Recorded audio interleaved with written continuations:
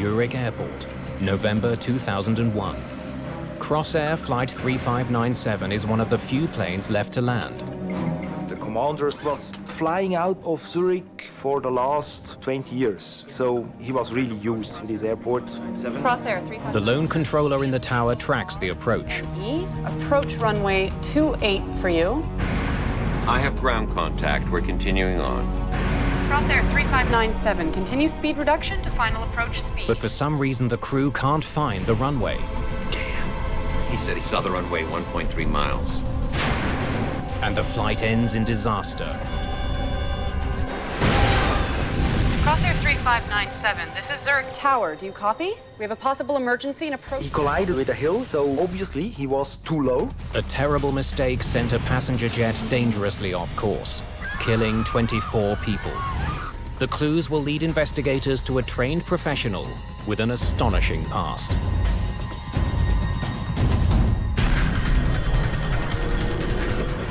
Mayday, Mayday.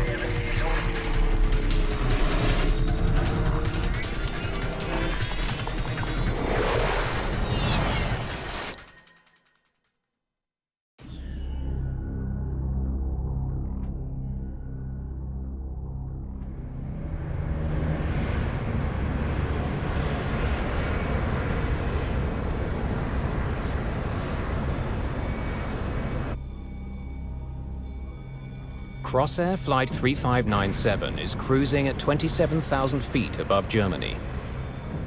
As the autopilot flies the plane, the crew begins reviewing procedures for their landing. According to the report, the apron and taxiways are wet. Braking action's not specified. So the friction report is missing? Indeed. That usually means they haven't been out to check lately. Indeed.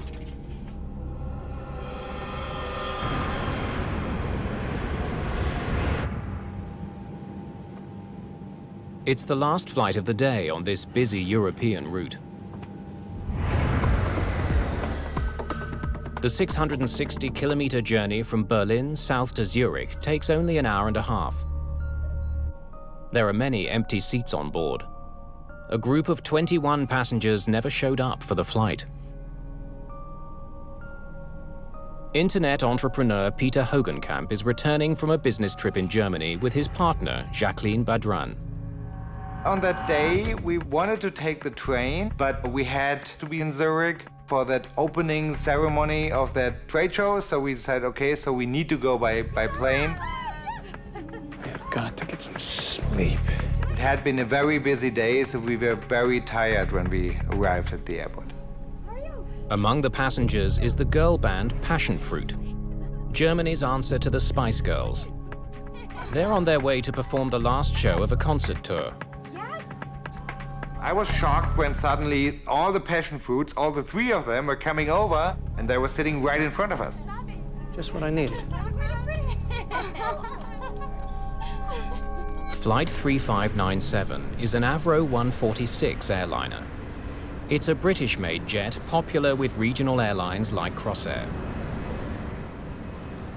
Captain Hans-Ulrich Lutz is in command.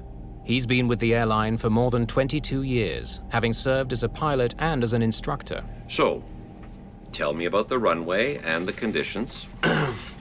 Overcast with light snowfall. Visibility 3. First Officer Stefan Lehrer is a newcomer to the airline. He's had his pilot's license for just a year and a half. He was hired by Crossair right out of flight school.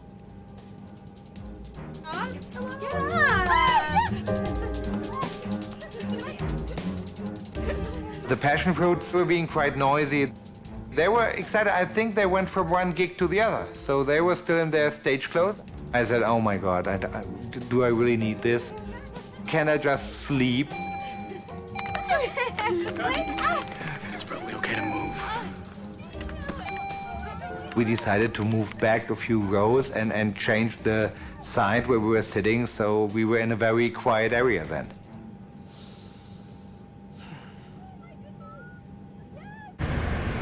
Crossair 3597, clear to flight level 160. The flight is slightly behind schedule.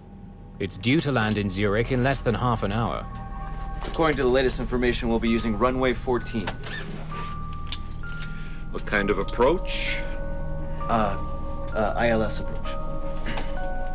Okay. An Approach ILS, course or Instrument Landing System approach, means the pilots will be guided to the runway by radio signals beamed from the airport. And a decision altitude of 1,602 feet. Call me 100 above minimums. Okay, I'll call 100 above minimums. The plane's sophisticated computers will do most of the work getting them down. At Zurich Airport, the weather is getting worse. It's snowing, and visibility is dropping. Crossair 3191, turn left heading 150. In the tower, controllers have started a nightly routine. A supervisor sends out a message notifying crews that runway 14 is being taken out of service because of a controversial new law. Planes landing on runway 14 must fly over Germany on their approach. But people in Germany have long complained about the noise. Because of the political issue, airplanes had to fly over Switzerland in their final descent to the airport of Zurich for noise reasons.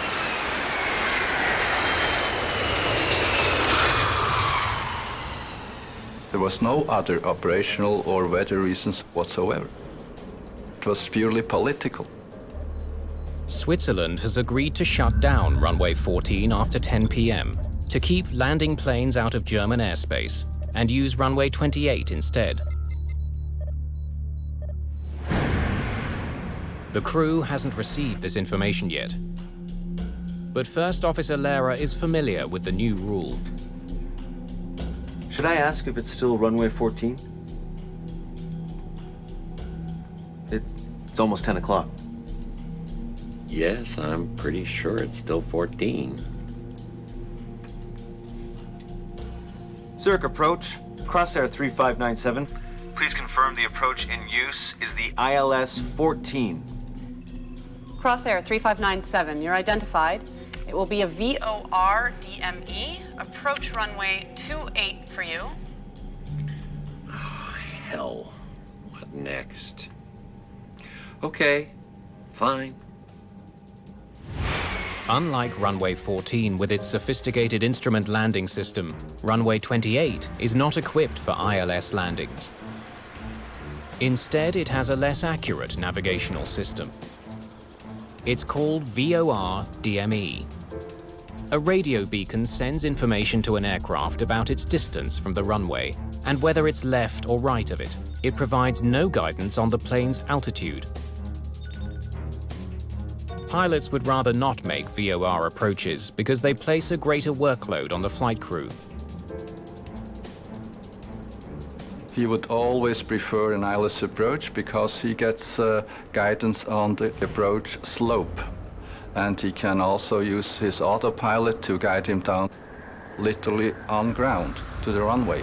Because of its less precise technology, runway 28 was rarely used for landings before the new noise law. Okay then, rebriefing for runway 28. That would be chart 13-2. Now Captain Lutz abandons the ILS approach he was planning and prepares his first officer for the new non-precision approach. Are you familiar with the 28 approach? Yes, I've done it a couple of times. The crew goes over every detail of how they will approach Zurich Airport. Prasadingen, Zurich. East 6,000 feet. There are only a few planes left to land tonight, 3597. including Flight 3597 and two other Crossair flights just ahead of it. As the aircraft approach the runway, controllers need to keep them apart. Crossair 3597, reduce speed to 180 or less. Speed 180 or less, Crossair 3597. Captain Lutz makes the final turn to line his jet up with the runway. 160 knots. The plane is now in the thick of the heavy weather surrounding Zurich. At the airport, the second-last Crossair flight touches down on runway 28. Now, with only Flight 3597 to land, the supervisor decides to head home early. The controller handling the aircraft is the only controller left in the tower. Crossair 3597, continue speed reduction to final approach speed. Zurich Tower, this is Crossair 3891. She gets a report from the plane that just landed. Visibility approaching 28 was borderline. We could only see the runway from 1.3 miles out. But Captain Lutz knows Zurich Airport well. He continues towards the runway. Gear down. The plane begins the final stage of its approach. Cabin crew, prepare for landing. Captain Lutz begins slowing the jet and puts it into a steep descent.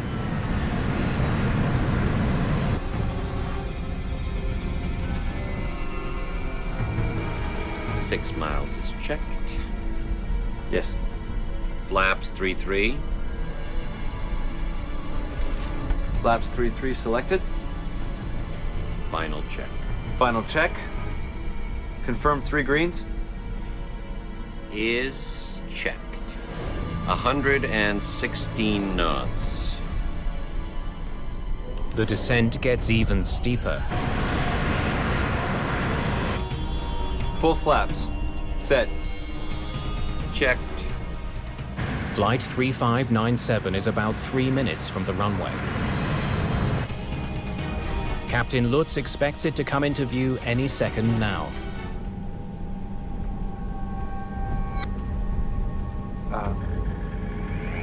100 above.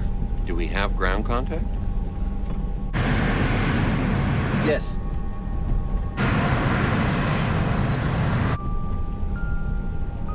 Passengers prepare themselves for landing. We were pretty close to the airport, so you think, okay, this is going smoothly, but it was dark and it was snowing, so we couldn't see anything. In the tower, the controller monitors the flight to make sure it's lined up with the runway. Crossair 3597, cleared to land runway 28.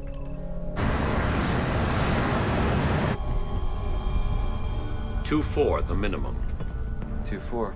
The flight has hit decision height, 2,400 feet above sea level, 1,000 feet above the ground near Zurich. Decision height is the minimum height you can descend before. You need to decide whether you can see the runway and continue the approach visually, or you have to make a decision to go around. I have ground contact. We're continuing on. 500. 500. Captain Lutz still can't see the runway lights, but knows that the flight ahead of him had the same problem. 400. He said he saw the runway 1.3 miles. They should almost be on top of the runway by now. But for some reason, they still can't see it. Make a go around. Crossair 3597. The crew decides to abort the landing Go around! Go around. and pushes the plane to its limits in an effort to get it to climb. Captain Lutz throttles up his plane's 4 jet engines as he aborts his landing at Zurich Airport. But it's too late. There's not enough time for the engines to get to full power and clear a tree-covered hill suddenly looming dead ahead. Residents of a nearby village witness Flight 3597's final moments. I was walking down with my dog. All of a sudden I saw that aircraft coming from behind the forest, the little hill. And I thought, oh, it's very low and it's not on the same route as aircrafts normally are coming to land at the airport of Zurich. The jet clips the treetops.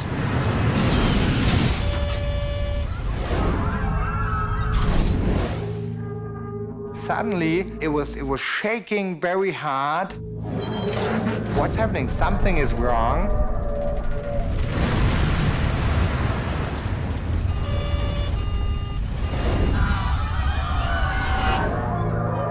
Moments later, the aircraft plunges into the hillside.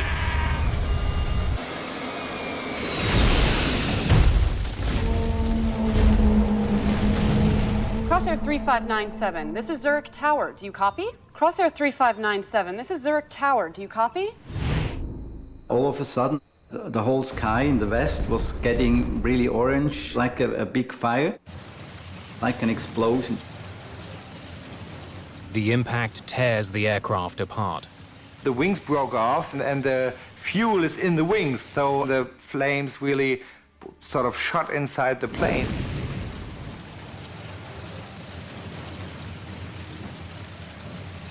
Crossair 3597, this is Zurich Tower. Do you copy?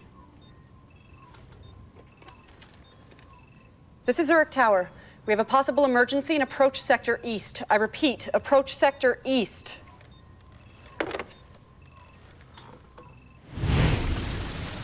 Crossair Flight 3597 has crashed near the village of Bassersdorf, northeast of Zurich.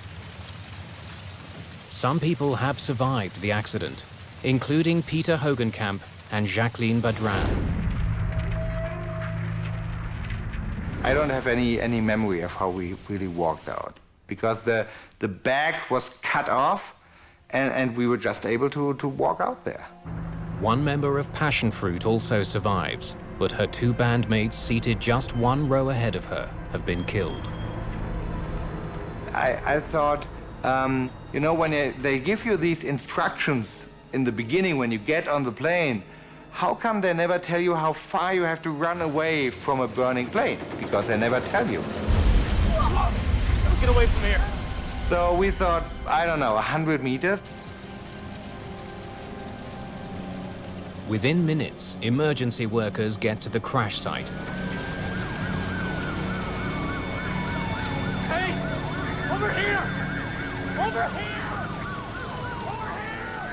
24 of the 33 people on board Flight 3597 are dead, including Captain Lutz and First Officer Stefan Lehrer.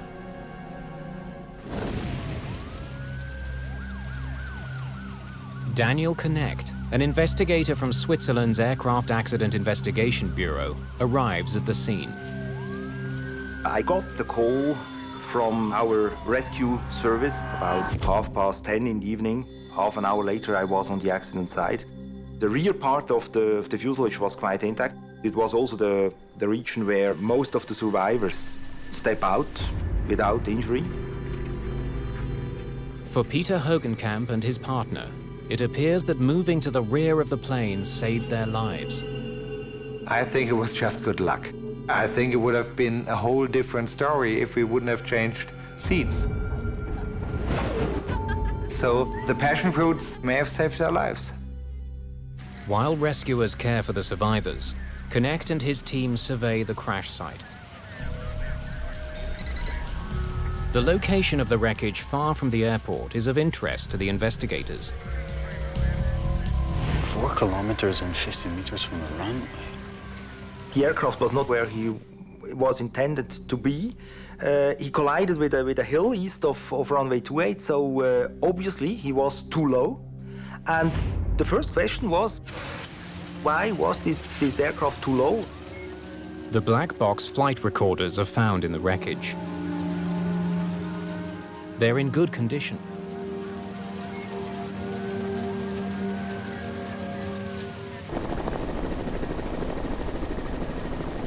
Investigators are well aware that this is the worst aviation disaster on Swiss territory in over a decade. They're under pressure to find answers fast. While work continues at the crash, a command post is established nearby. Jean Auvernet heads the Swiss Investigation Bureau. He takes charge of the Crossair file. The public was very anxious about this crash. The media were raising many questions, so we naturally had to open a more in-depth investigation. The accident happened at the end of a long day for Captain Lutz, but given his background, investigators must consider other causes. We knew that the captain was very experienced. He had about 17,000 flight hours during his whole career. Flight instructor, flight examiner, within the company for more than 20 years. The flight recorders are sent to a lab in Paris to extract their data. At the same time, investigators have begun retrieving fragments of wreckage from the crash site. They look for telltale signs of trouble. The position of switches is very important. Also, if you have some indication panels, for example, with bulbs in it, you can, after a crash, you can analyze the different wires in the bulbs, and then you can determine which, for example, indications or even warnings were active at the moment of the impact.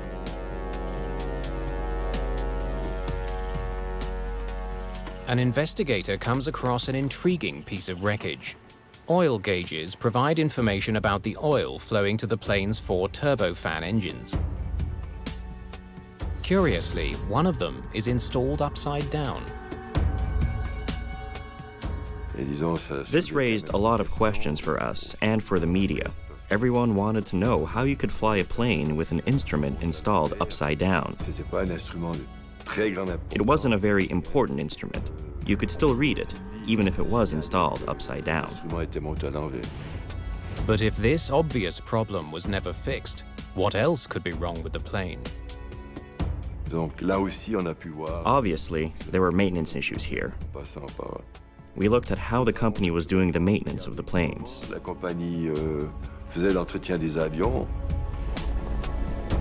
While this review is being launched, investigators study the plane's engines to determine if they were running at the time of the crash.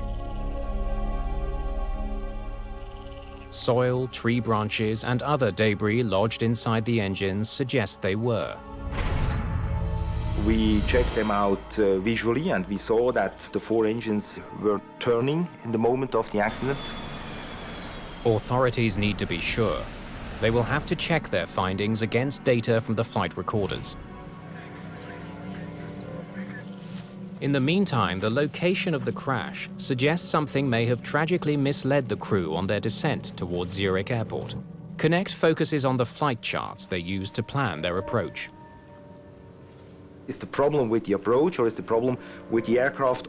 This kind of question was dominant when we started the investigation. Are you familiar with the 28 approach?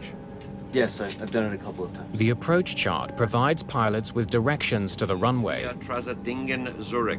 details about radio frequencies, as well as altitudes and speed for various stages of the landing. When investigators study an approach chart like the one the crew used, they make a shocking discovery. The chart does not show the hill that the plane hit. An approach chart is a very important thing, because an indication which is not correct on this approach chart could mislead a crew and so easily make them do something wrong. So, tell me about the runway and the conditions. Overcast with light snowfall. A faulty chart would certainly have been a danger to a crew unfamiliar with Zurich Airport. But Lutz had flown in and out of Zurich countless times. He and his first officer were both based in the city. The commander was flying out of Zurich, I think, for the last 15 to 20 years. So he was really used to this airport. Investigators conclude that the approach chart, while faulty, could have tripped up some crews, but not this one.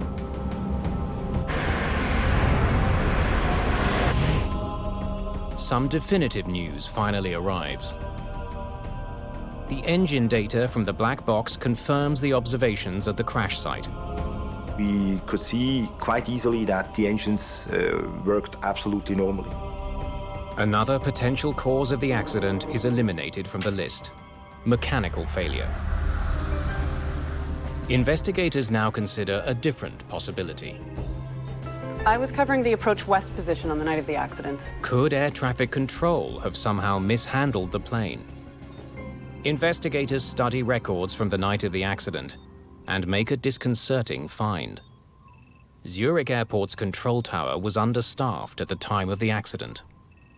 He left before his shift ended.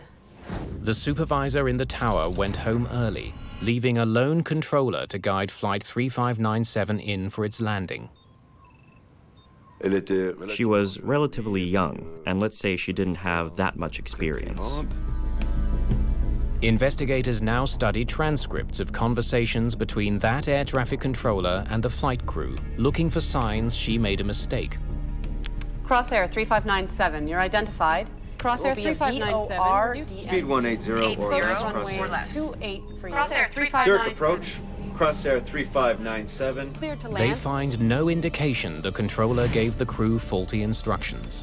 But they do come across the radio call by the pilot of the Crossair flight that landed minutes earlier. Zurich Tower, this is Crossair 3891. Visibility approaching 28 was borderline. We could only see the runway from 1.3 miles out. That pilot warned of poor conditions on the approach to runway 28. She had options. They wonder why the controller didn't shut the runway down. Because of poor visibility, she could have reopened runway 14 in spite of the noise bylaw. This would have allowed the crews to make an instrument approach. But she didn't do that. Thank you, Crosshair 3891. Have a good evening. It would have been much easier to fly ILS approaches in this kind of weather, regardless of this political issue. It's suspected that without her supervisor present, the controller lacked the experience to make such an important call. So it's clear that to make the decision not to allow an approach on runway 28 and instead make it on runway 14 demanded a certain kind of confidence, a certain kind of courage. However, Captain Lutz also heard the same warning. 28 was borderline. We could only see the runway from 1.3 miles out. Gear down. He kept going in spite of it. Investigators are now certain that the controller was in no way responsible. A pilot can always say no. He can always reject the clearance. If he thinks that landing is probably not possible, he is free to reject an approach clearance and ask for a different one. Jean Auvernet can't understand why Captain Lutz didn't do exactly that. He should have known that he didn't have to make a non-precision approach in bad weather. When we saw the mistake the pilot had made, we immediately asked ourselves, well, how's it possible? Because for an experienced pilot who was an instructor, this was a really basic mistake. Auvernet is beginning to wonder if something in Lutz's long career is hiding clues about his behavior on the night of the accident. One by one, investigators are ruling out the possible causes of the crash of Crossair Flight 3597. They hope the answer lies in the cockpit voice recorder, or CVR, of the doomed jet. After waiting many days for its data to be sent back from France, they now pore over it carefully, listening for any clues that might explain why the plane was flying so close to the ground, so far from the airport. ILNAV is engaged. Authorities get more than they expected. Not only is the CVR complete, but Captain Lutz offers a running commentary on everything he does. And on inbound track 275. Speed is checked, flaps 18. It's practically a roadmap to understanding what went on in the cockpit. Flaps 33. That's not usual that the pilot flying is talking so much about what he is doing or what he is seeing. And for the investigation, this helped a lot. 100 above. Do we have ground contact? Yes. Investigators learned that the crew of Flight 3597 was looking for the runway and believed it would soon come into view. From the CVR, we saw that the commander and also his co-pilot were not feeling some fear or feeling that something was not going as they planned. But what they didn't know was that the plane was actually 4 miles shy of its target. Damn. He said he saw the runway 1.3 miles. 300. Captain Lutz obviously thought his jet was closer to the runway than it was. Investigators consider the possibility he was misled by his distance measuring equipment, or DME. It's supposed to tell pilots how far they are from the airport. The DME indication would have given this distance, and then he would have detected immediately that he was below the approach pass. Perhaps the DME from Flight 3597 was faulty. It's been recovered from the wreckage, but it's impossible to tell what information it gave the pilots. However, there is another way to check whether the instrument was functioning or not. The DME distance is not recorded on the FDR, but on 2 occasions the pilots mentioned the distance. 6 miles is checked. Yes. But was Captain Lutz really 6 miles out from the runway when he made that report? Investigators compare the time Lutz checked his DME with radar data on the aircraft's location at that exact same time. They can see that when Lutz's instruments were telling him he was 6 miles out, that's precisely where he was. So we knew that the pilots had an indication for the distance available at that time. An instrument problem can now be crossed off the list as a factor in the crash, which only heightens the mystery. I have ground contact. We're continuing on. If the instrument was working, why did Lutz think he was closer to the runway than he actually was?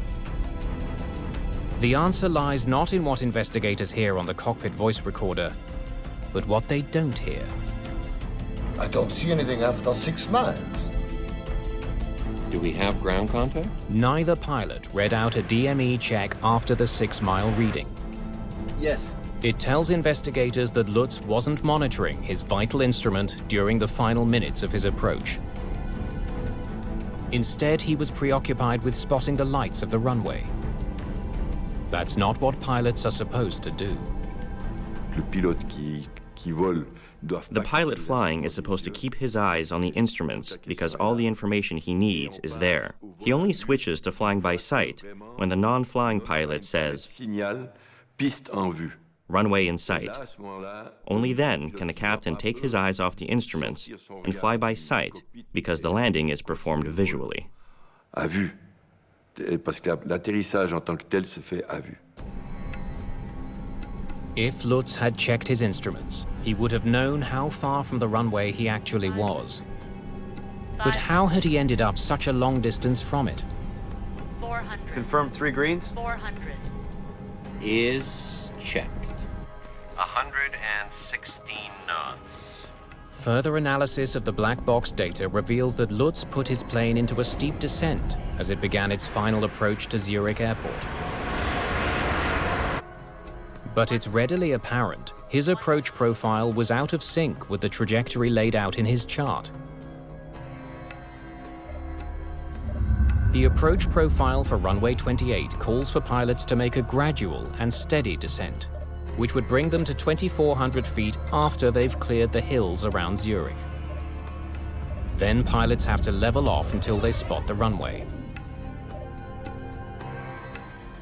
When investigators compare the approach Lutz made with the approach profile he was supposed to follow, they find that his overly steep descent brought him to 2,400 feet well before he cleared the hills.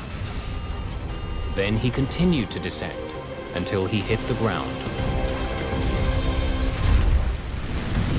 It's beginning to look like Lutz had violated one of the cardinal rules of flying. Aircraft making non-precision approaches are supposed to level off at minimum descent altitude or safe height until they have the runway in view. This safe height is intended to keep the aircraft above any potential hazards. It's really a basic error. Every pilot is trained to respect such minimums. Not only with VOR DME approaches, but also with ILS approaches. But Captain Lutz kept his aircraft in a steep descent without even pausing at 2,400 feet. The logical next question for investigators, could he see the runway or not? I have ground contact. We're continuing on. What does he mean by ground contact? They need to know if it was even possible for Lutz to see the runway when he reported ground contact. They retrace his steps in a simulator, programmed with the weather he was facing that night. 6 miles from runway, altitude 3,300 feet. 4.8 miles, 2,400 feet. Still no runway in sight. Non, il ne pouvait pas. No, he couldn't see the runway because there was a hill between him and the runway, and at that altitude, there's no way he could see it. À l'altitude de laquelle il était, voir la piste. The conclusion? Captain Lutz had clearly violated his minimum descent altitude.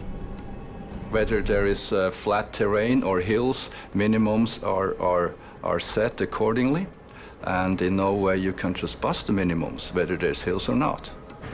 This discovery raises questions not just about Lutz's actions, but his young first officers as well. 2-4, the minimum. 2-4. We're continuing on.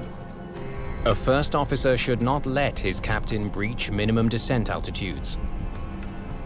Il aurait pu intervenir. The co-pilot could have said, no, stop, we can't see the runway, we're not descending. On voit pas la piste, on descend pas.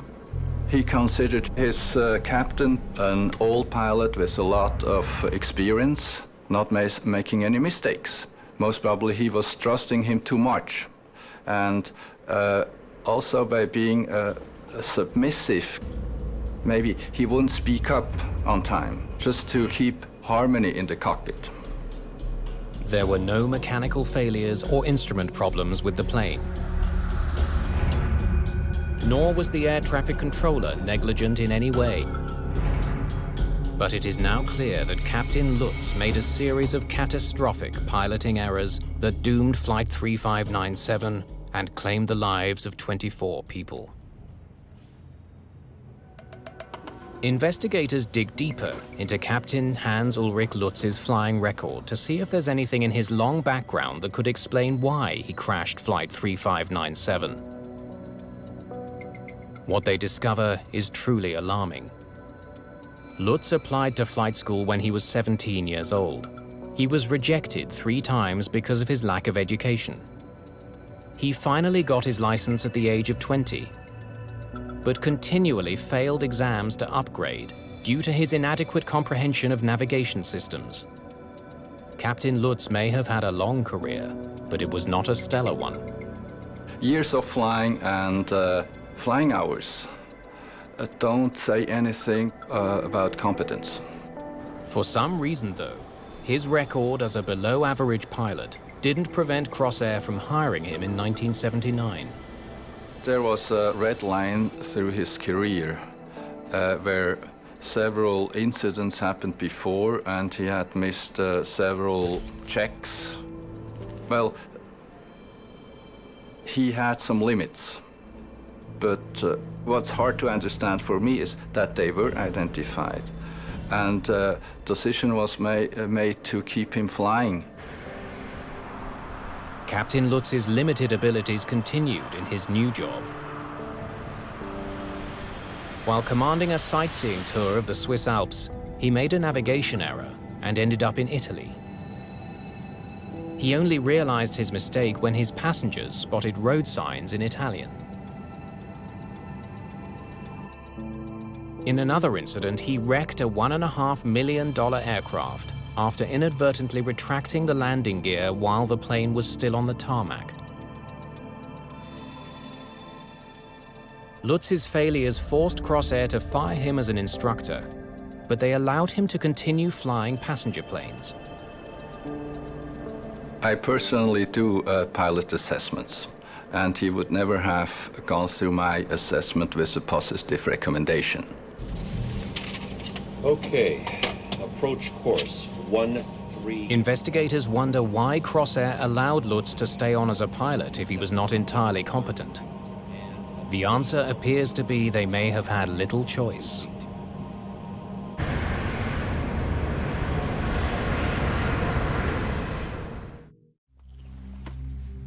Investigators' first glimpse into the problems at Crossair came after they found the upside-down gauge at the crash site. We had to check if the employees had received the proper training, if they had the qualifications required for this kind of work. No glaring maintenance issues were found, but a closer look at Crossair's hiring practices explains why Captain Lutz was allowed to keep flying. The airline may have grown too fast throughout the 80s and 90s. La compagnie, elle s'est agrandie très rapidement. The company expanded very rapidly, and with that success, it's clear that you have to quickly increase the staff. Office workers, mechanics, that's one thing, but pilots, you have to go out and find them. Mais les pilotes, tu devais les trouver. In those days, they were desperate for pilots, and somehow no decision was made to lay him off because of his questionable performance during his career. Captain Lutz's failings caught up with him on November the 24th, 2001. Make him go around. Go around! 24 people paid with their lives.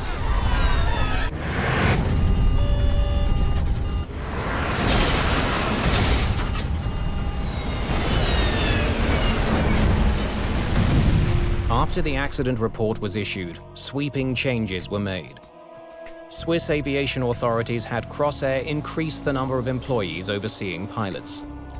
They also scrutinized other airlines to determine if there were other substandard performers like Lutz.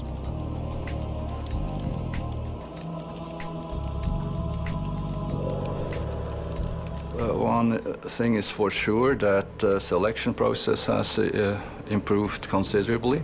And of course, awareness of people's performance during their career was increased considerably. Crossair went out of existence in 2002. It was folded into the Swiss national carrier. As Crossair became Swiss, they adopted the previous Swiss Air selection process. And I can say today, which is already 9 years since, that safety has improved considerably, and also quality of the pilots that are hired by companies like Swiss.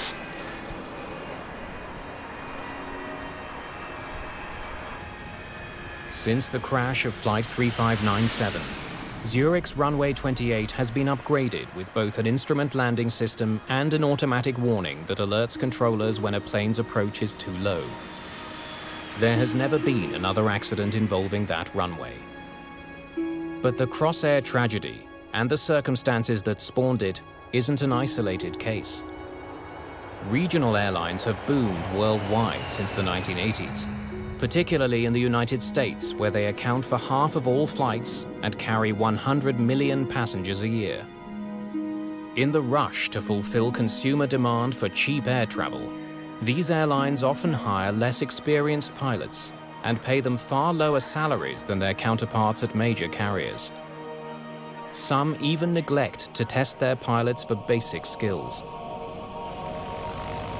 There is no such thing as a compulsory pilot assessment before they get hired. Does not exist.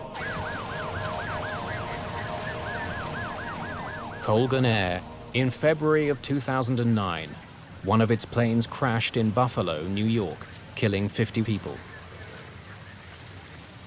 The accident was blamed on the actions of an inexperienced crew. An eerie reminder of the Crossair disaster, it underlined the urgency of improving oversight of smaller carriers. If you're making a product for a large company and you make a mistake, you may lose part of the market. You may lose some clients. But an airline company can lose a plane, its crew, and passengers. The stakes are very different. Ce qui naturellement a des causes un peu différentes.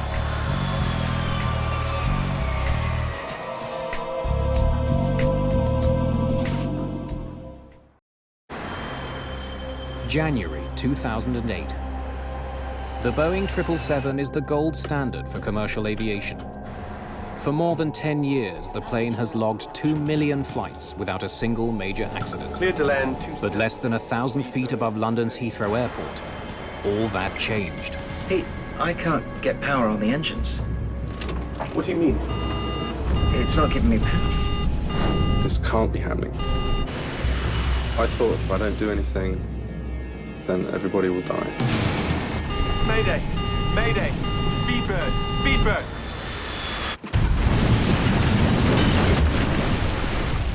Whatever brought down one of the world's most technologically advanced airplanes can't be found at the crash site. They had the pilots, they had the passengers, they had the aircraft, they had everything there, except the thing that caused it. That had disappeared, as if by magic. Mayday, mayday.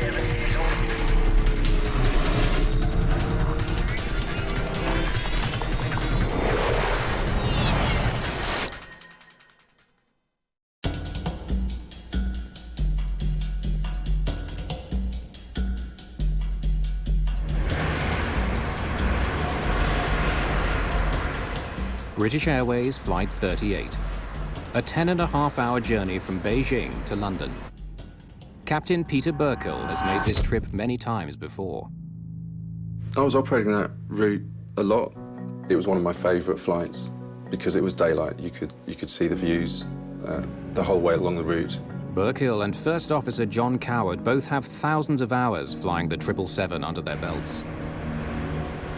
It's a joy to fly. She handles really well. She's got modern equipment. The computers are easy to use. She's got the range, the ability to do short haul as efficiently as long haul.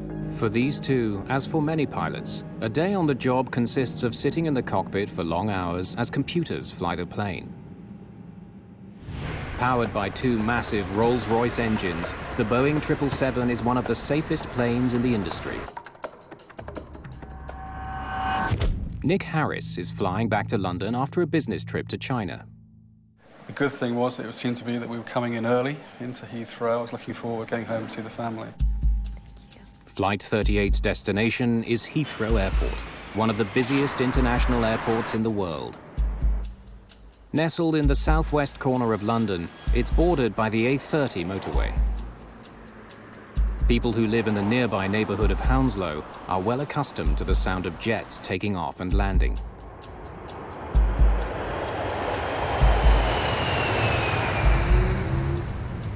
The area's tightly packed houses come into distant view for British Airways Flight 38.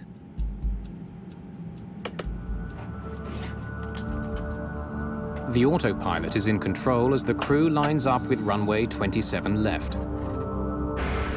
As it nears the ground, the plane is buffeted by some high winds. Just a little turbulence. It's the first wrinkle in an otherwise smooth journey.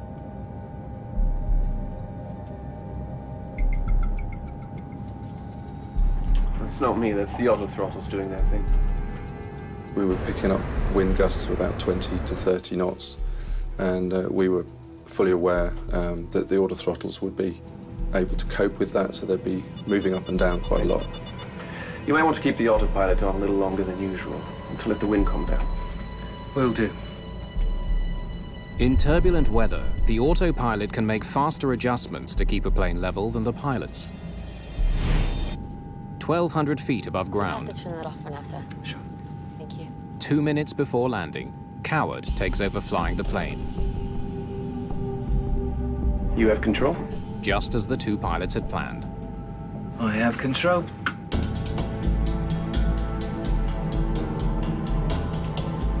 I had a few seconds to spare before clearance to landing, and I was just tidying up my map charts.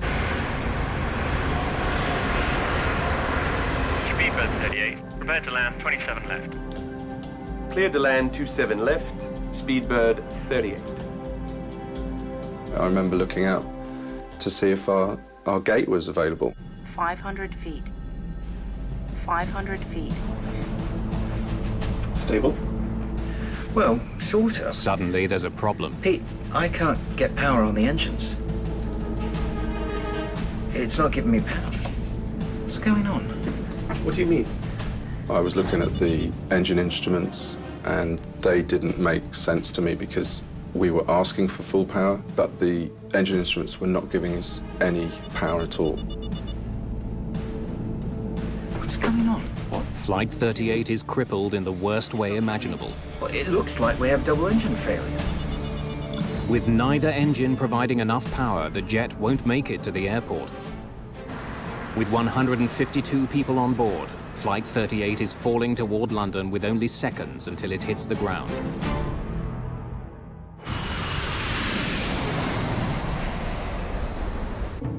This can't be happening. This is one of the most modern jets in the world. In the cabin, there's no indication that anything's gone wrong. On approach to land, everybody seemed relaxed in the cabin. We were just looking forward to landing. Airspeed low, airspeed low, Airspeed low. And now I was looking at our impact point. I could see a set of buildings around the Hatton Cross area and a petrol station. I just knew if we were hitting those, then it was certain 100% fatalities.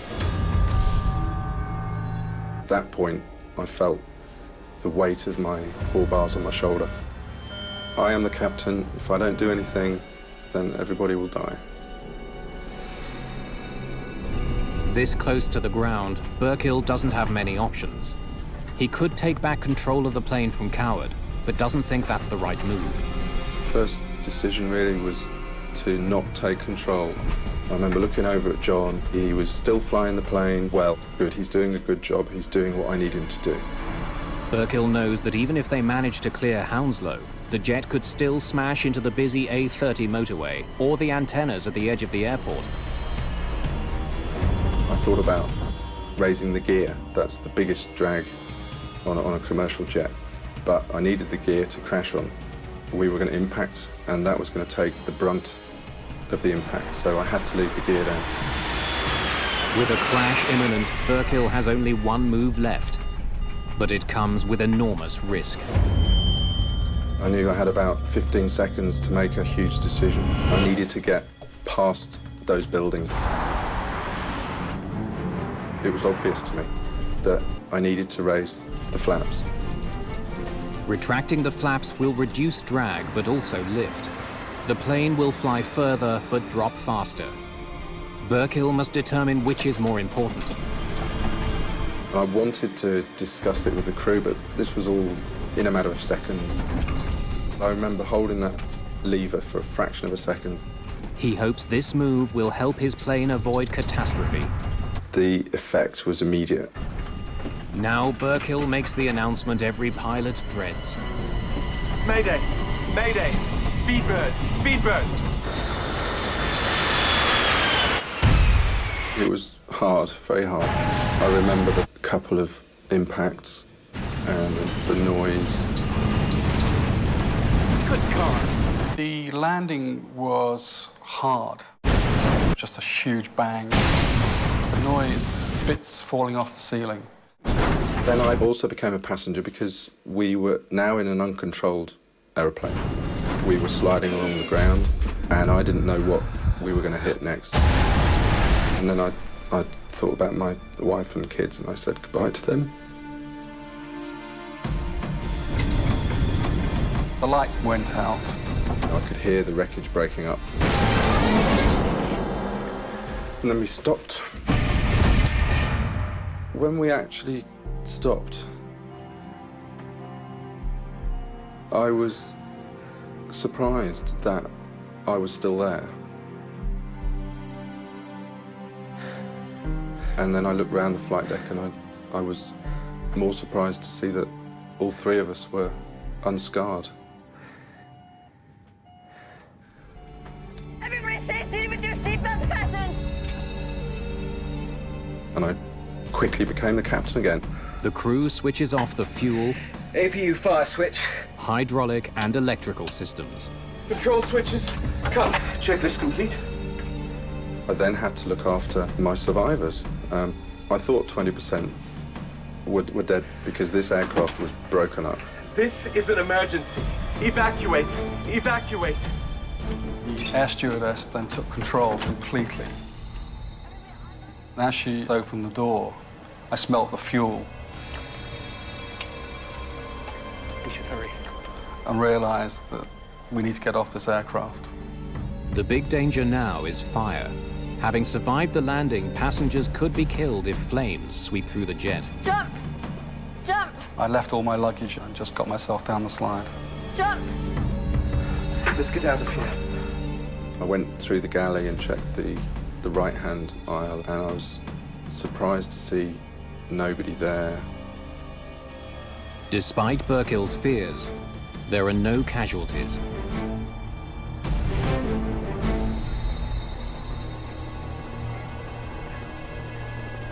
Outside in the cool January air, the scale of the disaster is clear. The right wheel had actually been ripped off during the impact. The engines were just sad. They were all ripped apart. The cowlings were ripped off, and the engines were half buried. It wasn't an aircraft anymore. I now start to realize that we'd been involved in a major accident. I saw the damage to the undercarriage and to the wing. The plane narrowly missed the A-30 and the antennas at the foot of the runway. It could have been total devastation. If the impact had been on anything other than soft mud and grass, the likelihood of a fire was immense. Given the amount of damage, it's incredible that only 47 people were injured. I felt quite lucky that I was still alive. It was quite a surreal feeling. From China, British Prime Minister Gordon Brown praises Burkill and the crew. I think it's right to pay tribute to the calmness and professionalism of the British Airways staff, the captain, Peter Burkill, for what he achieved in engineering a landing that protected lives. Investigators have some early hunches about what caused the engines to fail. They also have plenty of clues, but a key piece of evidence is already missing. Heathrow's emergency planning swung into action. The crash of British Airways Flight 38 dominates the news. It's the most serious accident at Heathrow in 30 years. Heathrow Airport is a very busy airport. It is the main airport in the UK, so anything that happens in Heathrow Airport immediately hits the media. More significantly, the 777 is one of the world's most modern and reliable jets. The accident unsettles the airline industry. The 777 is as safe as an airplane can be. It had such a superb safety record. What on earth happened? You don't like not knowing whether it might happen to the rest of your fleet. Investigators quickly arrive on the scene. Phil Slight is the lead engineer for Britain's AAIB, the Air Accidents Investigation Branch. When you first approach an accident site like this, the first thought you've got is, where do I start? The plane landed about 1,000 feet short of the runway. The landing gears pushed up through the wings. The nose landing gear collapsed. Just hours after the crash, investigators interview the crew. Captain Peter Burkill has a first-hand account of what happened. I think I wanted to talk about it because I knew of the innocence of the whole crew. This isn't our fault. We didn't do anything wrong. But the engines weren't giving us any more power.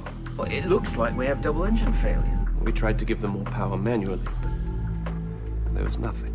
Burkill explains that something had caused both of the jet's Rolls-Royce engines to roll back at the same time, robbing the aircraft of power. Acceleration on both. When you hear something of a double engine failure, you start looking at what's common. What could cause both engines to fail at the same time? So our first thoughts were that it may have run out of fuel. A fuel shortage is rare, but it has happened before. In 1983, a Boeing 767 ran out of fuel flying over central Canada. A mistake in converting between metric and imperial measurements left the plane with much less fuel than the crew thought. At 26,000 feet, they lost power to both engines. The captain was able to glide the plane to a safe landing at an abandoned airbase. In the case of Flight 38, This theory is immediately questioned. Jet fuel has a certain odour. Anyone who has worked with an aircraft will know the distinctive smell of Jet A1 fuel. There was certainly a lot of fuel leaking from the aircraft, from the ruptures to the bottom of the engines when we arrived on site. A check of the plane's dipsticks confirms 2 of the tanks did in fact have fuel. So we knew that there was plenty of fuel on board this aircraft to complete the flight. There remain several other possible explanations for such a loss of power, and investigators must tackle them all. There is great confidence that the mystery can be solved, as any and every piece of evidence investigators could ever want is readily available. They have access to the pilot, the crew, and most importantly, the entire plane. We were quite fortunate to have the amount of data that we had on this aircraft.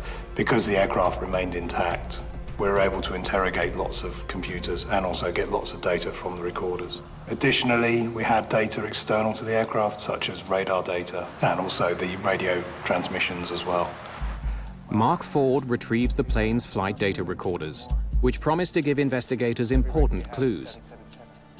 He has another resource, the QAR, or Quick Access Recorder.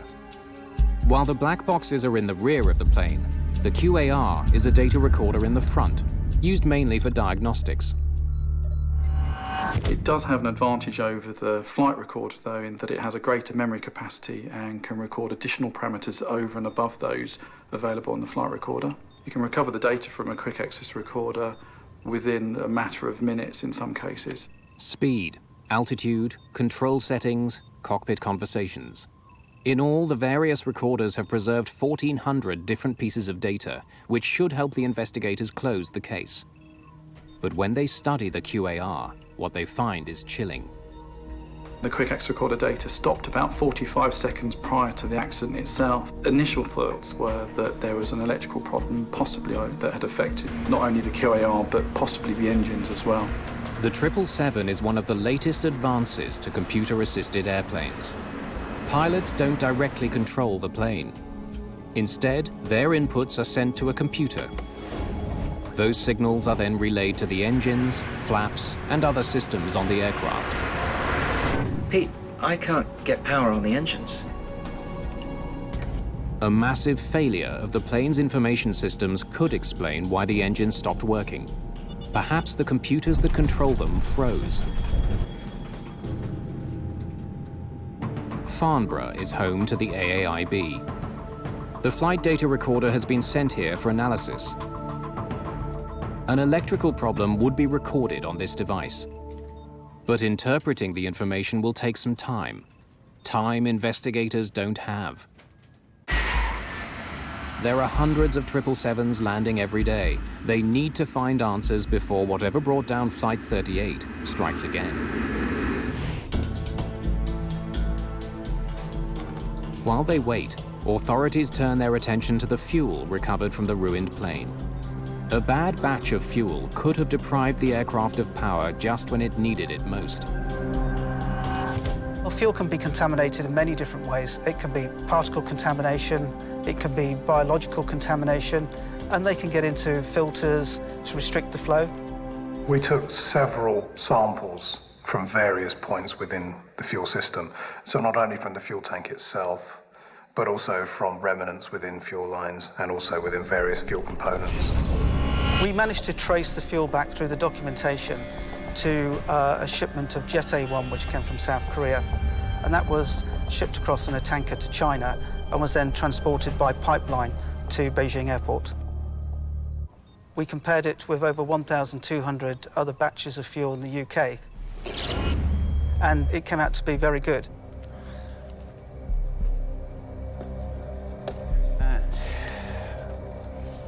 Investigators next consider the possibility of a blockage in the fuel tanks. They discover some bizarre evidence. Several small pieces of tape are recovered, along with something else. When we were in the fuel tanks, we did find a few small articles. One of them was a red scraper. The items were likely left over from when the plane was built 7 years ago. But while they're peculiar, there's no indication that any of them played a role in bringing down the plane. Obviously, it's not ideal to find anything within a fuel tank. We obviously looked to see whether this would have had an effect on the fuel flow to the engines. The items were so small, they would not have caused a restriction.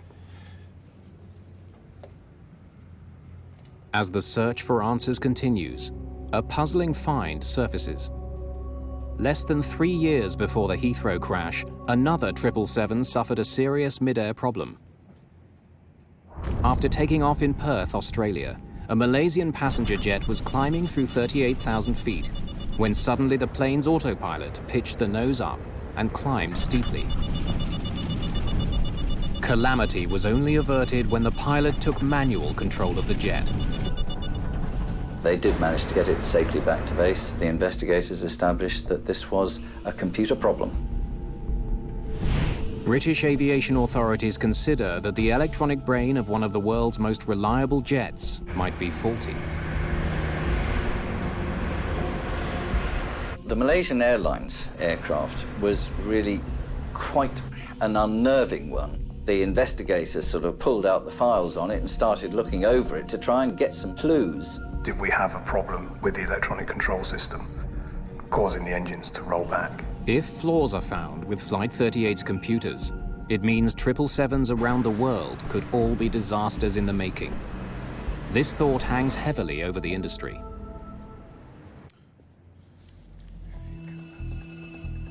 When the readout of the plane's flight data recorder is conducted in Farnborough, investigators learn that the crash could have been much worse.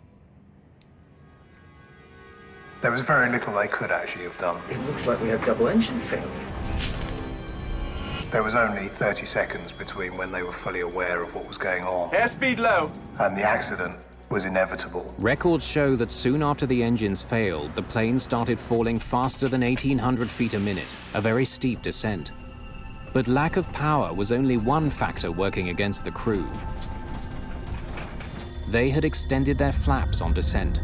It helps control the plane at lower speeds by increasing lift, but the extended flaps create drag, which slows the plane down. It takes more power to keep the plane flying with a wider wing. Airspeed low. I needed to raise the flaps. I knew that by raising it 1 notch to flap 25 would be the right thing to do. To reduce the drag, that's what I had to do. Now, what he did here gave them a few extra feet. Had the flaps been left at flaps 30, the aircraft would have struck the ground just before a set of ILS antennas. The plane then would have slammed into the antennas, sustaining even more damage and increasing the chances of serious injuries. For their efforts, Burkill and his team are considered heroes. Flying is about teamwork, and we had an outstanding team. There is no doubt. Without the flight crew's actions, Flight 38's landing would have been a catastrophe. Now, the recordings As they continue examining data from the flight data recorders, continue right until the moment of impact. investigators are no closer to solving the case. Analysis of the flight recorder didn't identify any particular fault with the aircraft electrical system that would have resulted in both engines rolling back. They are at least able to determine why no data was found on the quick access recorder for the last 45 seconds of the flight. It's not an electrical fault as they first feared. The 45-second delay in the QAR recording was a result of the fact that the QAR doesn't record in real time. It buffers the data and then will record approximately 45 seconds later. With all the information from the plane's various data recorders now collected, investigators have a precise picture of what happened. The jet was on the proper course as it made its approach to land when things went horribly wrong. At 720 feet, the right engine rolled back.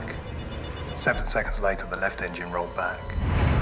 The autothrottle attempted to command greater thrust. It's not me, that's the autothrottle. But the engines didn't respond. I can't get power on the engines. While electrical and computer problems are ruled out as causes of the crash, The flight data recorders do point investigators to the likely source of the problem. The two most significant parameters from the quick X recorder were the fuel metering valves. Both those valves indicated that they had opened to their fully open position. The plane's computers were calling for as much fuel from the tanks as possible.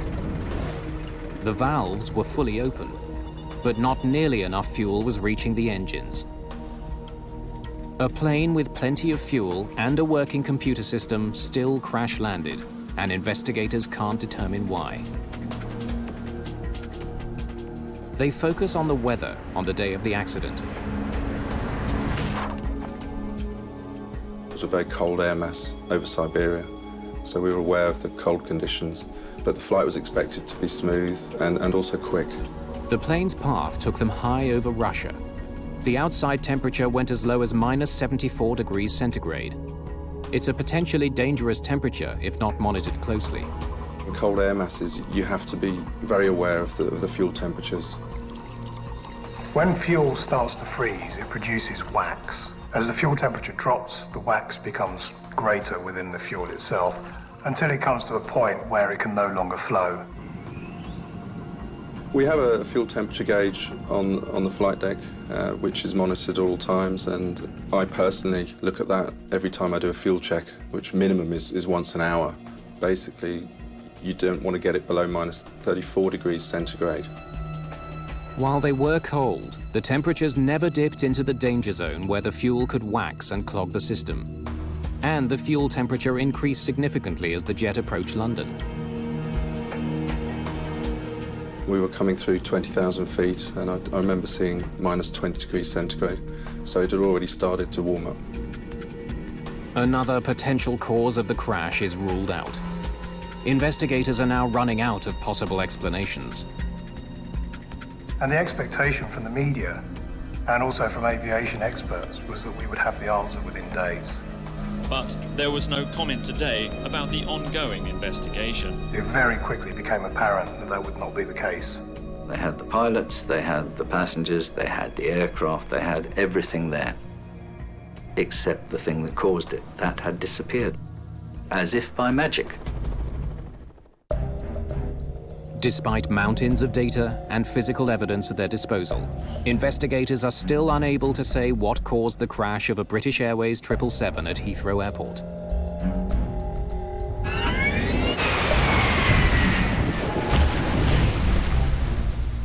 They turn to a failure of the fuel delivery system as a culprit. To prove it was responsible, they need to pinpoint anything out of the ordinary about Flight 38's journey on January the 17th, 2008. It's a daily flight operating from Beijing to Heathrow. We wanted to work out what was unique about this flight. Why this flight in particular? If you've got a very puzzling incident, like the 777 accident at Heathrow, you're going to mine all the data you can. Just put them over there for now. So we approached many operators to obtain some data of previous flights so that we could then do a comparison. Flight data is collected from companies around the world. And we had something like 144,000 flights in all. But it will take months of work to analyze this enormous volume of information. To study Flight 38's fuel system more closely, huge sections of it are brought to the AAIB hangar and reassembled. It allowed us to basically just sit there and look at it and to brainstorm and come up with ideas as to what might have caused it. McDermott and his team consider all possibilities, from design flaws to a malfunction specific to this aircraft. The examination comes up empty. We carried out an exhaustive and very thorough inspection and testing of the fuel system, and we find nothing wrong. Frustrated, investigators are at a dead end. We kept going through this cycle. We kept going back over what we'd done before. Had we missed something? And every time we went back over, we kept coming back to no. There was no trouble with the plane's computers. It had plenty of fuel. And no problems with the fuel itself. But somehow, when it was most vital... Mayday! the engines didn't get the fuel they needed. The AAIB detectives have run out of suspects. There was no clear explanation. Nothing that you'd seen before. It's not giving me that. In any airplane, let alone the 777, could have explained this. Now they turn away from the clues they have to those they don't. Phil started coming out of a mantra, which was a quote from Sherlock Holmes. Whatever is left, however improbable, must be the cause.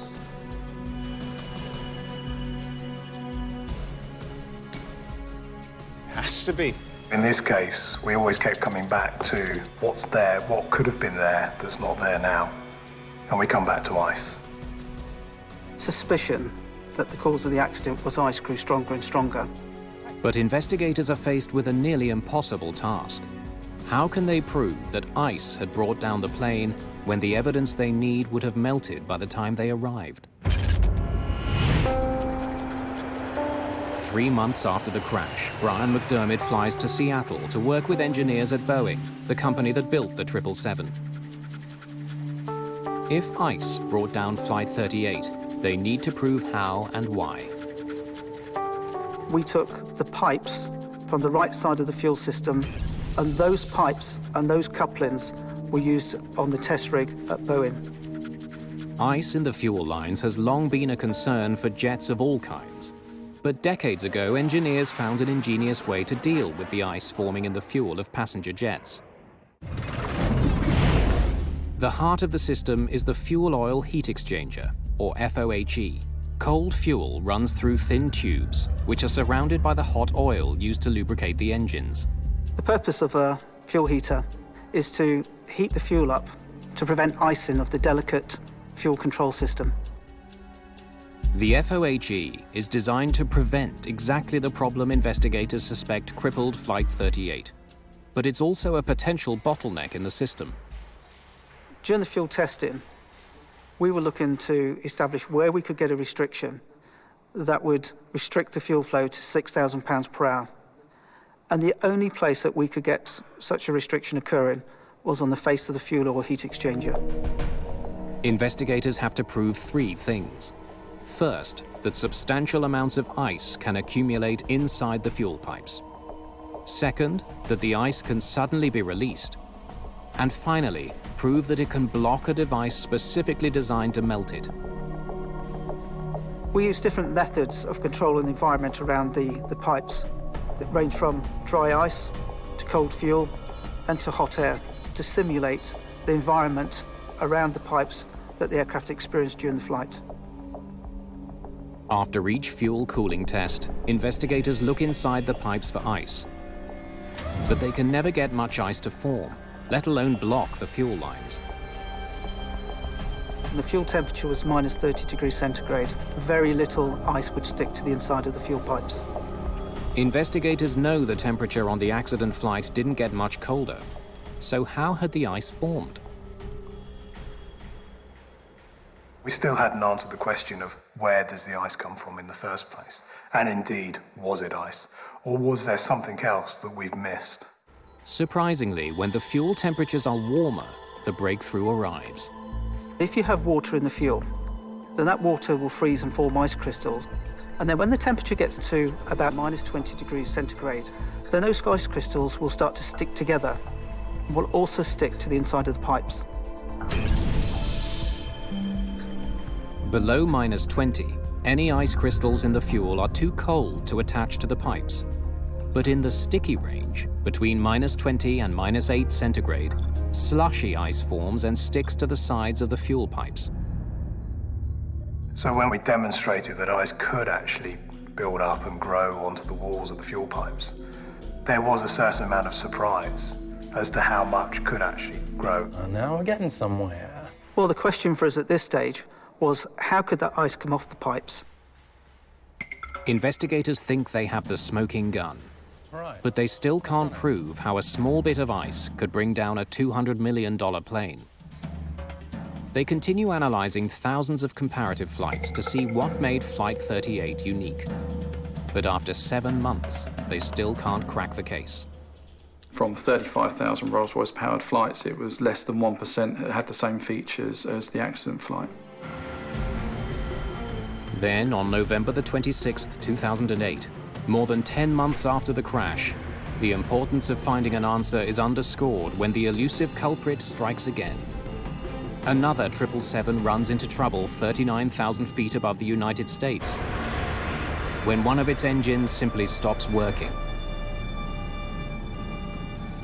Fortunately, in that case, the engine recovered and the aircraft landed safely at Atlanta. Even though it didn't result in an accident, it reinforces concerns that there's a potentially dangerous flaw on every 777 around the world. The incident captures the attention of the British Airways crash investigators. The Delta Shanghai flight really was investigated with huge interest. The engines were Rolls-Royce engines of the same type. So they immediately went looking for evidence of the same problem. And in fact, they do find important similarities between the Delta airliner and British Airways Flight 38. The aircraft had operated a long sector from Shanghai in China to Atlanta. The fuel temperatures were within the sticky range that we had defined during the research. We were able to see that the reaction of the engine was very similar to that of the 777 at Heathrow. Later examination of the Delta flight shows no evidence of any electronic, mechanical, or fuel system problems, strongly suggesting that the culprit was indeed ice. When we heard about the Delta flight, we were more convinced than ever that we were on the right track. McDermott and the investigators at Boeing in Seattle continue their testing. It's been a year since the accident, and the problem hasn't been found or fixed. They've run hundreds of simulations and spent millions of dollars. They still can't get the ice in the fuel lines to clog the fuel oil heat exchanger and cause the kind of blockage that brought down Flight 38.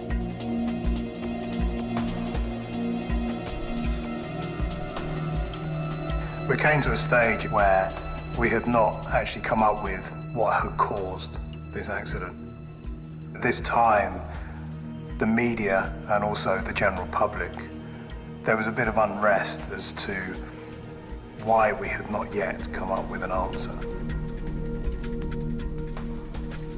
Industry pressure to resolve this case is intensifying. Investigators still need to know what made Flight 38 different from thousands of others that had flown under similar conditions. To find out, they retrace every moment of Flight 38's journey. The voyage from Beijing involved a gradual climb, a steady cruise, and a gradual descent. The fuel temperatures fell and rose accordingly, causing ice to accumulate in the fuel lines. That ice posed no danger unless it was released. Now investigators study the fuel flow and find that it was kept steady for most of the flight. The autopilot maintained constant speed and low power for hours, never demanding an abrupt increase in engine power until just before they reached the runway. The approach into Heathrow was quite a turbulent approach, and the engines were demanding various levels of thrust power. That's not me, that's the auto throttles doing their thing. And there were 4 changes in fuel flow, one of which was a very high fuel flow of around about 12 to 13,000 pounds per hour demanded. A closer review of the American Delta flight reveals that its engine rolled back under the same circumstances, a sudden demand for power after a long period of consistent speed.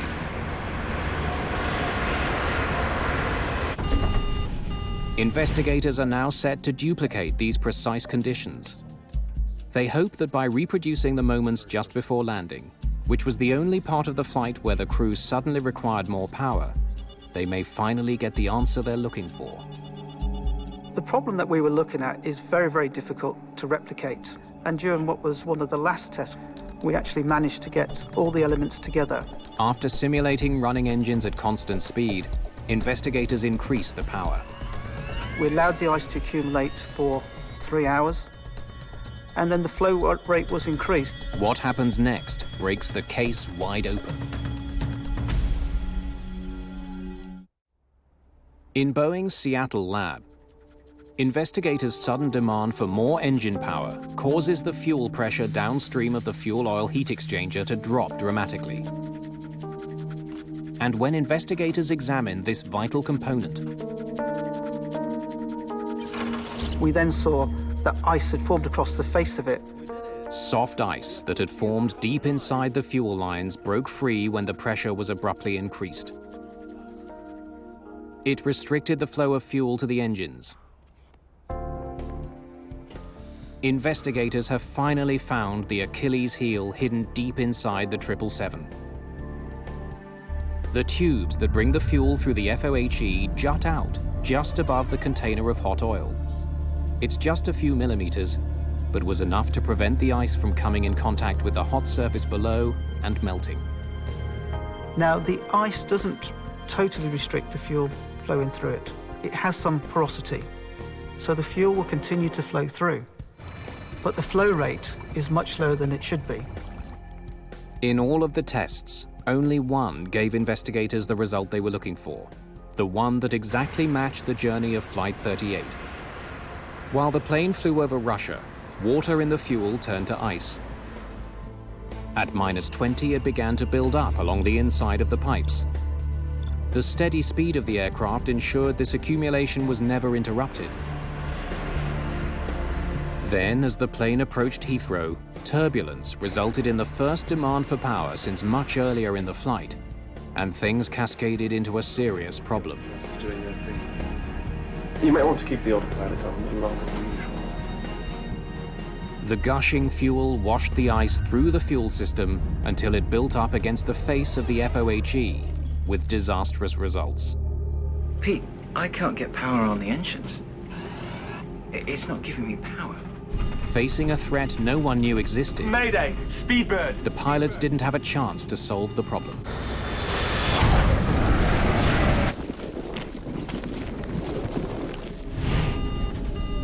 But why had the American Delta crew been able to clear the blockage, while the British Airways flight ended in near catastrophe?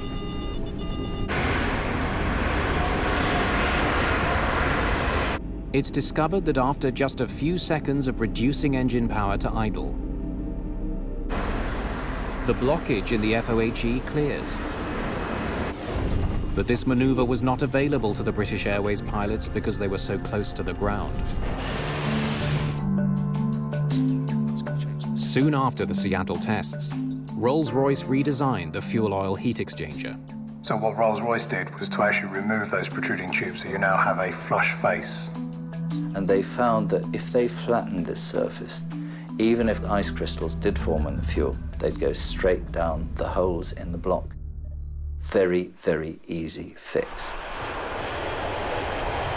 Other aircraft manufacturers are ordered to ensure that their systems aren't vulnerable to the same problem.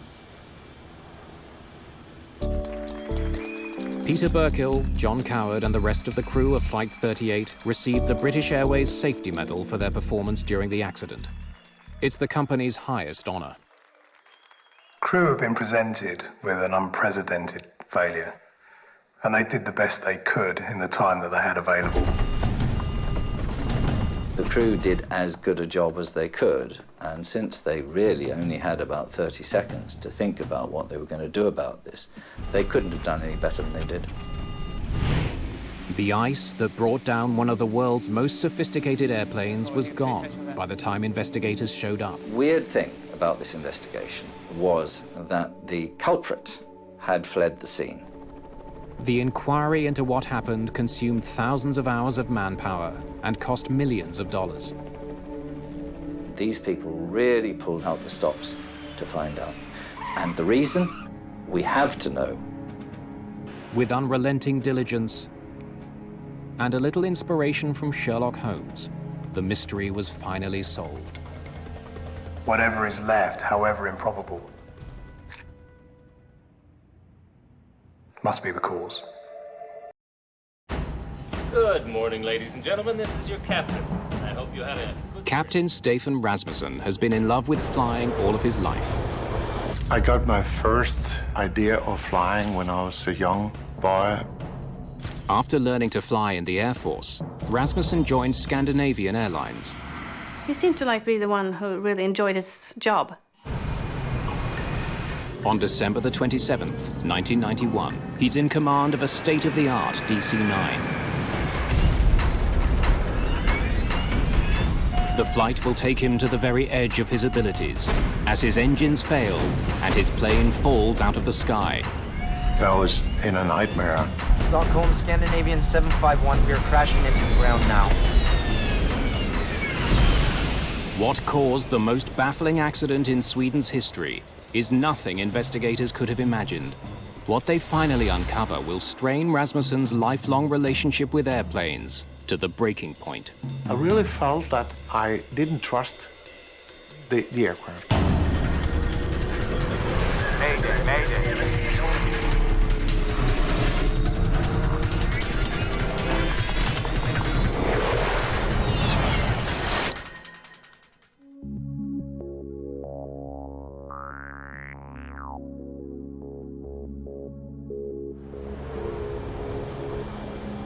It's 2 days after Christmas. Stockholm Arlanda Airport is a mess of snow, slush, and ice.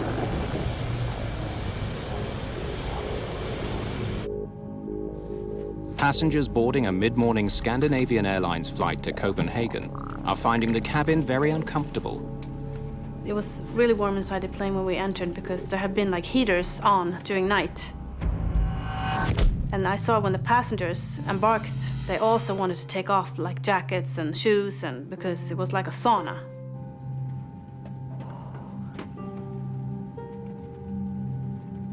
Is it possible to turn the heat down now?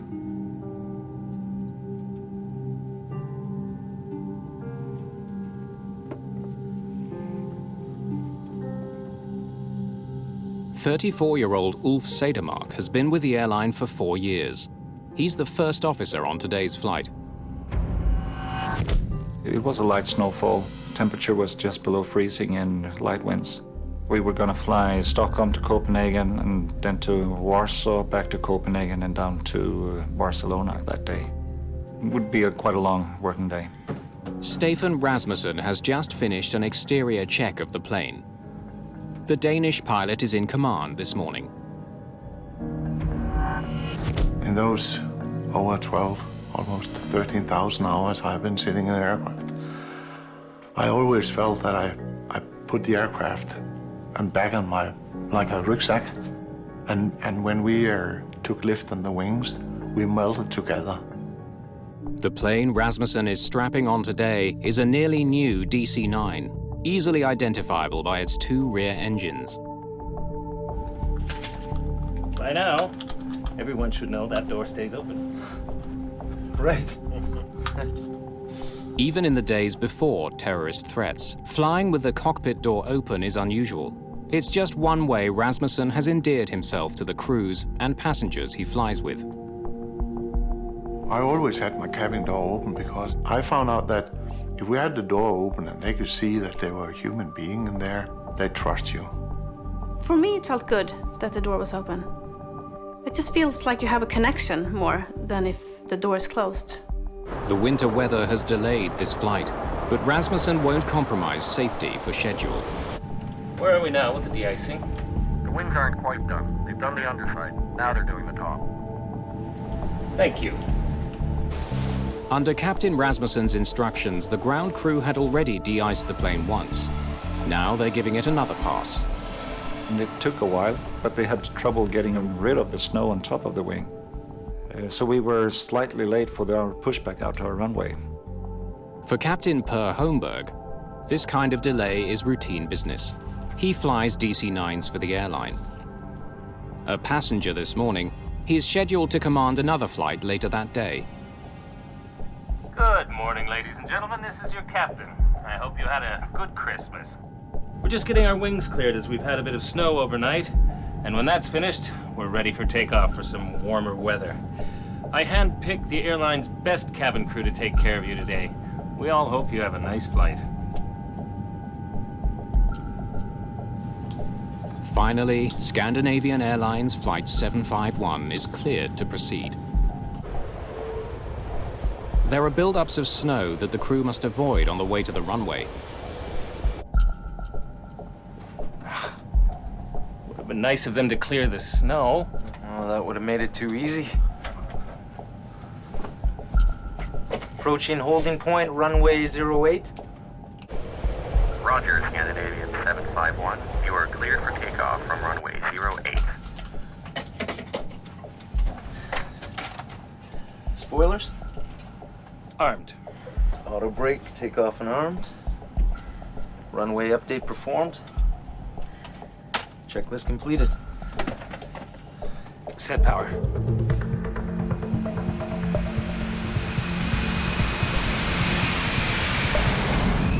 Despite the winter conditions, the takeoff is routine. V1, rotate.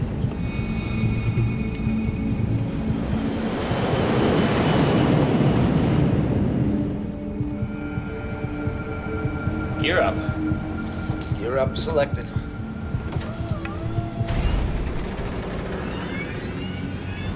When Wolfie reached out for the gear, I heard things which was different. Just 25 seconds into the flight, as the plane is climbing, there is a problem.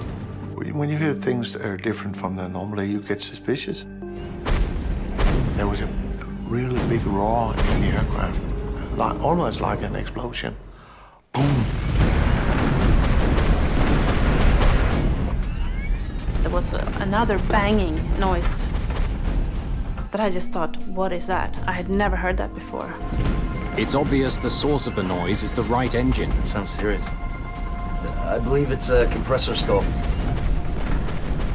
I took the right throttle and moved a little back, but there it really became strange because the engine performance increased when I reduced the throttle. It's like if you're sitting in your car and you're turning your wheel to the left and the car is driving to the right, you get confused.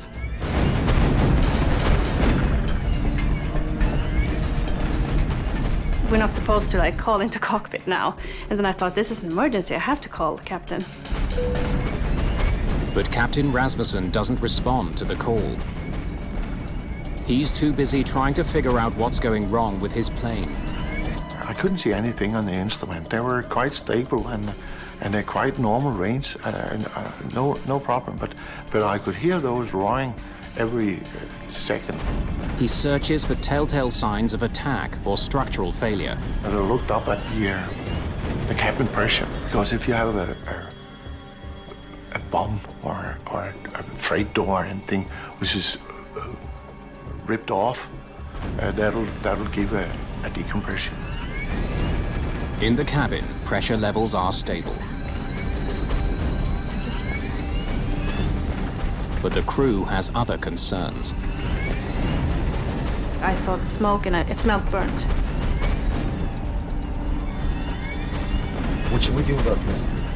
Just 3,200 feet above the ground, the emergency escalates. The right engine quits. When we have flown a little over 1 minute, the right engine just went down. I had a very, very short moment of thinking that I was in a nightmare and just dreaming. I was confused. I was really confused. 2 seconds later, the left engine also quits. The plane is now powerless. One engine dropped and then another engine dropped. I thought that it wasn't true. It wasn't true. It wasn't real. Less than a minute and a half after takeoff, the DC-9 begins falling from the sky. And after that, it was complete silence.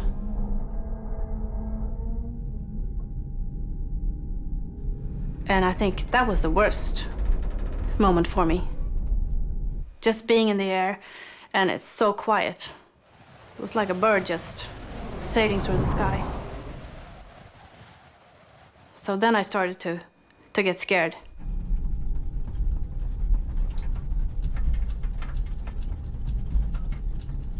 Engine relay. As the pilots try to restart their engines, things get even worse. The left engine erupts in flames. And I saw the exhaust gas temperature was rising rapidly. The max temperature was around 680 degrees Celsius, and I saw it go above 800.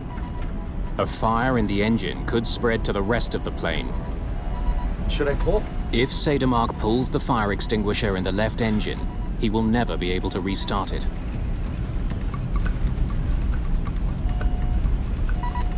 He pulls the handle to put out the fire.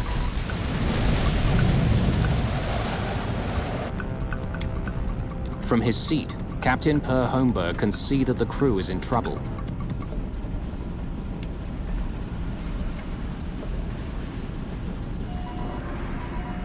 Flight 751 is now falling at a rate of 1,200 feet per minute.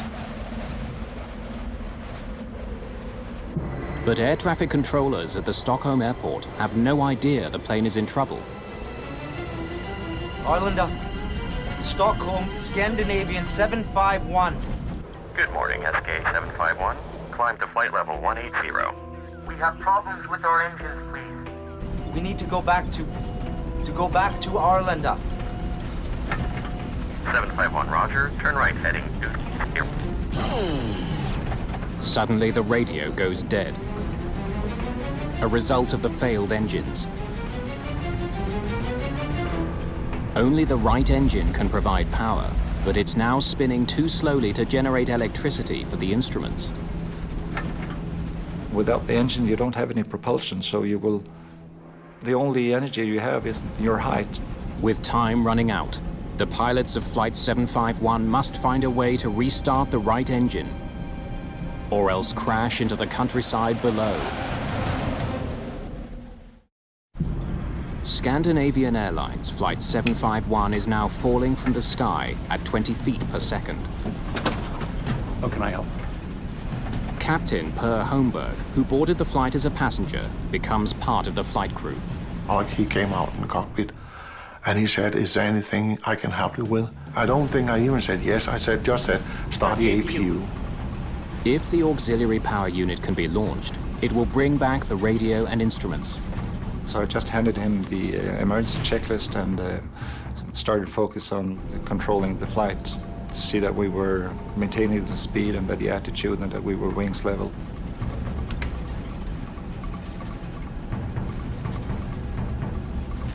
He managed to start the auxiliary power unit, so my flight instruments were supplied from that. But for some reason, Captain Rasmussen's instruments don't come back online. He managed to fly the plane basically by feel. Power is also restored to the cabin, but it's small comfort to passengers who now know they're in extreme danger. Stockholm Air Traffic Control instructs the pilots to return to the airport. Scandinavian 751, are you able to turn right, heading 090, radar vectoring for 0-1? But the plane is now just 1,600 feet from the ground. And First Officer Cedermark's attempts to resuscitate it aren't working. Roger, we are maintaining our heading, but we are trying to restart our engines. Making a 180-degree turn back to Stockholm could be catastrophic.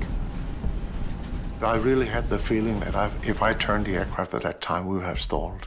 When you're turning back, you are losing a lot of energy. So the most safe thing to do is actually just to go straight, keep your wings level. That means that you will use less energy of your altitude, so you can maintain your speed. You can maintain 2,000 feet. We are not able to maintain 2,000 feet. We are descending. We are at 1,600 feet and descending. Holmberg wants Rasmussen to focus his attention on finding a landing spot. Look straight ahead.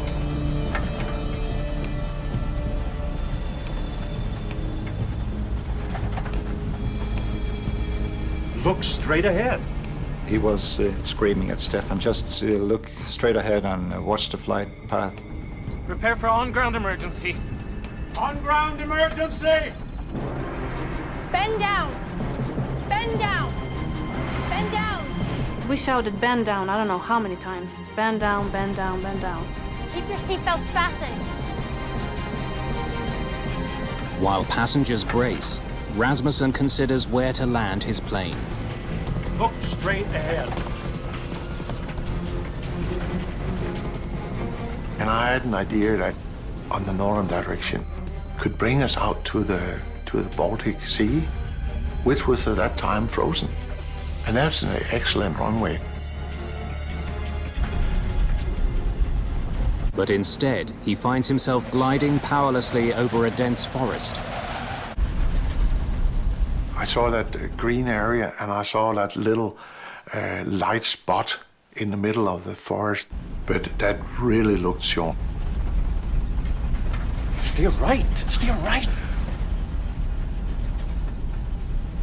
Just 500 feet above the ground, Captain Rasmussen lifts the plane's nose to slow it down, hoping to soften the crash landing.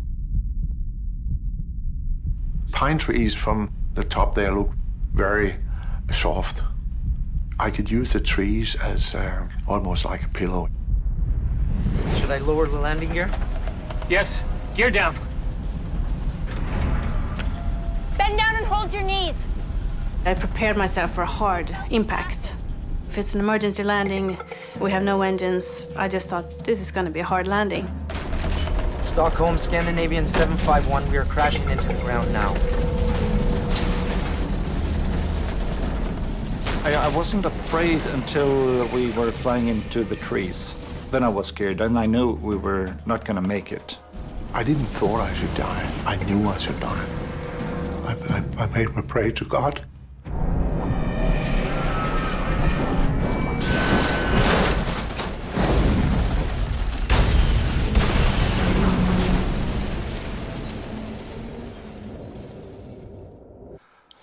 And then a moment after, we were in a strange world.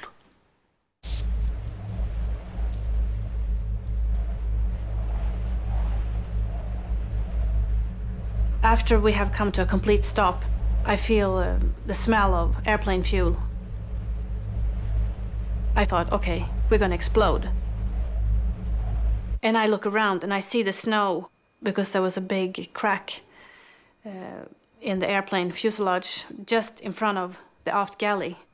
And you could just walk down on the ground.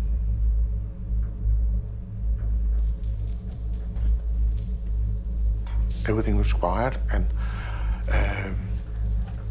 I woke up. It might only have been a split second or so. I was afraid that my spine was broken, that I wouldn't be able to walk again. So I remember I was sitting there and I was moving my toes and my feet just to see if I could have control over them. I had a pain in my hand because I had broken a bone in my hand, and I was bleeding heavily from my forehead, so I was trying to get clear of all the blood that was coming down in my eyes. And Stefan told me that we had to get out of the aircraft. After plowing through 125 meters of pine forest, the pilot's fear is now that the broken aircraft could catch fire. Dozens of passengers escape through the breaks in the fuselage walls. But Captain Per Holmberg has been knocked unconscious by the crash. It all went so fast that no one could take in what happened. So I tried to stay with the group of passengers I had there. But I just knew the feeling also that we had to wait a long time for the rescue teams. Help will be here soon. Fortunately, no fire materializes. But because they removed their winter clothing while boarding the sweltering plane, many passengers are starting to freeze. Most people were just standing in their shirts, t-shirts, very, very little clothes. Few didn't even have shoes on. They are now at risk from hypothermia. So I focused on being caring. Maybe I did it for my own sake also. I needed a hug also. It was comforting to comfort someone else.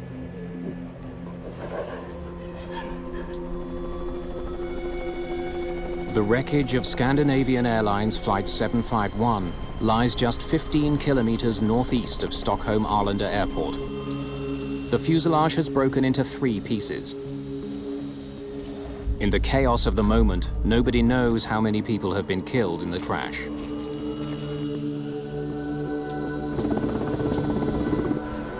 Rescuers arrive within minutes and attend to the freezing survivors. They pull Captain Per Holmberg from the cabin, unconscious. He landed on the wall at impact, and he skidded down on the wall to the floor at impact. So he was quite badly damaged. He cut his eyelid, and he also got his collarbone that was broken off, so his shoulder was in front of him. 92 of the passengers have sustained injuries.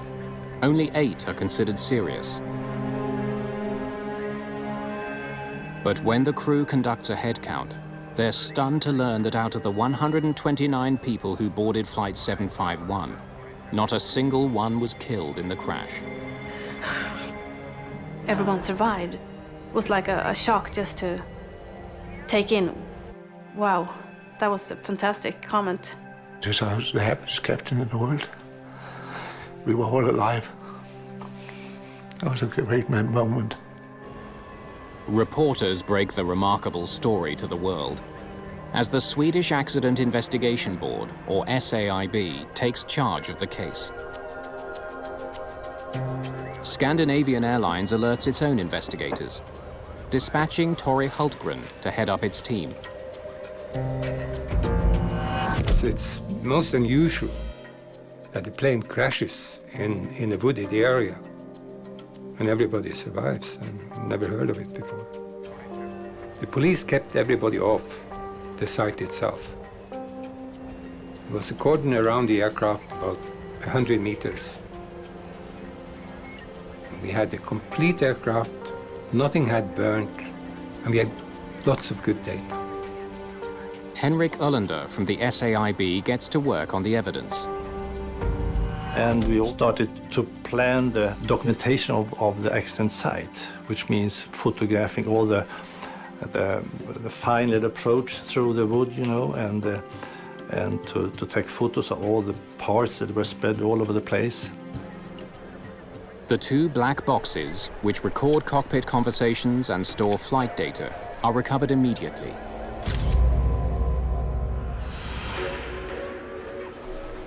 Investigators speak to survivors. Everyone tells a similar story.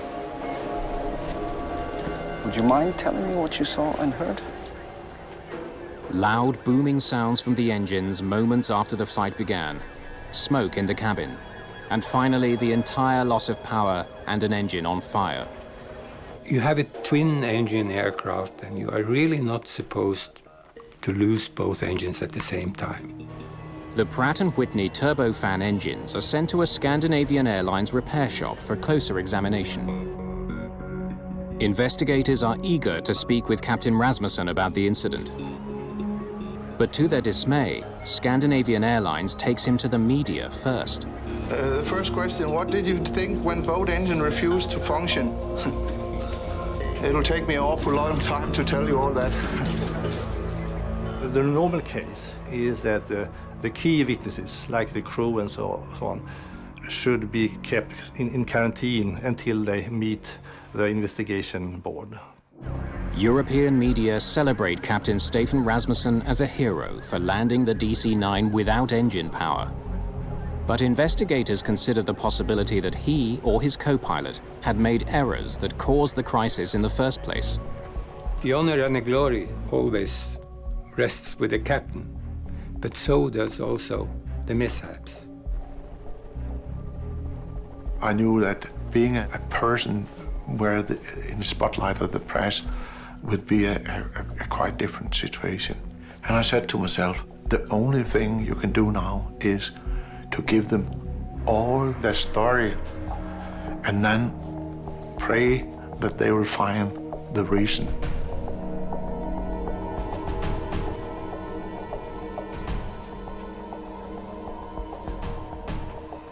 Lars Lindberg is an investigative representative for the Swedish Airlines Pilot Association. He examines the wreckage for signs of mechanical or structural failure. We knew both engines had failed for some reason. So we was concerned what was the background for something like that to happen. The first time I saw the engines in the workshop, I was surprised. Is this all they found? There was a number of parts that were completely missing, and this was something we hadn't seen before to this extent. To find out what happened, investigators must find the missing pieces, which now lies somewhere in snow-covered fields and forests.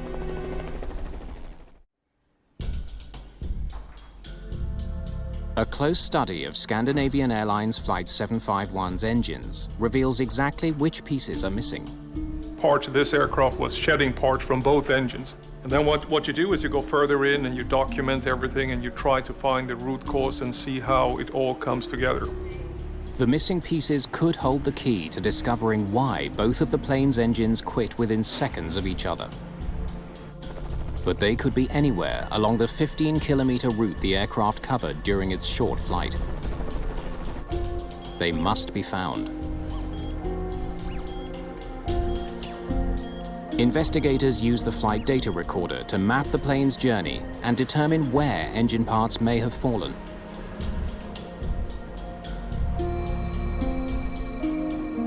After scouring the snow-covered fields along the plane's path, the recovery team finds 500 fragments. Just a fraction of what's missing. Many are very badly damaged.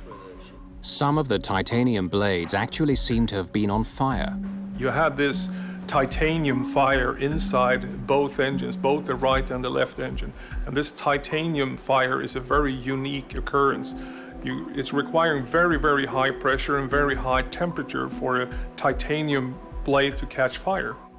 Investigators dig deeper into the cause of the engine trouble. The left engine's fuel line is badly dented. It was obviously hit by a fast-moving piece of metal inside the engine. The impact caused it to rupture. This part got dislodged, it went out and hit a fuel line, and that fuel line cracked, sprayed fuel onto the hot engine.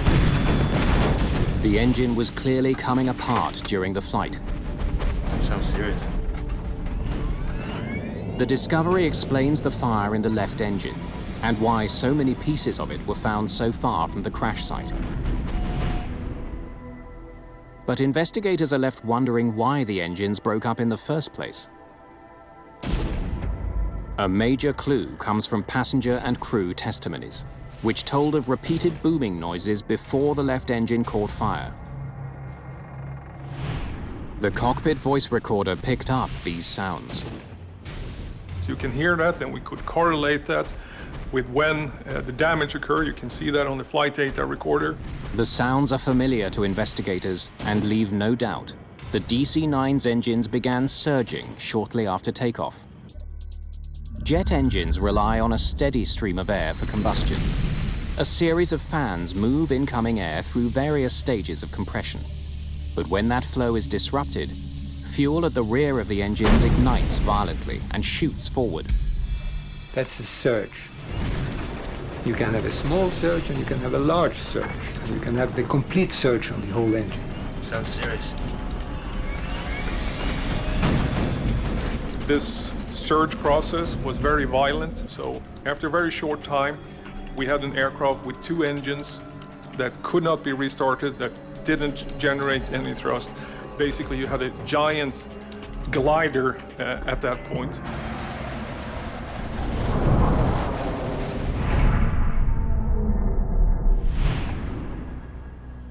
A closer look at the fan blades from the front of the engines explains why they were surging. They're badly dented. The damage would have prevented them from effectively directing air to the rear of the engines. This damage that twisted the fan blade started this process. You got this disturbed air in the fan, you got this rotating fan stall that then triggered this whole breakdown, the compressor surge, and then the whole process that led up to the dual engine failures.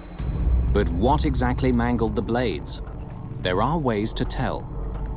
If it comes from a stone, rubber, ice and so on. You can see it on the shape of the damage. The ice causes very specific damages. It's sort of like a soft dent. Analysis of dent patterns on the fan blades is conclusive. They were struck by ice.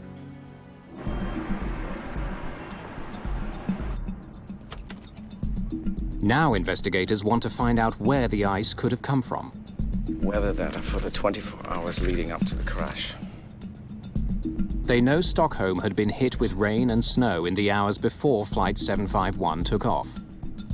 It was a situation with the temperature around 0 degrees. It was a drizzle, snow, rain in the morning. They learned that the DC-9 arrived from Zurich the night before, with the fuel tanks more than half full. They had quite a large amount of reserve fuel, of diversion fuel, in their wings. The fuel in the wing tanks were close to minus 20 degrees Celsius. The conditions that night were ideal for the formation of clear ice on the wing surface. And here you had very, very cold fuel on the top wing skin. And as the temperature dropped during the night, it went to snow and rain, and finally snow. So there was a layer cake. Ice at the bottom, slush, and snow on top. About 10 inches total on top of the wings in the morning. Responsibility for de-icing the plane ultimately falls on the captain. Rasmussen insists he was aware of the overnight buildup. Investigators wonder if the pilot did all he could to ensure his plane was completely free of ice. Rasmussen claims he instructed technicians to de-ice the plane thoroughly. I didn't walk around with the aircraft. It was cold, it was frosty. Noticing that there was still frost on the wings, the head technician ordered a second round of de-icing. I was really convinced that the aircraft was clean. And so was he, Where are we now with the de-icing? The wings aren't quite done. They've done the underside. The cockpit voice recorder backs up Rasmussen's testimony. They've got it good and clean under the wings? Yes. They de-iced the aircraft once and looked at it and I said, once more. And they de-iced as the second time. In fact, a total of 850 liters of fluid was sprayed on the aircraft. But the fluid may have been faulty, not potent enough to melt the thick layer of ice that had accumulated on the wings overnight. Technicians test samples of the fluid used to de-ice Flight 751. We found no discrepancies. There was nothing wrong with any of the fluids used. But when investigators interview the maintenance crew that worked on the plane, they begin wondering if the de-icing team was thorough enough in their efforts. The ground crew insists that after they sprayed the wing, it appeared to be clean. But that appearance was deceptive. It looked perfect, because the clear ice on top of the fuel tanks, you cannot see the clear ice. A technician inspected the front of the wing and found no ice. He couldn't have known that there was ice further back, out of his reach.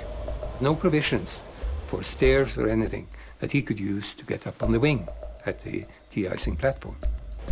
It looked shiny and nice, couldn't see any ice on it, but still there was maybe an inch of ice on top of the wing when the aircraft took off. As soon as the plane took flight, the ice became a problem. On this aircraft, the engines are positioned behind the wings, and as the aircraft rotated and the wings bent in order to take the weight of the aircraft, this ice in the wing roots loosened and it sucked right into the engine. The ice damaged the fan blades at the front of the engines and ultimately caused them to begin surging. Nobody really expected that this would happen, or could happen, but it did. When ice breaks off the wings during flight, it doesn't pose a problem for most aircraft. But the placement of a DC-9's engines leaves them more susceptible to being struck. The Pratt & Whitney engines on Flight 751 were designed to withstand this type of ice ingestion. Something else must explain the disaster. Investigators know that the wrong reaction by a pilot can make surges worse. They comb through the flight data to see what these pilots did when the emergency struck. The first thing you do when you have a surge, if you recognize it as a surge, is that you reduce power. Captain Rasmussen claims he did just that. Of course, you just pull the throttle back, and then you have the balance between the incoming fuel and incoming air. And that was actually what I did. But the flight data recorder tells a different story. Why is the engine power increasing? It clearly shows that in the moments after the surge, thrust was reduced, but then seconds later was increased to beyond full power. Yeah, it didn't add up because the RPM was increasing to 110%, and the throttle position was moving. It shouldn't be. The only thing that could move the throttles in clamp was the pilot's hand. But if Rasmussen didn't push the throttles forward, something else did. It would explain the captain's confusion as his engines began to surge.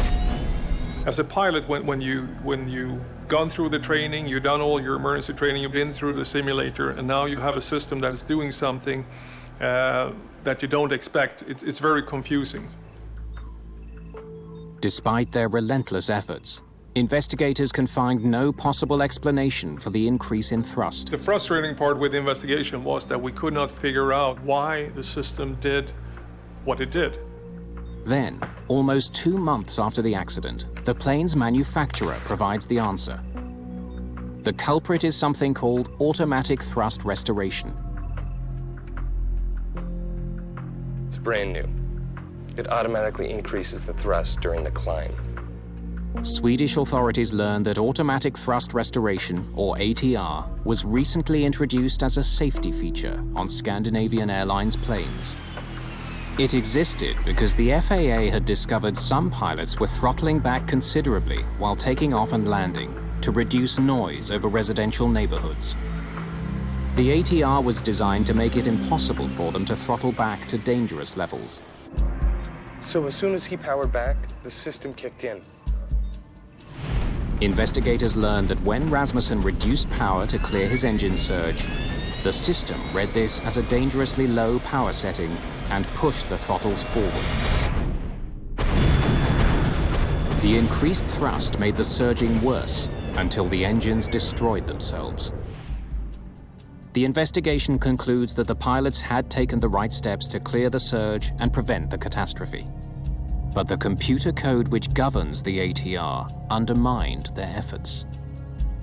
A strip of zeros and ones caused the throttles to move and caused the engines that were stalling because they already got too much fuel, got even more fuel. And they went into self-destruct, both engines.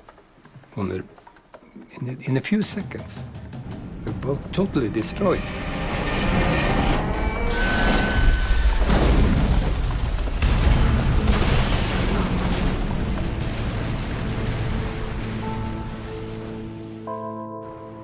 The system was so new to Scandinavian Airlines that nobody there had even heard of it.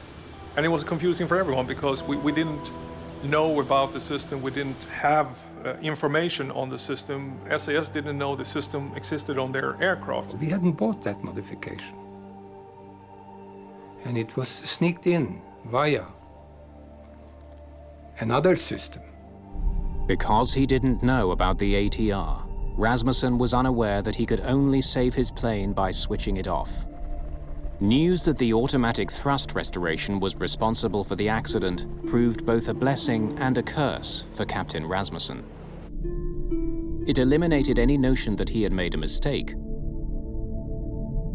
When I got that message, I was really released. It was like winning in a lottery. It was, because I was so happy. Because then I could explain why I was in that total cone of confusion. But the fallout would ultimately destroy a love affair and end a career.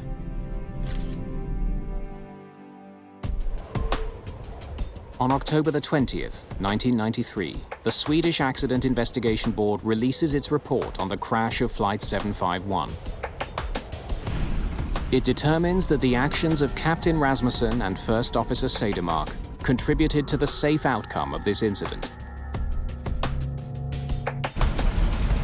And although investigators question Captain Per Holmberg's decision to enter the cockpit in the first place, they do praise his contribution.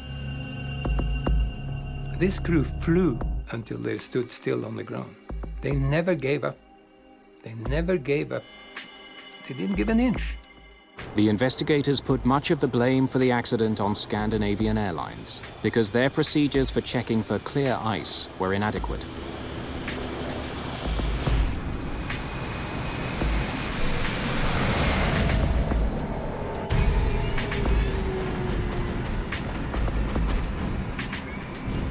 I believe it's a compressor stall. The report also condemns the fact that the pilots didn't know about the automatic thrust restoration and how it would act in a surge situation. If the ATR system hadn't been there, if the trolleys hadn't moved forward, there wouldn't have been an accident. It was a bit strange that we didn't have all the documentation available to us, so we knew what we could expect if something like this would happen. In the wake of the crash, Scandinavian Airlines started training its pilots how to use the ATR system. They also implemented steps to ensure airplanes don't take off with clear ice on the wings. We changed all the procedures, we provided stairs for the mechanic, and we made it a requirement to go up on top of the wing and touch it with your hand to verify after de-icing. After healing from his injuries, First Officer Ulf Sedermark returned to the cockpit. I didn't feel the responsibility that I wouldn't be able to do my job again. Whatever happens, I know that I still can see things for what they are. And I still love doing my job, and if something bad happens, I can deal with it. But Stefan Rasmussen's return proved far more difficult. Set power. After I'd heard from a high-skilled psychologist, we talked about getting in the air again. He knew that would be a hard decision to take. Gear up.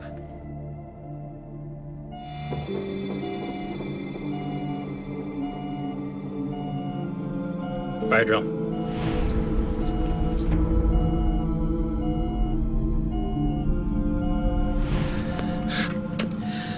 After time in the simulator, Rasmussen couldn't regain confidence in his plane. Sorry, guys. In a disaster situation, in a crisis, is that you have optimized the teamwork between man and machine. I really felt that I didn't trust the aircraft. Pilots tend to take the responsibility for all that went wrong. Too much of the glory and also too much of the responsibility. With the right counseling, about 90% of pilots involved in an accident are able to continue flying.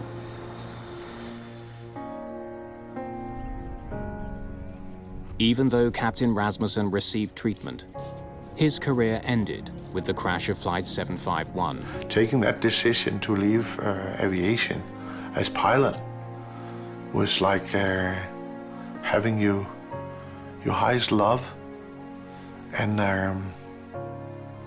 come to that conclusion that you have to kill her.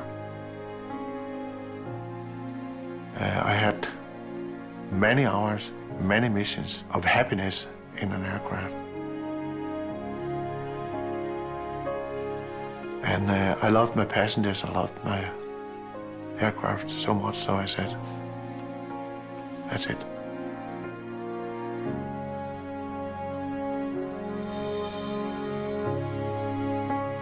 I never regret it, never. And I think I was right. February the 12th, 2009. Just outside Buffalo, New York.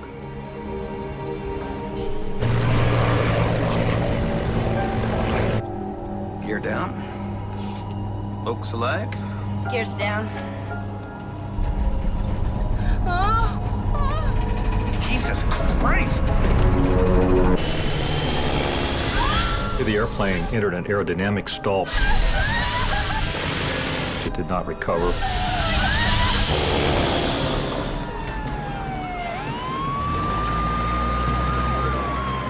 It was one of the grisliest, nastiest scenes that I think I've seen. The crash of Continental Connection Flight 3407 would be one of the NTSB's most important in decades, and would see a grieving father fight for changes to the laws governing small airlines. I'm focused and determined to change what exists and not have another dad sitting here. Mayday, Mayday.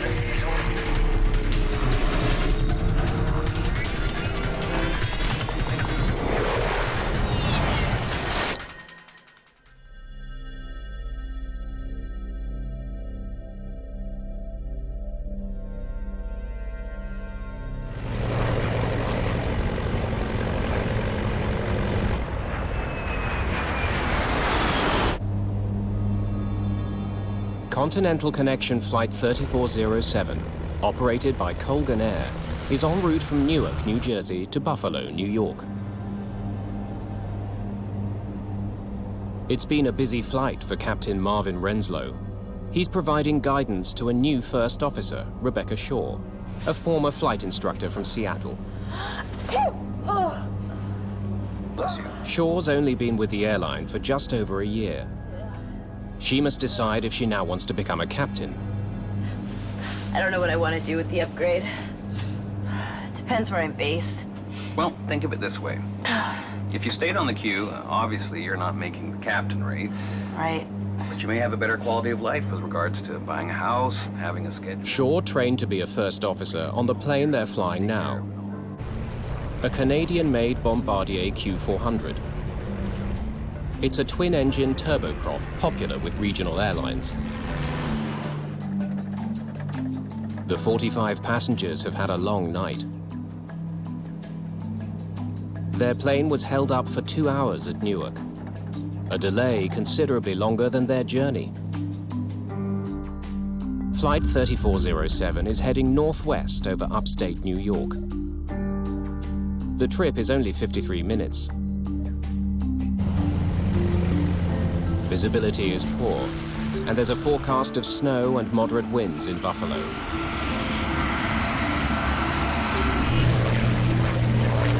Just some water, please. Elise Kausner is a student at Florida Coastal School of Law in Jacksonville. She's on her way to visit her family in Buffalo. She had 5 nieces and nephews at the time, and they had a love luncheon at the kids' school, a couple of the nephews, and they both wanted Aunt Ellie to be their guest. Any excuse to come home, she came home. She talked to all of us from Newark. Hey. And she called us from the lounge. Yeah, it's been over 2 hours. She was PO'd because of the delay. Folks from the flight deck, your first officer speaking. It looks like at this time we're about 10, maybe 15 minutes outside of Buffalo. Weather in Buffalo is pretty foggy. Snowing a little bit there. I'd like to make sure everyone remains in their seats so the flight attendants can prepare the cabin for arrival. Thank you. Colgan 3407, descend and maintain 2,300. Okay, down to 2,300. Colgan 3407. Let's do a descent checklist, please. We can do the approach checklist along with it. Sure. Bug set. Set. GPWS landing flaps selected 15 degrees. The pilots go through a list of settings for the plane to continue its landing approach. For off. Yep. Passengers can already glimpse the lights of Buffalo's suburbs.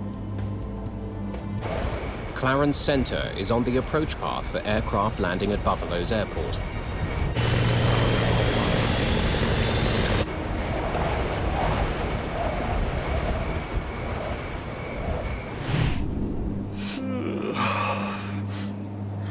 Gear down.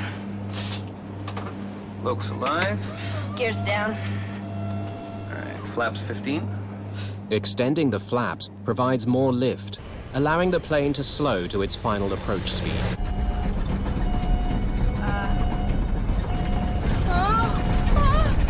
Jesus Christ! Suddenly, the control column starts to shake.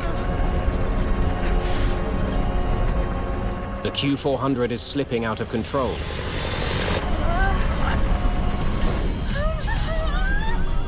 Captain Renslow struggles to keep his plane flying. But it seems to have a mind of its own.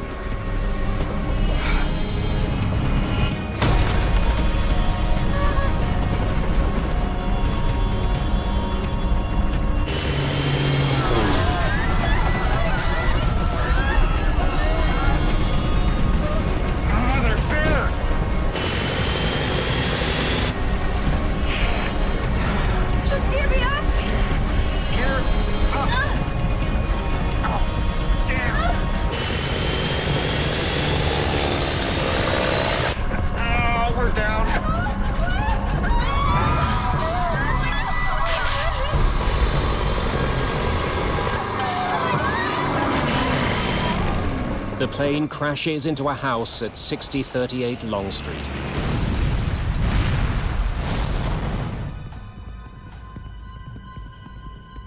At air traffic control in Buffalo, Flight 3407 disappears from radar. Check Colgan there, see if he's on you. What's his call sign? Colgan 3407. Nope, I don't have him. You see anything out there? Nothing. All right, call the fire department. I'll never forget the dispatcher's words, plane crash, house on fire. I immediately got my shoes on and my coat on, got in my truck and started heading down the driveway. Firefighters don't have far to go. 6038 Long Street, home of the Velinsky family, is less than a block from the Clarence Center station. As I turned towards the village, the whole village was aglow. You could see the smoke, you could see the flame. Karen Velinsky and her daughter make it out of their house alive, but her husband Douglas is killed. My initial reaction was there was no way that somebody made it out. But the EMS division reported that they had 2 people and they were taking them to the hospital. And I said, well, which firefighters are they? And they said, they're not firefighters, Chief, they're survivors from the house. I actually physically had to go to the ambulance and look inside for myself to believe. Firefighters have never seen a blaze like this. If you've ever gone to a bonfire and stood 5 feet from it and you couldn't take it anymore, that's what it felt like from 100 feet away. The height of it was just unbelievable, obviously because of the fuel that was probably added to it, and the debris area was very large. It was a very, very horrific sight. We live in the town where the plane went down, right down the road. My son was driving home from a soccer game and went right by the plane crash and called me up and said, there's a plane down in Clarence. Never really entered our brain that it was Ellie's plane. Flight 3407 has crashed 8 kilometers short of Buffalo Airport. All 49 passengers and crew are dead, including Captain Marvin Renslow and First Officer Rebecca Shaw. But many more people could easily have been killed. You picture a house, and to see a plane on top of this house, no more house left, no more plane, only the tail section. You're asking yourself, how in God's creation did this happen? And not wipe the whole block out. The next call was again from my son and said, in fact, it was Ellie's plane. And he said, Dad, there's no survivors. At which point my wife shrieked and just hit the ground. Chris said he's never heard his mother make a sound like that, and I hope he never does again. So that's when we knew that she was gone, and that was probably within 45 minutes of the accident.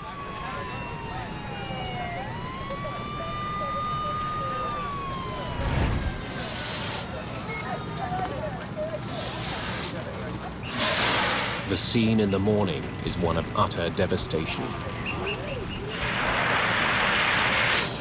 Clint Crookshanks from the NTSB. Can I start poking around? Clint Crookshanks is one of the first investigators on the case. When we arrived on scene, there was a fire still burning. It turns out it was from a gas line that had been broken in the house. The fireman would put the fire out and it would reignite every couple of minutes. It was one of the grisliest, nastiest scenes that I think I've seen. Flight 3407 may have been a small plane, but it's the worst crash in the US in more than 7 years. It will become one of the NTSB's most important investigations.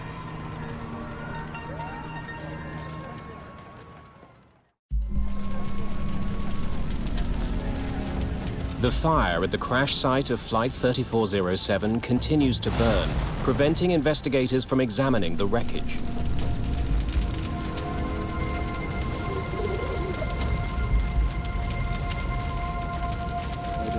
That's where I think the airplane had crashed into a house, and then it had burned all night long, so all the debris was basically in the house. Our concern is that we're losing evidence. It's perishable, and if we can't get in there and get the fire out, then we're not able to maybe get a hold of evidence that might help us during the investigation. Clint Crookshanks urgently needs to recover the black box flight recorders, which could contain valuable clues about the accident. We knew that the recorders were in the tail part of the airplane. Ordinarily, investigators don't go near a crash site that's still burning. But if the black boxes can't be rescued, they may never find out what brought down Flight 3407. We started looking around and poking around into the wreckage and actually found out where they were. Okay, whoa, it's probably in here, okay? The access panel's on the other side, so we're gonna have to cut a hole right there, okay? The fire department produced a chop saw. We were able to cut a hole in the side of the fuselage and go in and grab the recorders and pull them out. All right, that should do it. To the immense relief of all, the recorders are undamaged. Once we took the recorders out of the airplane, we put them on the jet and they were flown back to Washington, D.C. to our headquarters. Now investigators are faced with a new hurdle. What little is left of the aircraft is hopelessly jumbled together with human remains and debris from the house. It all burned and settled into the basement, so we had probably 10 feet of debris that we had to dig through in order to recover all of the airplane. Authorities wonder how they can salvage any useful evidence from this chaos. They get invaluable assistance from an unusual source.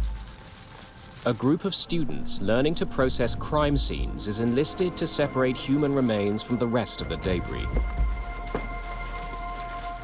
They were graduate students from a local college, forensic anthropology students, and this was good experience for them to come dig through wreckage like this and look for human remains. It's landing gear over there, please. It's dirty, painstaking work, but it frees up investigators to concentrate on the aircraft ruins. So we were on our hands and knees with brooms, with little shovels, scooping out debris, identifying it as to house debris or airplane debris, and then putting it in different piles. The first question for me as a structures engineer is to figure out if the whole airplane made it to the scene of the crash. The wreckage is carefully studied to determine if the plane's four corners, nose, tail, and both wingtips are present. If we find all four corners of the airplane, then we know that there was no in-flight breakup. There was nothing that departed the airplane during the flight that may have caused the accident. One wing has been consumed by fire. The other is shattered into pieces. Hey, have a look at this. But investigators are gradually finding what they've been searching for. Oh yeah, it's the last piece. It's the left one. It wasn't until several days into the investigation, as we were scraping away some of the debris, that we actually found evidence of the left wing and the nose. Investigators now have all the pieces they need to conclude that the entire plane is at the crash site. Whatever caused the disaster was not the result of a breakup in flight.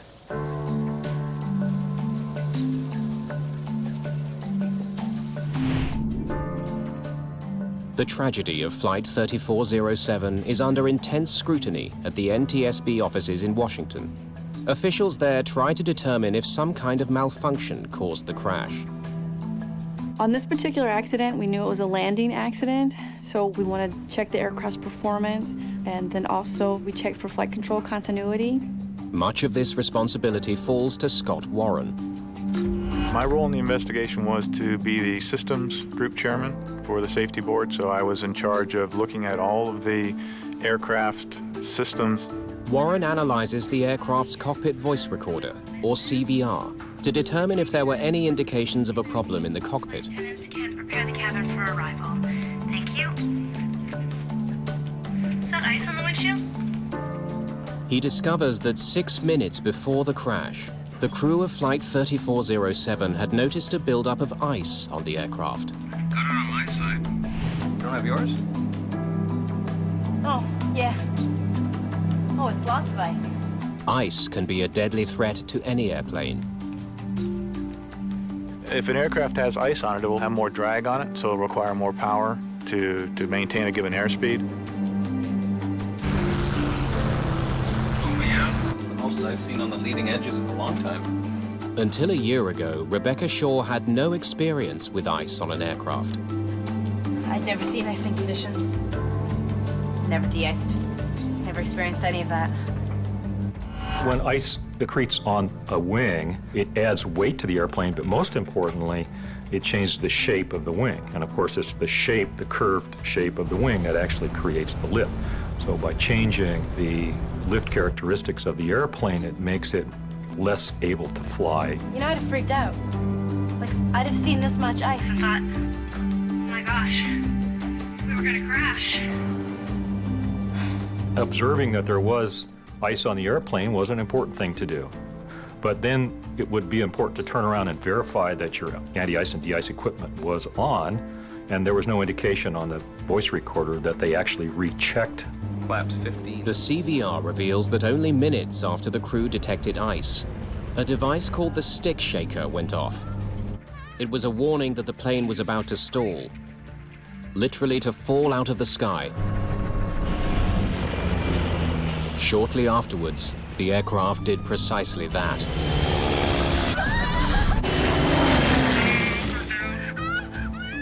We know there were icing conditions. The only question was, were they bad enough to induce this airplane to have a failure?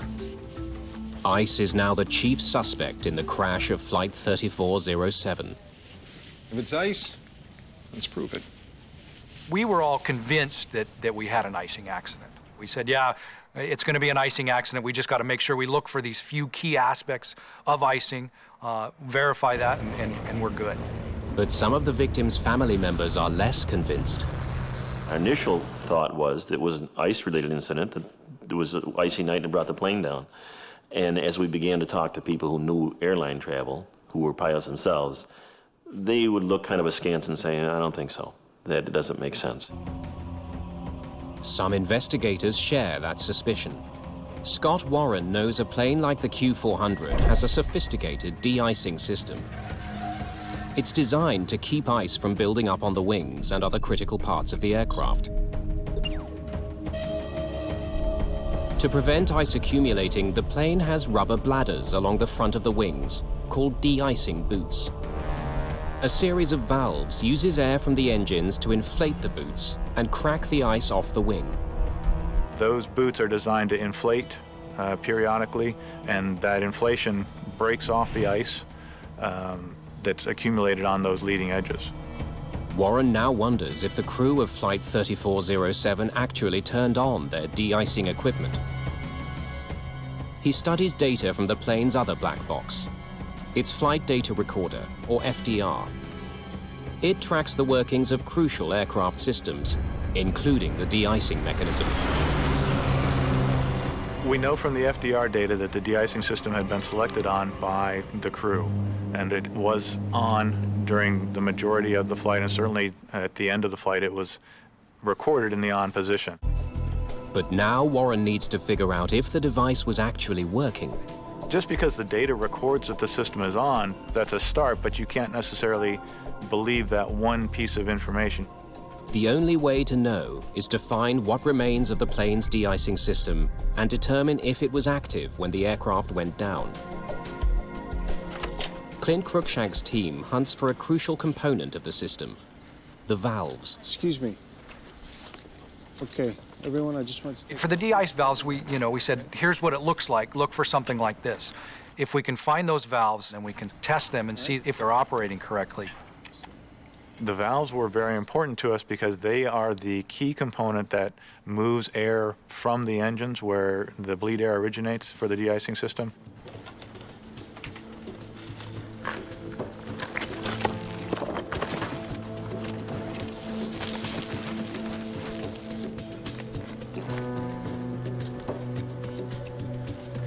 Okay, good. 5 more to go.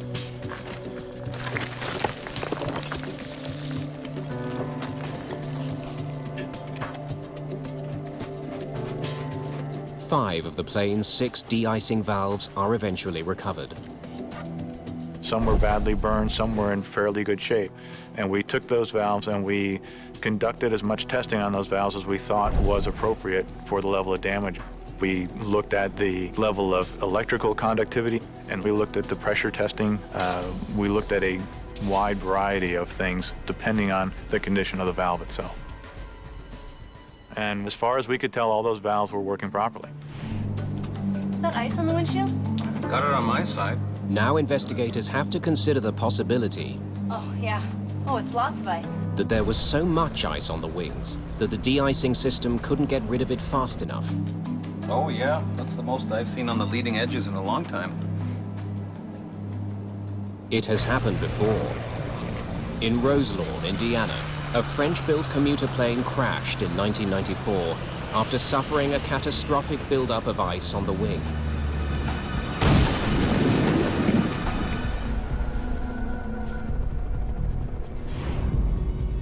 By analyzing how much power was needed for the plane to maintain its airspeed, investigators reach a surprising conclusion. Basically, the aircraft was flying as if it had a relatively small amount of ice on it, but a very manageable amount of ice. Looks normal. It was not overloaded, it was not excessive. If ice didn't bring down the plane, something else must have caused it to stall. Warren studies the Q400's operating manual to learn the plane's stall speed, the velocity at which it can no longer generate enough lift to stay in the air. He discovers that in the conditions Flight 3407 was flying through, it's roughly 111 knots. He now compares the plane's stall speed with its actual airspeed just before the stall warning went off. 131 knots, well above the danger zone. Flaps 15. When the stick shaker went off, Jesus Christ! they were not necessarily at the edge of a stall. They were still 20 knots or so away from the stall. This new revelation deepens the mystery of Flight 3407. If it wasn't stalling, why did it fall out of the sky? Investigators turn their attention to the critical seconds before Flight 3407 went out of control. They look for clues that could explain why the stall warning went off when the aircraft was flying well within its safety margins. They discover that this plane has a unique feature known as a reference speed switch. It governs the sensitivity of the plane's stall warning. Very few airplanes, in my experience, have such a switch. This airplane is the only one I know of that has an actual switch on the overhead panel. It was designed by the manufacturer to be an extra safety feature. Some kind of variable ref speed? Pilots are supposed to turn on the reference speed switch when they're going to be flying through icing conditions. And we'll probably be picking up some ice. When in the increase position, it reminds pilots to fly faster to counteract any drag effect ice will have on the aircraft. When you are in icing conditions and ice does accrue on the wing, it can cause the stall speed to go up And so this ref speed switch correspondingly causes the warning to come on sooner or at a higher speed. What that switch does is it basically changes the trigger settings for the stick shaker. So we had to ask the manufacturer, how does this switch work? And what we found was it was part of the system's description that the crews got when they went through training, but they didn't get a lot of training on how to handle that switch. It seemed like it was too simple to worry about. Investigators need to know if the crew of Flight 3407 had turned on the reference speed switch, triggering the stick shaker at a faster than normal speed. The flight data recorder doesn't show whether the switch was on.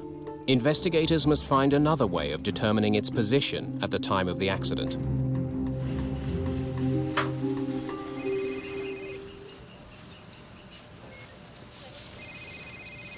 Clint here. Clint Cruikshanks is given a new priority. All right, I'll see if we have it. Recover the ice protection panel from the Q400's cockpit, where the reference speed switch is housed. Since the panel was in the cockpit, finding it is a challenge. Most of the front end of the airplane was consumed by fire, and so we didn't find anything except for little balls of molten aluminum, little wire bundles, and a lot of ash. But after an extensive search, Cruikshanks discovers that the ice protection panel is one of the few pieces of the cockpit that survived. Bingo. However, the knobs and switches are barely recognizable. Cruikshanks examines the charred panel to check the position of the reference speed switch. It was set to activate stall warnings at higher than normal speeds. We did find the ref speed switch in the wreckage, and it was in the increased position. This discovery only raises more questions. We'll probably be picking up some ice. The cockpit voice recorder indicates that as Renslow was beginning his descent into Buffalo, he commanded his plane to fly at the normal approach speed. Gear down. But what's strange is that with his reference speed switch on, he actually should have been flying faster, as this is what the switch would remind him to do. So why wasn't he? The plane's computer warned the crew to fly faster, according to the settings they had configured, by displaying a set of red bars on the airspeed indicator. But you may have a better quality of life with regards to... These bars are meant to warn the pilots that a stick shaker activation is imminent. Whenever it's right.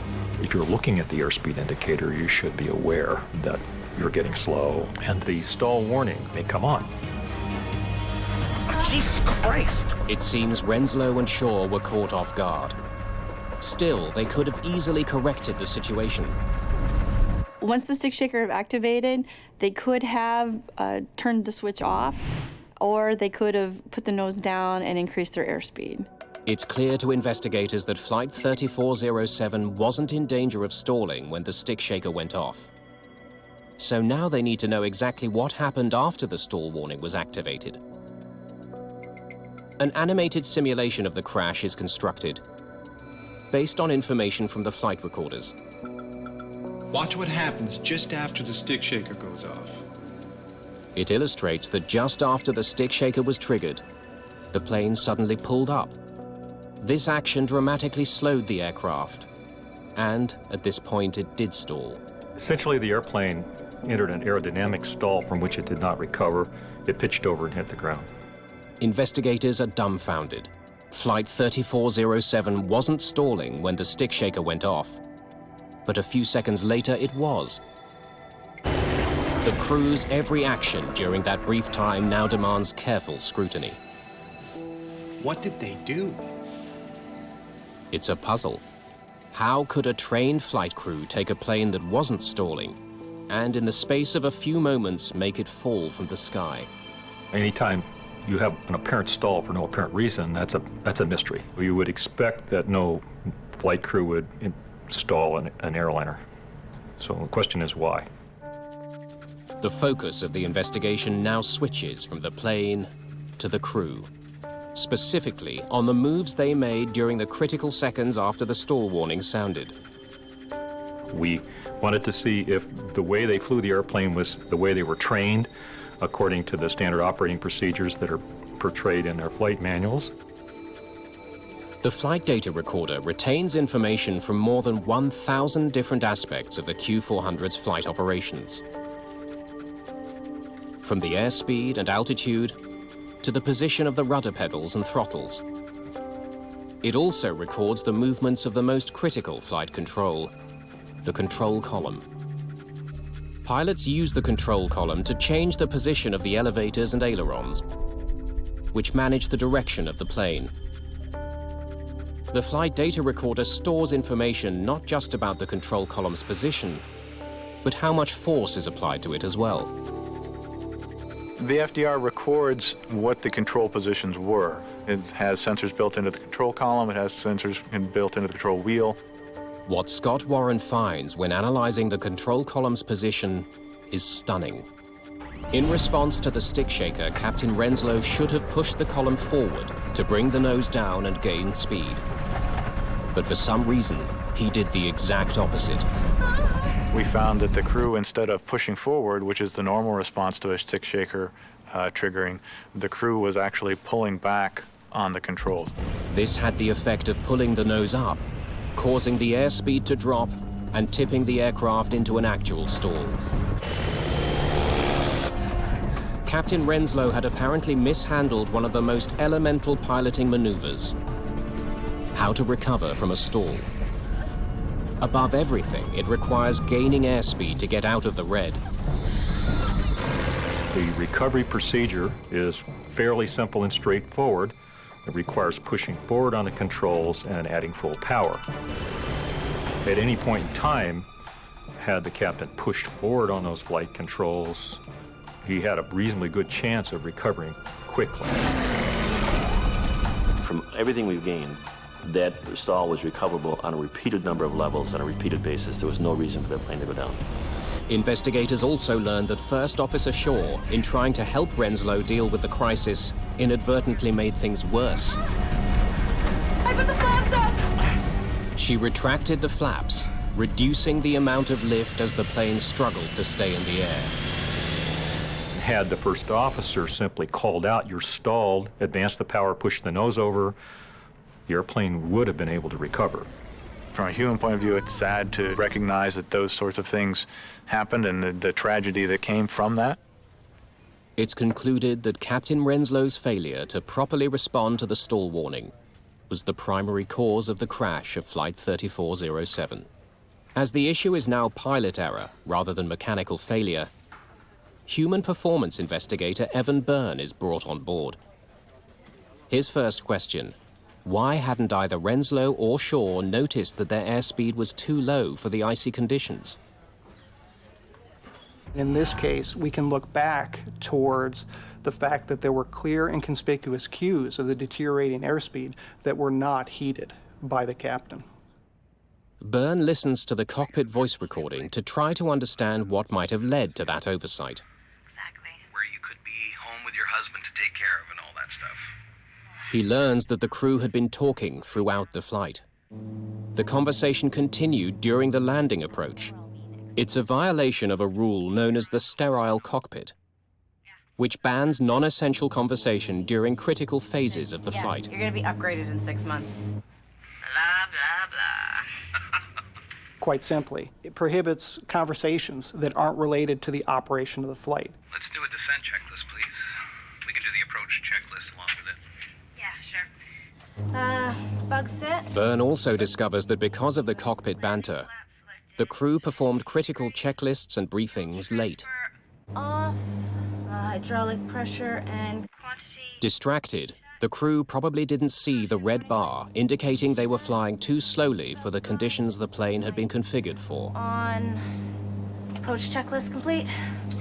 Rock and roll. When crews deviate from standard operating procedures and perform checklists late or don't make the required callouts, they become more vulnerable to subtle mistakes that they may make inadvertently that could lead to startle and surprise or unanticipated events that they have to respond to. The evidence is unequivocal. The crew of Flight 3407 was badly distracted throughout the approach. Came in when we interviewed, and he said, yeah, you're gonna be upgraded in 6 months. They had forgotten a key setting they had made that required them to fly faster than normal. they had missed indications that they were flying too slow for icing conditions. Then Captain Renslow had reacted incorrectly to a stall warning, sealing the fate of the plane. Evan Byrne wonders, what could have caused a trained airline flight crew to have made such missteps? He finds a clue on the cockpit voice recording. Excuse me.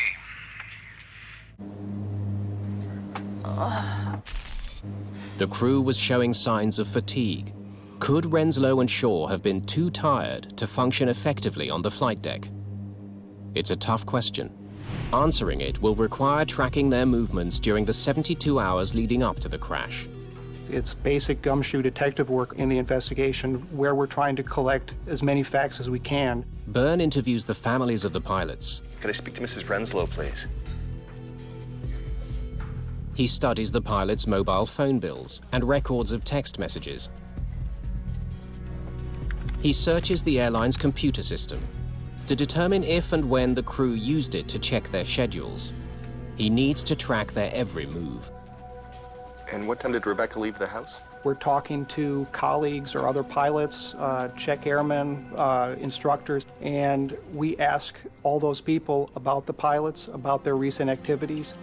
He learns that neither pilot actually lived anywhere near Newark, but could not afford to stay in hotels on their salaries. Captain Renslow was earning $60,000 annually at Colgan Air. First Officer Shaw was being paid less than $16,000 a year, substantially less than an average bus driver. As a result, both pilots had made long cross-country commutes to Newark. Captain Renslow from his home in Florida, and Rebecca Shaw from Seattle, Washington. In fact, Shaw had commuted all night from Seattle on a cargo flight that connected through Memphis. Captain Renslow had spent the night in the airline's crew lounge at Newark Airport, after having already worked 2 days. He was seen sleeping on a couch in the lounge. It was against company rules, but pilots who couldn't afford housing near the airport did it anyway. Records show that at 3:10 a.m. on the morning of the crash, Renslow was awake. He checked his work schedule on the airline's computer network.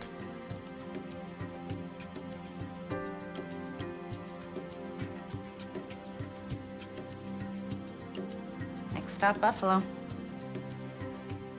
At 7:29 a.m., Rebecca Shaw sent a text message to her husband, telling him she'd arrived safely in Newark. Hi, honey, it's me. Phone records indicate that later in the morning, Captain Renslow was on the phone several times. Rebecca Shaw was noticed having a nap, catching up on the rest she'd lost flying in the night before. It's not a lot of sleep. We ultimately concluded that it was likely that both crew members were experiencing some effects of fatigue at the time of the accident. Her job is to watch the airspeed. Her job was to watch the instrument panel, and my view is she was fatigued to the point where it's like right here in your soul dull. I think that's where she was, and he just was not capable. He was just, he should have been flying an airplane. The revelation leads John Kausner to become a fierce advocate for changes to the industry. He raises awareness among both lawmakers and the public about the need to improve regulations governing pilots at regional airlines. This is just saying we support 3407 families, their fight for aviation safety, and these representatives and congressmen and senators have done that for us, and we're very appreciative. He takes his fight all the way to Washington, D.C. We needed to do something, and so we began to advocate in Washington weekly, every other week. I mean, we've made innumerable trips down there. And immediately the families just gelled. We all attended the hearings and began to say, this is what we can do. The crash of Flight 3407 focused the world's attention on a growing safety problem. The relatives of those who were killed will help eliminate that threat. The crash of Flight 3407 exposed wide-ranging shortcomings in the regulations that govern regional airlines. These smaller airlines now make up half of all daily passenger flights in the US. Their pilots are generally younger, less experienced, earn less, and work long hours. Their levels of safety are way different from the majors. They have a much lower threshold in training, in ability, so in pay, obviously, so they can't attract a higher qualified pilot. There are pretty low wages, pretty difficult working conditions, and we don't seem to attract the same level of applicant that we used to. Some regional airlines get into a bind, and they have to hire the first people that meet the minimums. In the US, of the 7 fatal accidents involving passenger jets over the past 10 years, 5 have involved regional airlines. Those include the crash of Delta Connection Flight 5191 in August 2006, which killed 49 people when the crew took off from the wrong runway.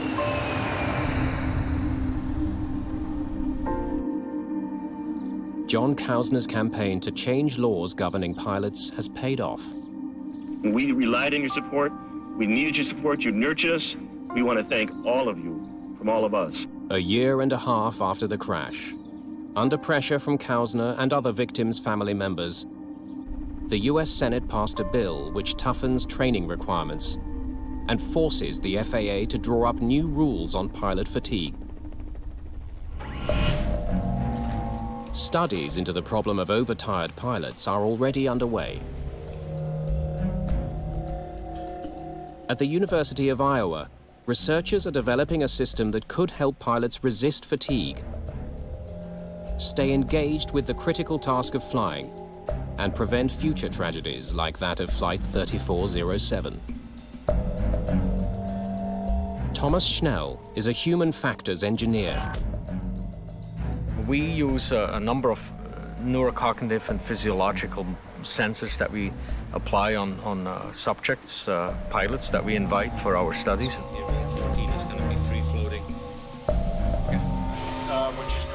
He's studying how pilots stay alert on the flight deck as a test subject conducts a cross-country journey in a simulator. Using sensors, he can determine how alert and engaged a pilot really is. The research could lead to the development of fatigue detectors on airplanes. We are trying to predict pilot state so that we can adjust something on the flight deck to prevent the problem from getting worse or starting in the first place.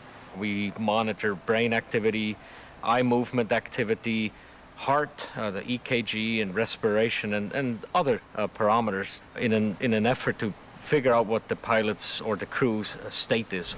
Are they fatigued, overworked? Are they disengaged or distracted?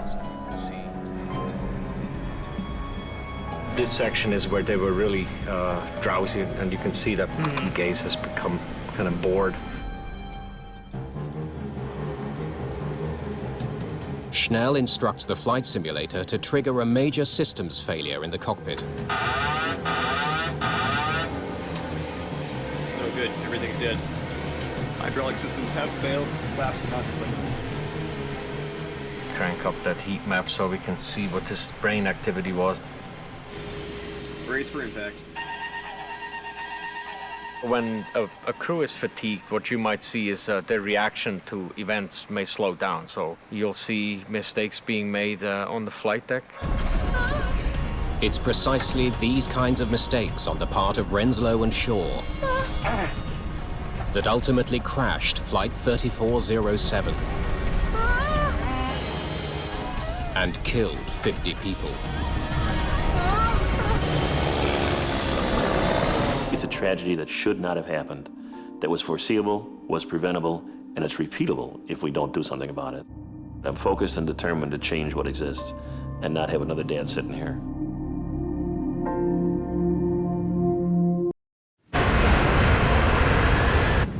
After takeoff, checklist complete. US Airways Flight 1549 has just left New York's LaGuardia Airport. Birds. And that fast, we were just on top of them. My aircraft. Your aircraft. Both of the plane's engines have stopped working. Mayday, mayday, mayday. This is Cactus 1549. The plane is falling from the sky. There are only a few seconds to decide what to do.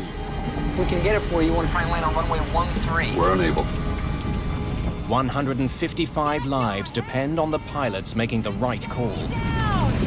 Hey, Cactus 1549, you can land runway 1 at Peterborough. Can't do it. With a bad option on the right and a worse one on the left, the crew decides to put their Airbus on the runway that's dead ahead. We're going to be in the Hudson. Mayday, mayday.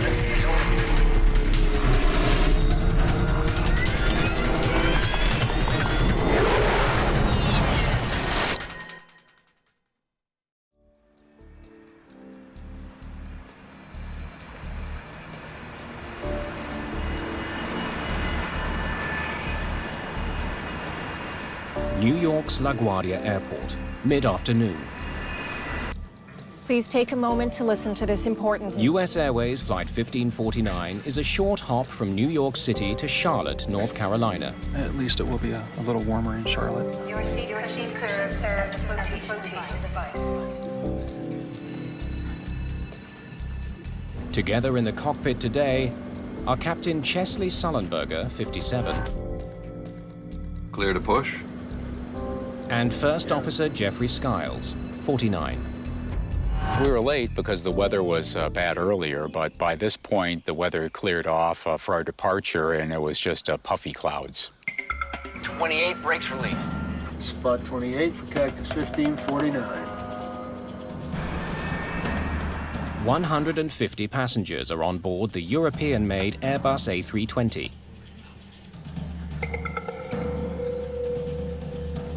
Businessman Clay Presley is on his way home to Charlotte.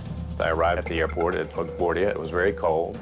It had been snowing a little bit that day, and we had a storm coming in, so we wanted to make sure we made that flight and weren't hung up or delayed on some later flights. The crew flew in an hour earlier from Charlotte, with Sullenberger at the controls. Your brakes, your aircraft. First Officer Skiles will be flying the plane back to Charlotte. My aircraft. It's a common sharing of piloting duties. Cactus 1549, runway 4, clear for takeoff. Cactus 1549, clear for takeoff. This trip marks the final leg of a 4-day sequence of flights for both men. We made our standard call-outs. It was just a normal takeoff, normal procedures on the climb out. There was absolutely nothing at all to indicate that this would be any different than any other takeoff in my entire career. But by the end of the day, they'll be the most famous crew on the planet. Gear up, please.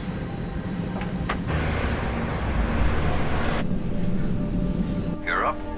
Patrick Harton is one of the controllers handling traffic out of LaGuardia today. He has one of the most stressful jobs in the world. When I sit down in front of a radar, I'm responsible for every person on every airplane under my control. And I take that responsibility very seriously. Cactus 1549, New York departure, radar contact. Climb and maintain 15,000. The flight will climb northeast out of LaGuardia, and then begin a slow turn south towards Charlotte. I think I had about 3 or 4 airplanes on my frequency at that time. And it was just a normal departure. You know, it was just another flight that I've handled a million times. Riding the thrust of 2 General Electric engines, the aircraft powers into the sky. Cactus 1549, 700, climbing 5,000. What a view of the Hudson today. Yeah. After takeoff, checklist complete. Flight 1549 is traveling at almost 400 kilometers an hour. It's been in the air for just a minute and a half. I caught something out of the corner of my eye, and slightly to our right, but still ahead of us, was a line of birds. And they were very, very close, too close for us to maneuver around. Whoa! And that fast, we were just on top of them. You can just feel the power of the plane going forward. And then all of a sudden, there was this gigantic boom. seemed like it stopped in midair, like you hit a brick wall. And then all of a sudden somebody said, the left engine's on fire. Uh-oh. Before we could even assess the situation, We got one roll, both of them rolling back. both engines rolled back to idle. Ignition start. Just 13 seconds after their problems began, Sullenberger takes control of the struggling plane. My aircraft. Your aircraft. Get the QRH. Loss of thrust in both engines. The QRH, or Quick Reference Handbook, is a step-by-step guide to dealing with emergencies. Mayday, Mayday, Mayday. This is Cactus 1549. Hit birds. We've lost thrust in both engines. We're turning back towards LaGuardia. When a pilot says Mayday or declares an emergency, you go from a focus state to a hyper-focus state. You just focus in on the emergency itself and figure out the solution to the problem. Okay, you need to return to LaGuardia. Turn left, heading 220. 220. All of a sudden there was a smell that came through the cabin. And something's burning. If fuel remaining, engine mode selector, ignition. What I'm thinking, though, at this point is that, we're just going to have to restart an engine. Thrust levers, confirm idle. Idle? The procedure is to try to restart the engines, and I always had faith we could do that. Airspeed optimum relay, 300 knots. We don't have that.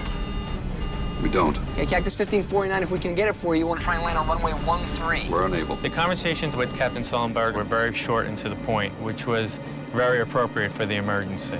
There was a lot going on and wasn't much time to handle it.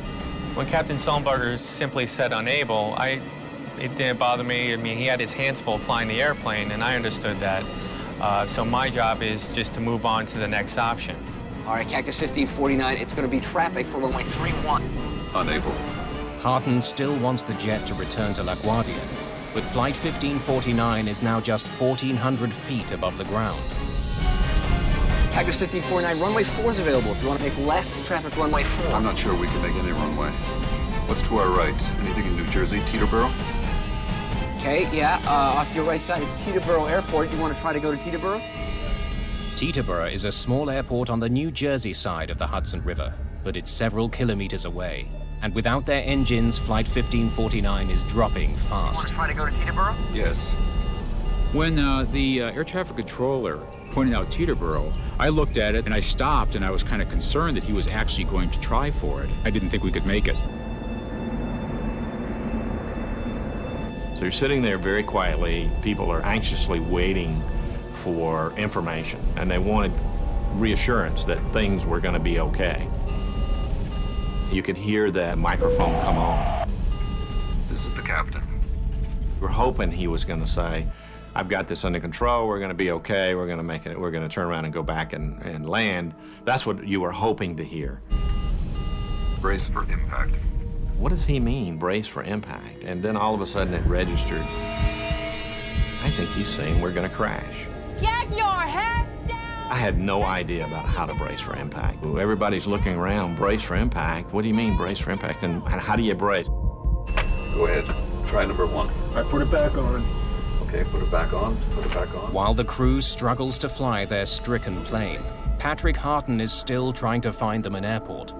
I actually worked Teterboro Airport for about 3 years, so I was very familiar with the airport. Okay, Cactus 1549, you can land runway 1 at Teterboro. Can't do it. Okay, which runway would you like at Teterboro? We're going to be in the Hudson. I'm sorry, say again, Cactus? I could hear him, but my mind really didn't want to comprehend those words. We're going to be in the Hudson. That was a death sentence for him, and I didn't want to accept the fact that it was over and there were no more options left. I don't think we're going back to LaGuardia. I just emailed my wife and just said, I love you. And I didn't say anything else because I really did not want her to worry. Okay. Let's go. Put the flaps on. And I thought to myself, great, the Hudson River was our best opportunity. It was really the only thing in sight where we could land this airplane. Passengers throughout the plane watch the Hudson rise to meet them and begin making preparations of their own. So I started thinking about, if we're going to crash, I know I need to figure out where the exit roads are. If the water comes in, You need to be able to hold your breath long enough to get to those 4 or 5 rows and get the doors open if you can. Got flaps out, 250 feet in the air. We're not going to be able to get an engine started, so I started calling out airspeeds and altitudes. 170 knots. To give him a situational awareness of what was going on. Got flaps 2. A little more. No, let's stay at 2.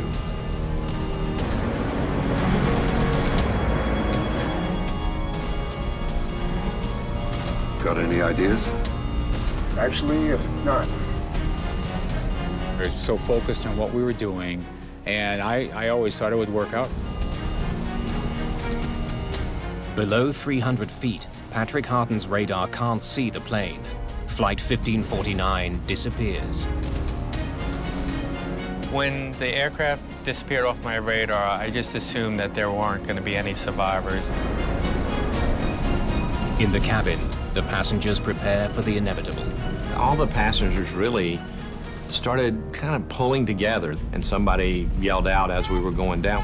Be ready at the doors. The folks at the door says, "We're ready." I was just scared to death.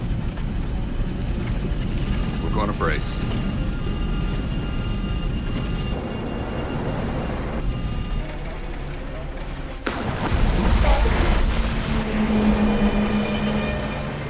Looked like the airplane was going right for the bottom of the Hudson River. All we saw was water cascading over the windshield. It was like a tornado. Pieces of the plane were being torn apart. Some people were thrown around pretty good. Then the airplane popped up, and it was just sort of gently rocking in the waves.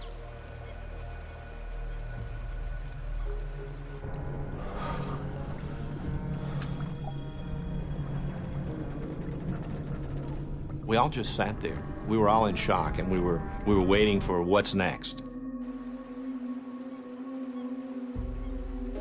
US Airways Flight 1549 was in the air for just 5 minutes and 8 seconds.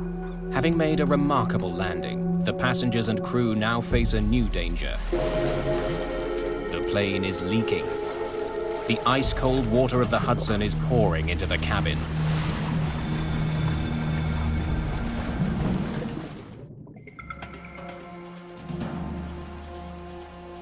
The crew of Flight 1549 has just performed an extremely difficult aviation feat, but they still have more work to do.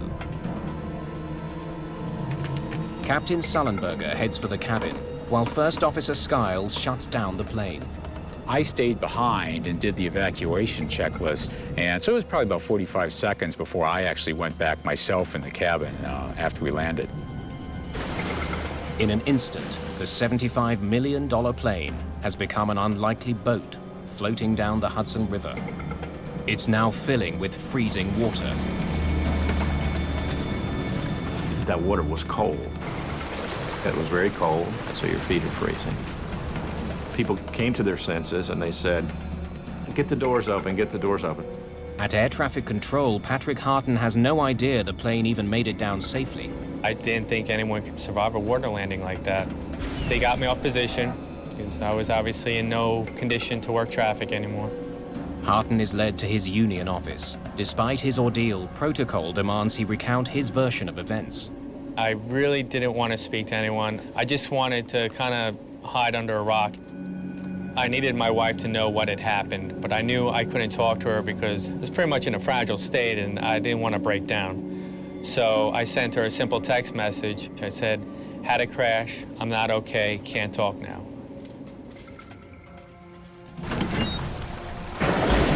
Passengers nearest the exits open the doors quickly, while Sullenberger and the cabin crew begin managing the evacuation. I just jumped up very quickly and started making my way to the emergency door. And so I worked my way out onto the wing, just a few steps to start with. I started noticing that people around me had their flotation devices. They'd pulled up their seat bottoms, or they had a life jacket that they'd taken. I had nothing with me. Skiles heads back to help the crew in the cabin get passengers out of the sinking plane. He knows there's not much time, and one of the flight attendants has been injured. I went back to about mid-cabin, and Sully and I and two young men were getting seat cushions and life vests, which are underneath the seats, and we're passing them out. And I'm looking around trying to assess the situation. Is the plane going to blow up? What's the next step? Yeah, there were actually probably 6 or 8 people that went into the water. And they were shivering and they were cold. We started pulling them back up onto the wing. At the back of the plane, water continues pouring in. Passengers are directed to move forward to escape. Go over the seats if you have to. This unwieldy boat won't be floating much longer. We were actually in the water, up to our knees, and it was just absolutely freezing cold. Every part of your body that was in that water just ached to the bone. Come forward! Is there anybody here? We were very confident there was nobody left on the airplane, but what was going on the wings, we just had no idea. Skiles and Sullenberger are the last ones off the plane. I just saw the big splash when the plane just bounced over the water. A small commercial airline crashed into the water. They've been in the water more than 10 minutes already.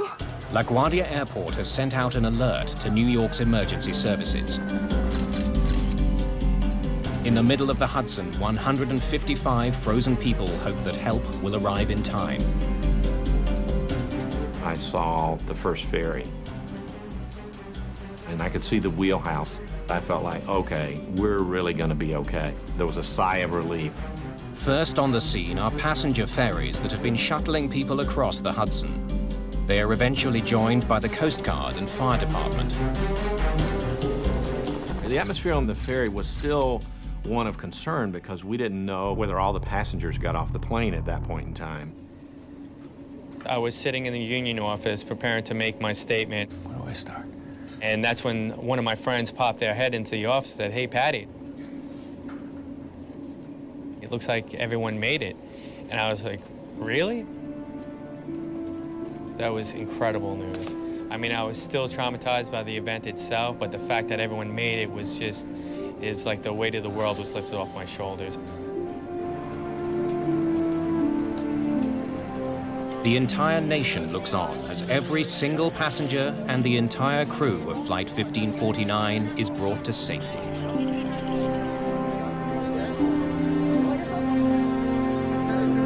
It's cold! Are you okay? Like so many others around the world, investigators from the National Transportation Safety Board are riveted to the pictures. Hey, you gotta see this. We learned a little bit about the accident, of course, before we launched. The TV channels were showing the aircraft in the river and everything.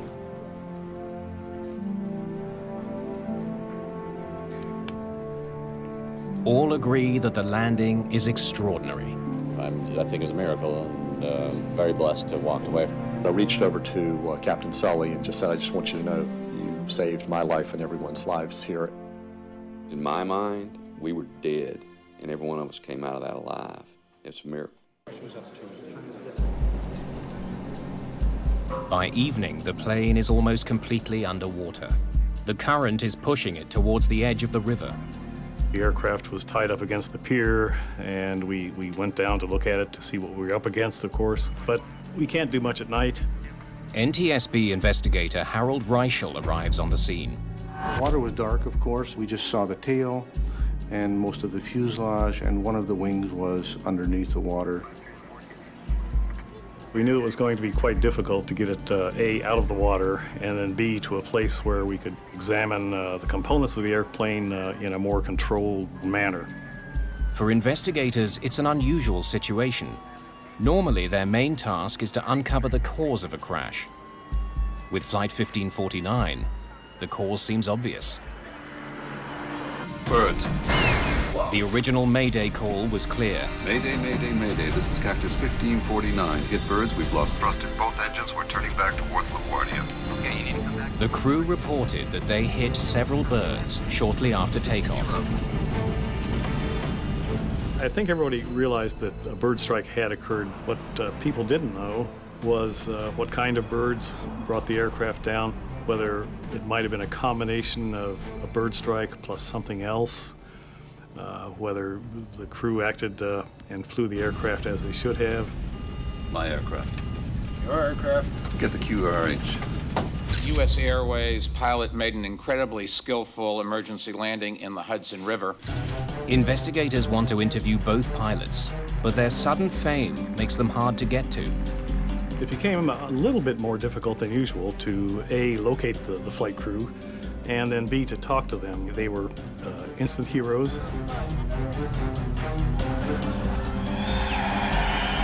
Nothing in life can prepare one for the media frenzy of a situation, like this. And it's not just the pilot's newfound celebrity that's an obstacle for investigators like Catherine Wilson. One of the most challenging things in this case was nobody wanted to sully Sully. He was a hero in this case, and we were the ones who was potentially going to pick apart what he did and try to find out what he did and whether it was right or not.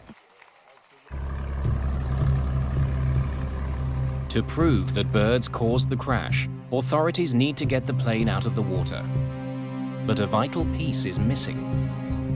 We had been told earlier that both engines were still attached to the aircraft. That turned out not to be true. So that became a major goal right off the bat, was to figure out where that second engine was.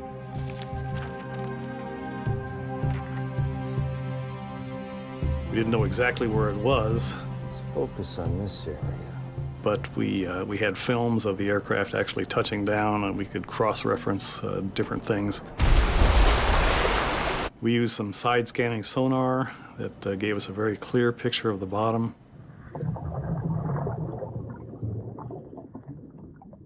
It wasn't that easy to do because the Hudson River has a current, and the current changes throughout the day. So it took 3 days, ultimately, to find the engine.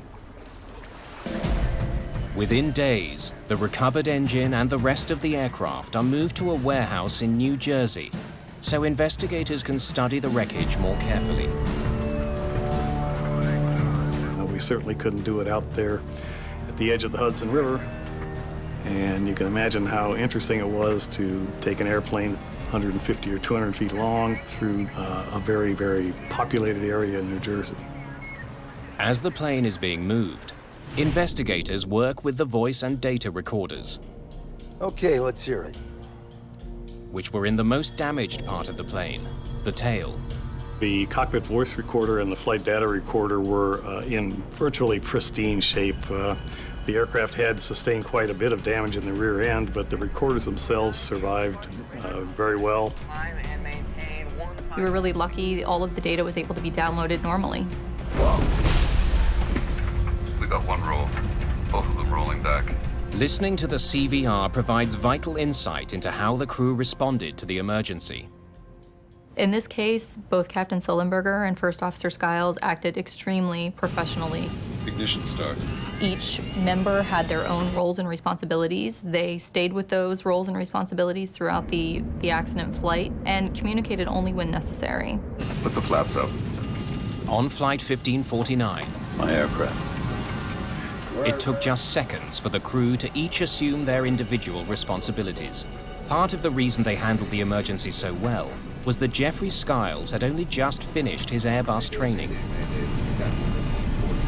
This was my first trip out as a regular line pilot in the Airbus A320.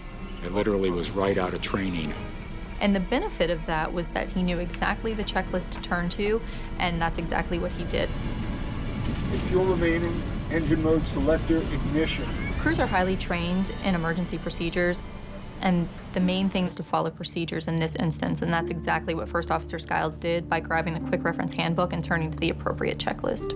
But as investigators examine the checklist for restarting this plane's engines, they make a troubling discovery. It was assembled for an event that occurred 20,000 feet in the air, where a crew would have plenty of time to slowly and carefully go through a 3-page checklist, the end of which was, how do we ditch the airplane? So it was a 3-page checklist, and really, I only got to about the page and a half through this checklist in the time that we had. Airspeed optimum relay. The crew spent a lot of time trying to restart the engines when they could have been focusing on preparing the airplane for the ditching. 300 knots. You don't have that. We don't. Overly complicated checklists have played a role in deadly plane crashes in the past. In 1998, a fire broke out on board a Swiss Air passenger jet. The checklist the crew used for that situation would have taken them up to half an hour to complete. It's a half hour they didn't have.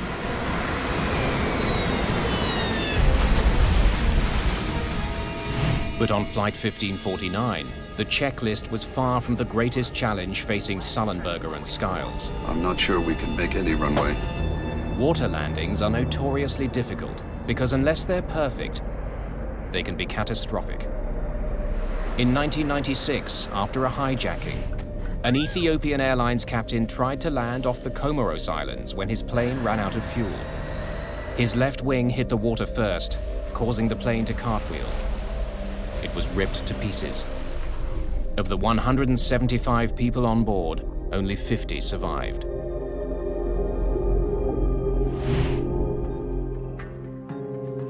Investigators soon learn that none of the major airlines use simulators to teach pilots how to land on water. Training for ditching in a simulator is very difficult. We don't have the models to accurately simulate what an airplane would do when it touches down on water. Given the rarity of this type of event, it would be very difficult to justify training pilots for this type of event. But even without ever going through a simulation, Captain Sullenberger got almost everything right. He kept the nose up and wings level.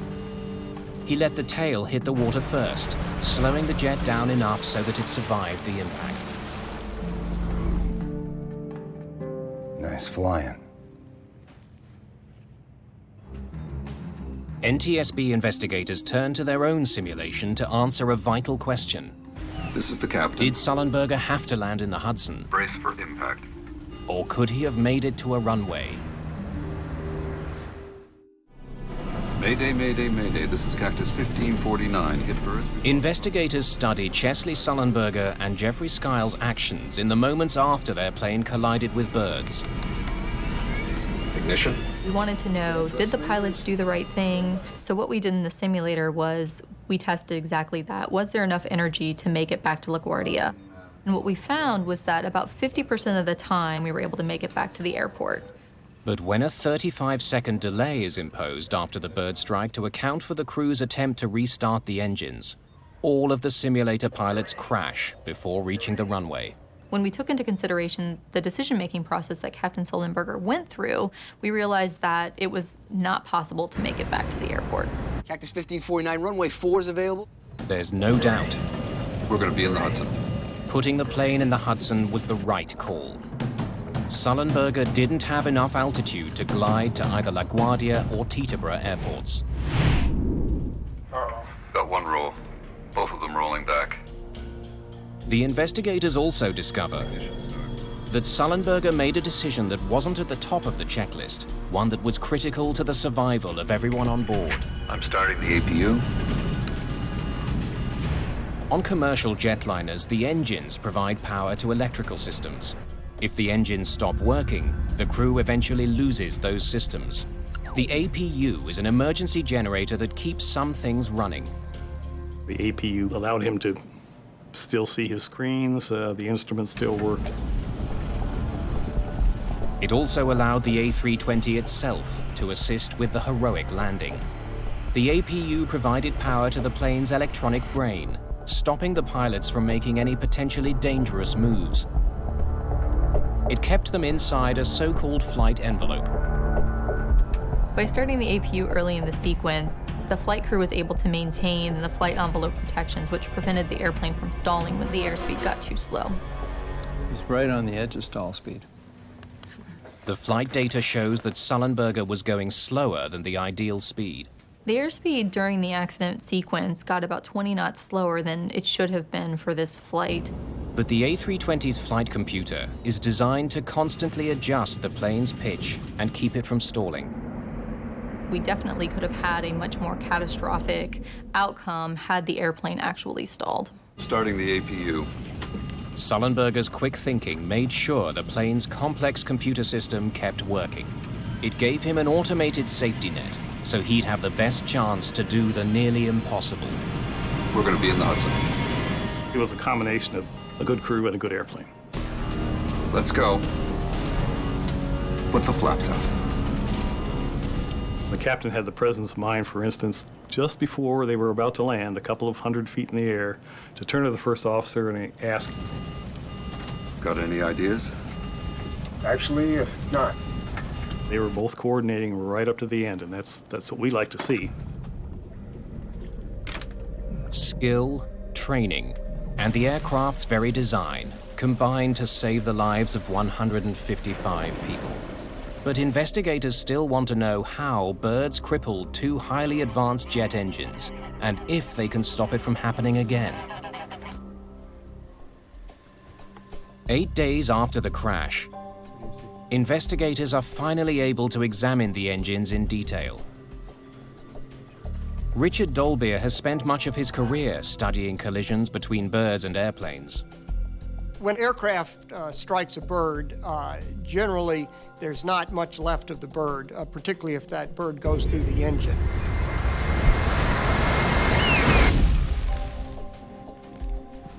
The engines are analyzed piece by piece to try and figure out exactly what happened 3,000 feet above New York. Let's look inside.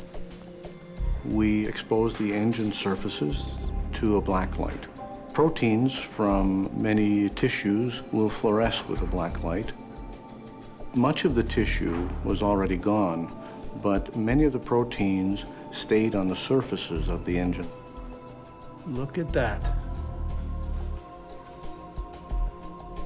Deep in the right engine, investigators find about a cup of charred remains.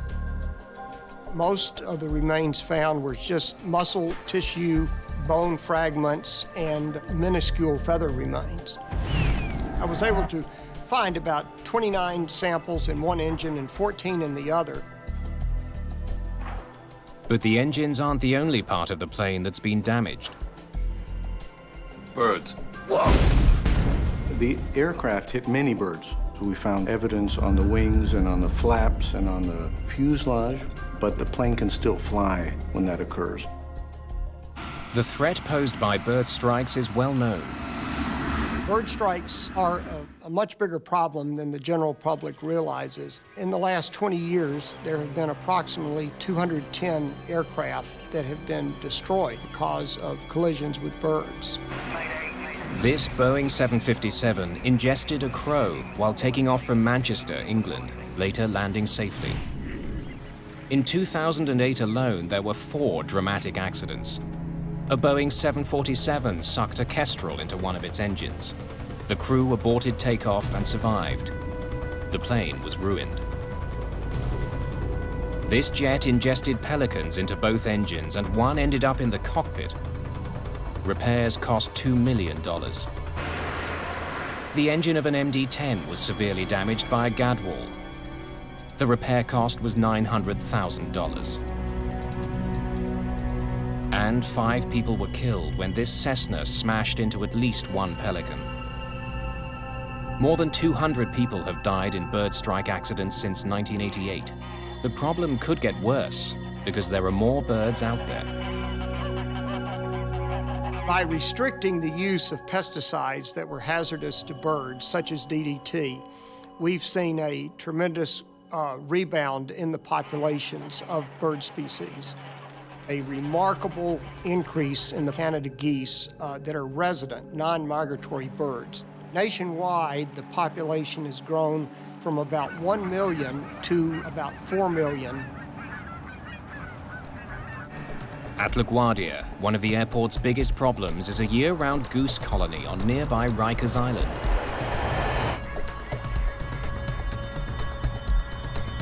From the year 2002 to 2004, there were 8 Canada goose strikes at LaGuardia Airport. It involved birds either on the airport or right off of the airport. One of those strikes almost caused a plane to crash, and it was a very close call. For the past several years, airport officials have rounded up hundreds of geese from Rikers Island and euthanized them. It's controversial, but should be effective. So, where did these birds come from? If the geese that hit US Airways Flight 1549 were local, they can be controlled. Investigators need to know more about them. The remains that we did find were so small that we couldn't really tell what type of birds. We enlisted the help of the Smithsonian Institution. They can take remains, even very small remains, small pieces of feathers or flesh or whatever, and they can identify them. The hope is that DNA analysis of the remains will not only confirm the bird's species, but also offer clues as to where they came from.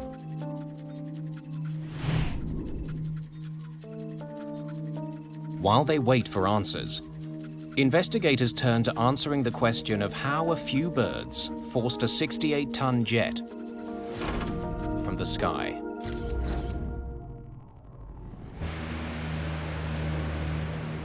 Before they can be used in a passenger jet, engines undergo rigorous testing to prove they can perform under extreme conditions.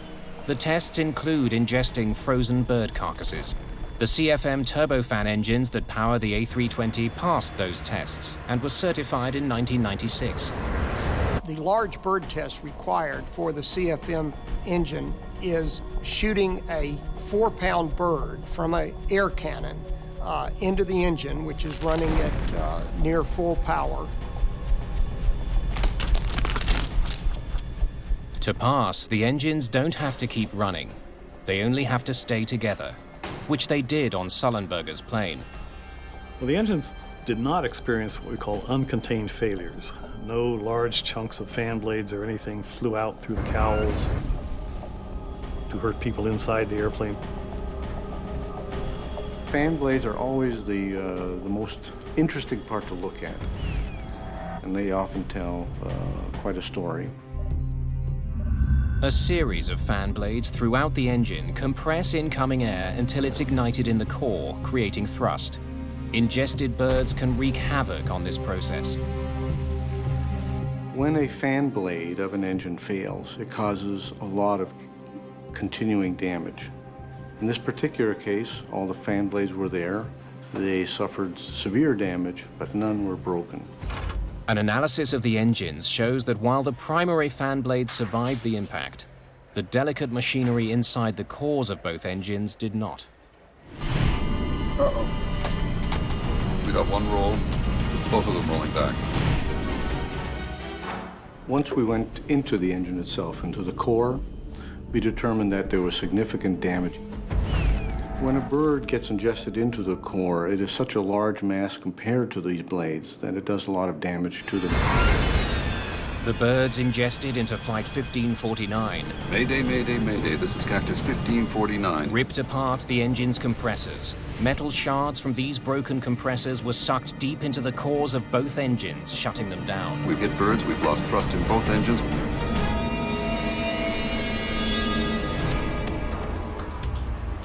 When DNA results come back from the Smithsonian Institution, investigators finally understand why Flight 1549 lost both its engines. The birds that struck Sullenberger and Skiles' aircraft were adult Canada geese. They were far larger than anything the engines were ever tested for. Because of that analysis, we know that these birds ingested each probably weighed about 10 pounds. The tests also confirmed that as many as 4 large birds had hit Flight 1549's engines. It was simply too much for them to handle.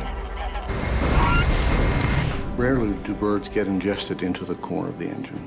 Rarely does an engine ingest the bird and then stop running completely. That's a very rare event.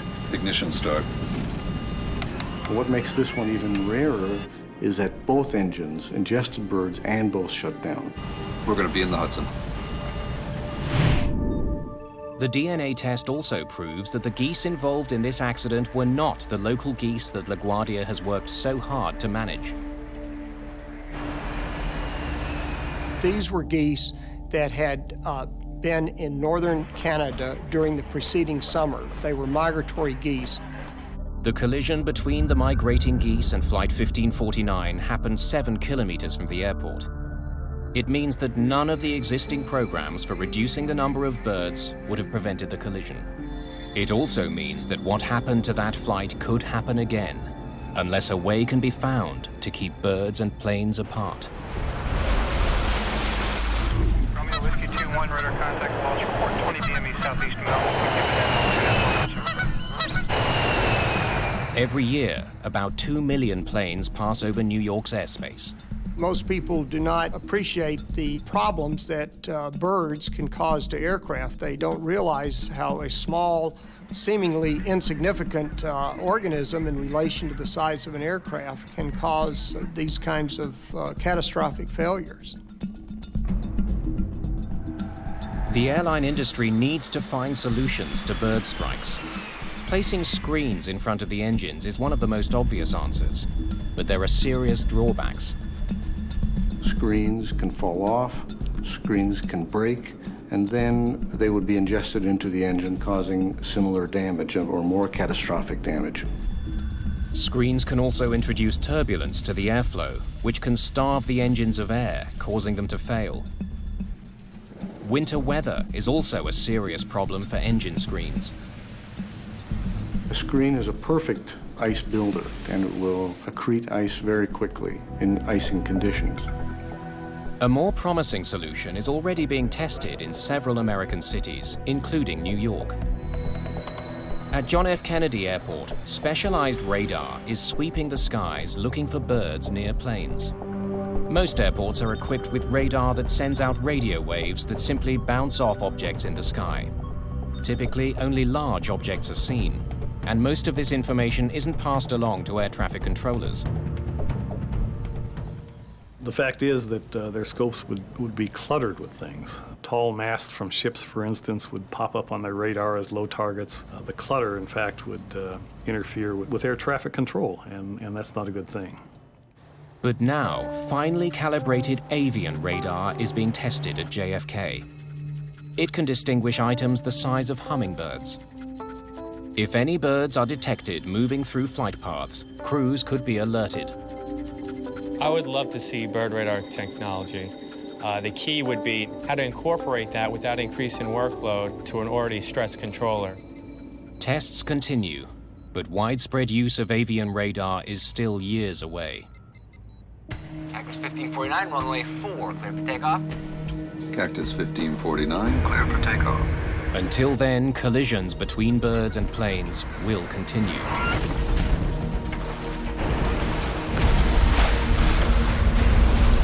What the safe outcome of Flight 1549 proved is that right now, the best defense against this threat is a good team in the cockpit. We had a very experienced flight crew with very good training. My aircraft. Your aircraft. Get the QRH. All your training that you've done, all the years that you've been flying the airplanes, it all just comes back to you when you need it. My aircraft. Sully and I worked together extremely well on this event. I knew what was in his mind, and he knew what was in my mind. We were both accomplishing our individual roles, but we had a knowledge of the whole situation. Okay, you need to return to LaGuardia. Turn left, heading 220. 220. This event definitely puts things in perspective for you as a controller. One thing I appreciate more, the teamwork and how when you work together, you can pretty much accomplish whatever you need to accomplish. Off to your right side is Teterboro Airport. You want to try and make Teterboro? We're going to be in the Hudson. The landing in the Hudson took training and skill. It also took a bit of luck. We had a very clear day. We had a perfect condition for the river. So there was just a series of really fortunate events that occurred that assisted this crew in landing successfully on the river. Well, at the safety board, we don't really deal in miracles very often, but this event had a lot of things that came together at the right time and the right place. And so a lot of us are thinking, well, maybe we do have a miracle here. What a view of the Hudson today. Ladies and gentlemen, we're beginning our descent towards Amsterdam Schiphol Airport. Thank you. Turkish Airlines Flight 1951 is preparing to land in Amsterdam. Amsterdam, Turkish 1951, descending to 7,000, speed 250. The crew is flying a state-of-the-art Boeing 737. Flaps 15. Localizer alive. Localizer capture.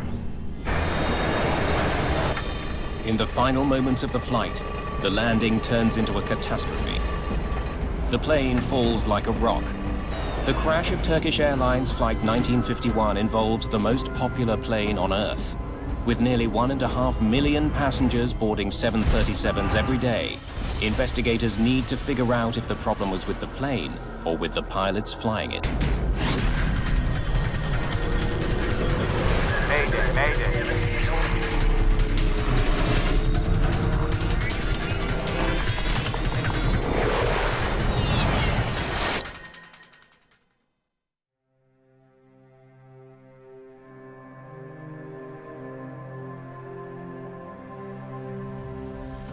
On the morning of February the 25th, 2009, Turkish Airlines Flight 1951 becomes the first plane to crash at Amsterdam's Schiphol Airport in more than 10 years.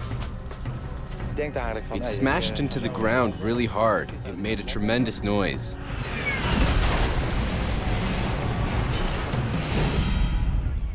The plane hits the ground in a muddy field just north of runway 18 right. Since the crash was so close to the airport, rescue workers arrive quickly. Most of the passengers have survived, but many are badly injured. Survivors are taken straight to local hospitals. Images of the Amsterdam accident quickly spread around the world. This is the third crash of a passenger jet in the past 6 weeks. The sudden nature of this accident adds to the mystery. It doesn't take long for the Dutch safety board to arrive at the scene. They will be investigating this accident, but they won't be alone. The crash involved an American-made plane, so the US National Transportation Safety Board sends Joe Sador, one of its most experienced investigators, to Amsterdam. When it's a non-US registered aircraft that crashes overseas, such as this Turkish Airlines, we are the state of manufacture and design of the airframe, and also in this case the engines. Fuselage in 3 large pieces, engines forward of the main wreck site. Flight 1951 was one of the most advanced aircraft in the skies, the Boeing 737-800 series. It's designed to travel longer routes at higher altitudes. The new generation 737 is still the best airplane Boeing ever built. We developed an airplane that had an improved wing, improved avionics, simpler systems that required less maintenance. Investigators know this isn't just any plane. The 737 is the world's best-selling commercial jet. Finding out why this one crashed is imperative. There are more than 5,000 of them in the skies. They carry about 1.5 million passengers a day. Investigators must quickly determine if there's a flaw with the plane that could cause another accident. What they know so far is that Flight 1951 had been traveling from Istanbul, Turkey, to Amsterdam. There were 128 passengers on board the early morning flight, including 4 engineers from Boeing. Ladies and gentlemen, we're beginning our descent towards Amsterdam Schiphol Airport. Please raise your seatbacks to the upright position and stow away your tray tables. There was no mention on board of any kind of trouble in the cockpit. The crash has killed 9 people, including 3 members of the Boeing team and the pilots in the cockpit. See if you can get me some aerials of the crash site. There are eerie similarities to another recent accident involving a Boeing aircraft, British Airways Flight 38. Approximately a year before this, there had been a 777 short landing at Heathrow, which had a dual-engine flameout. In that accident, a Boeing 777 fell to the ground short of the runway. The British Airways pilots reported that both their engines stopped delivering power just before landing. At the time of the Turkish Airways crash, the cause of that accident hasn't been found. Like in that case, investigators have plenty of clues to work with. The plane and its engines are largely intact. The flight data recorder and cockpit voice recorder are found in good condition. There are also plenty of survivors to describe what happened. According to the passengers, the landing had been routine, but then suddenly the plane simply dropped out of the sky and hit the ground.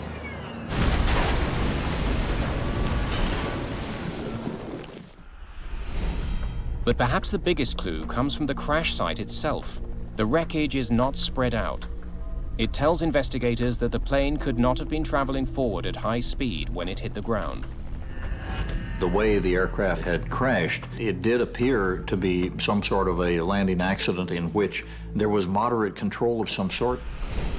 The pattern of debris and the passenger reports point investigators to an immediate suspect: the engines.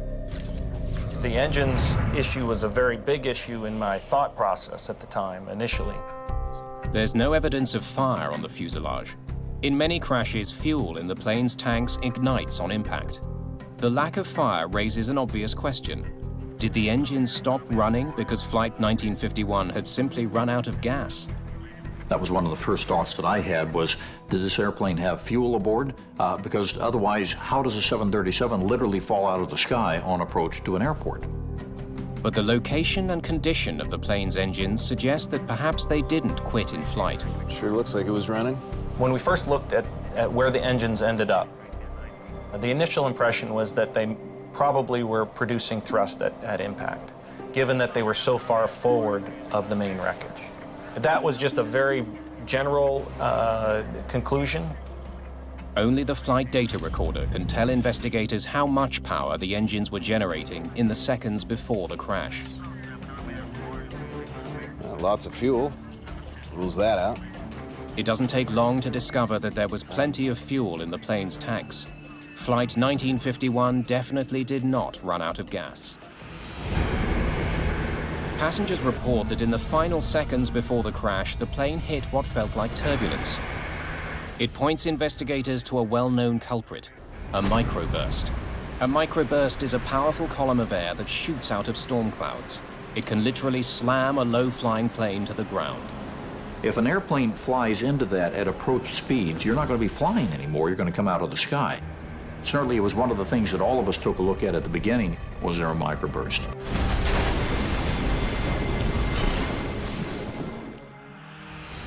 In 1985, a Delta Airlines flight was caught in a microburst while landing at Dallas-Fort Worth Airport.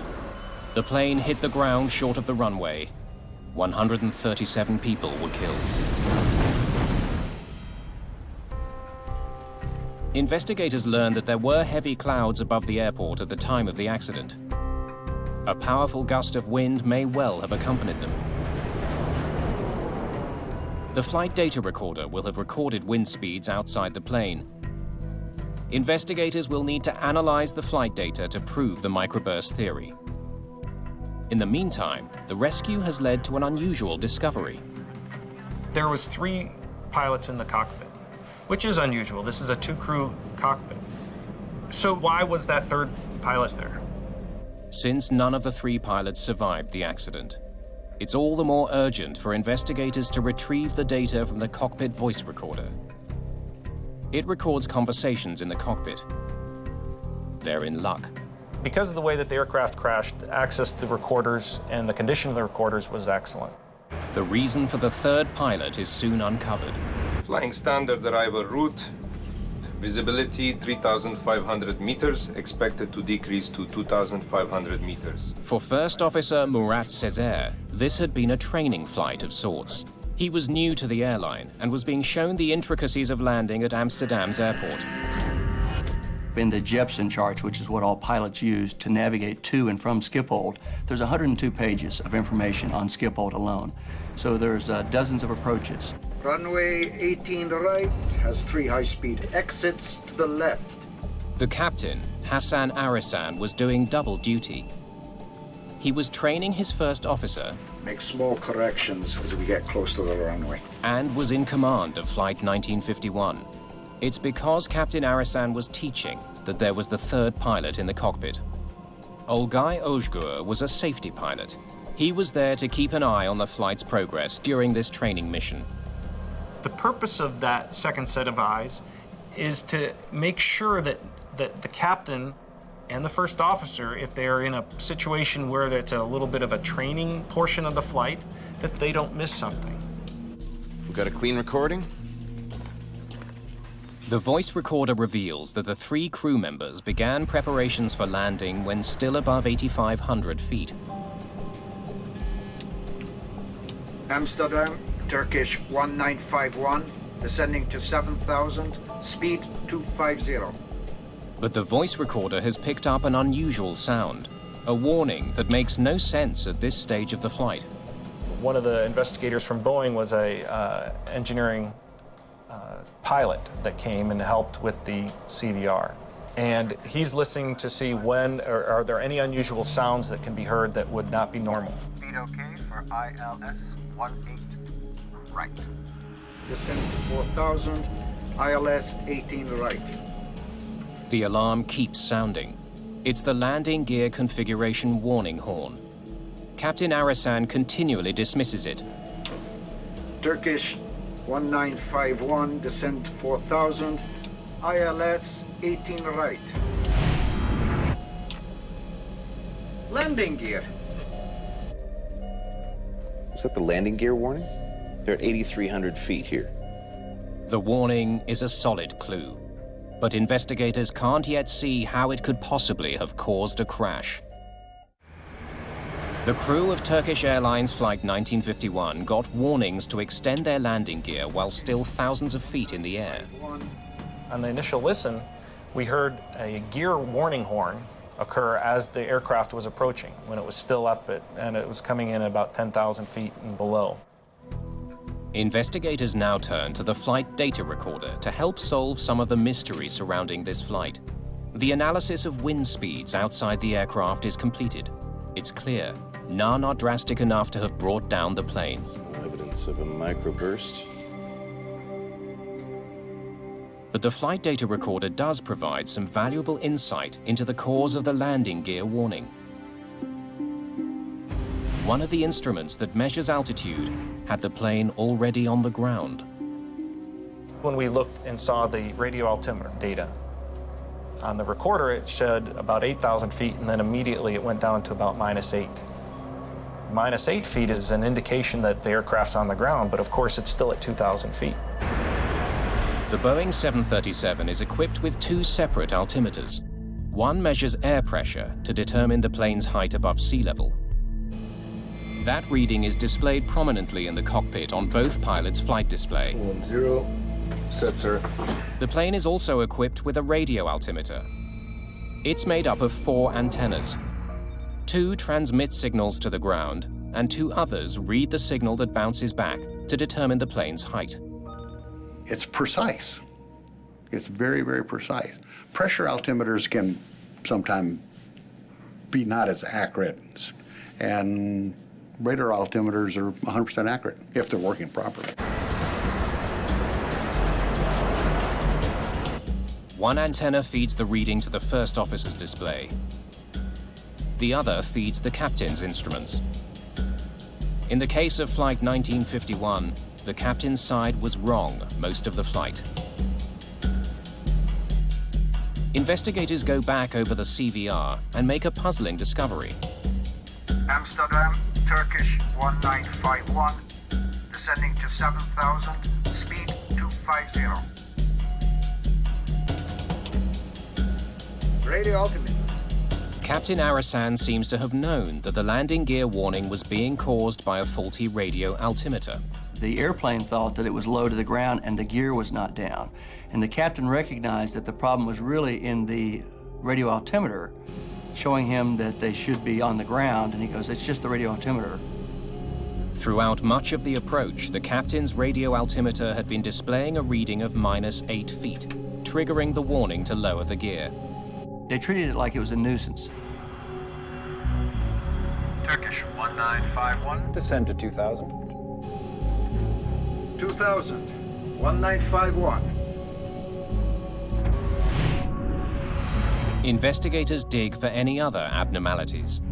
They learn that with Flight 1951 still about 17 kilometers from the airport, controllers directed the pilots to begin their final turn to line up with the runway.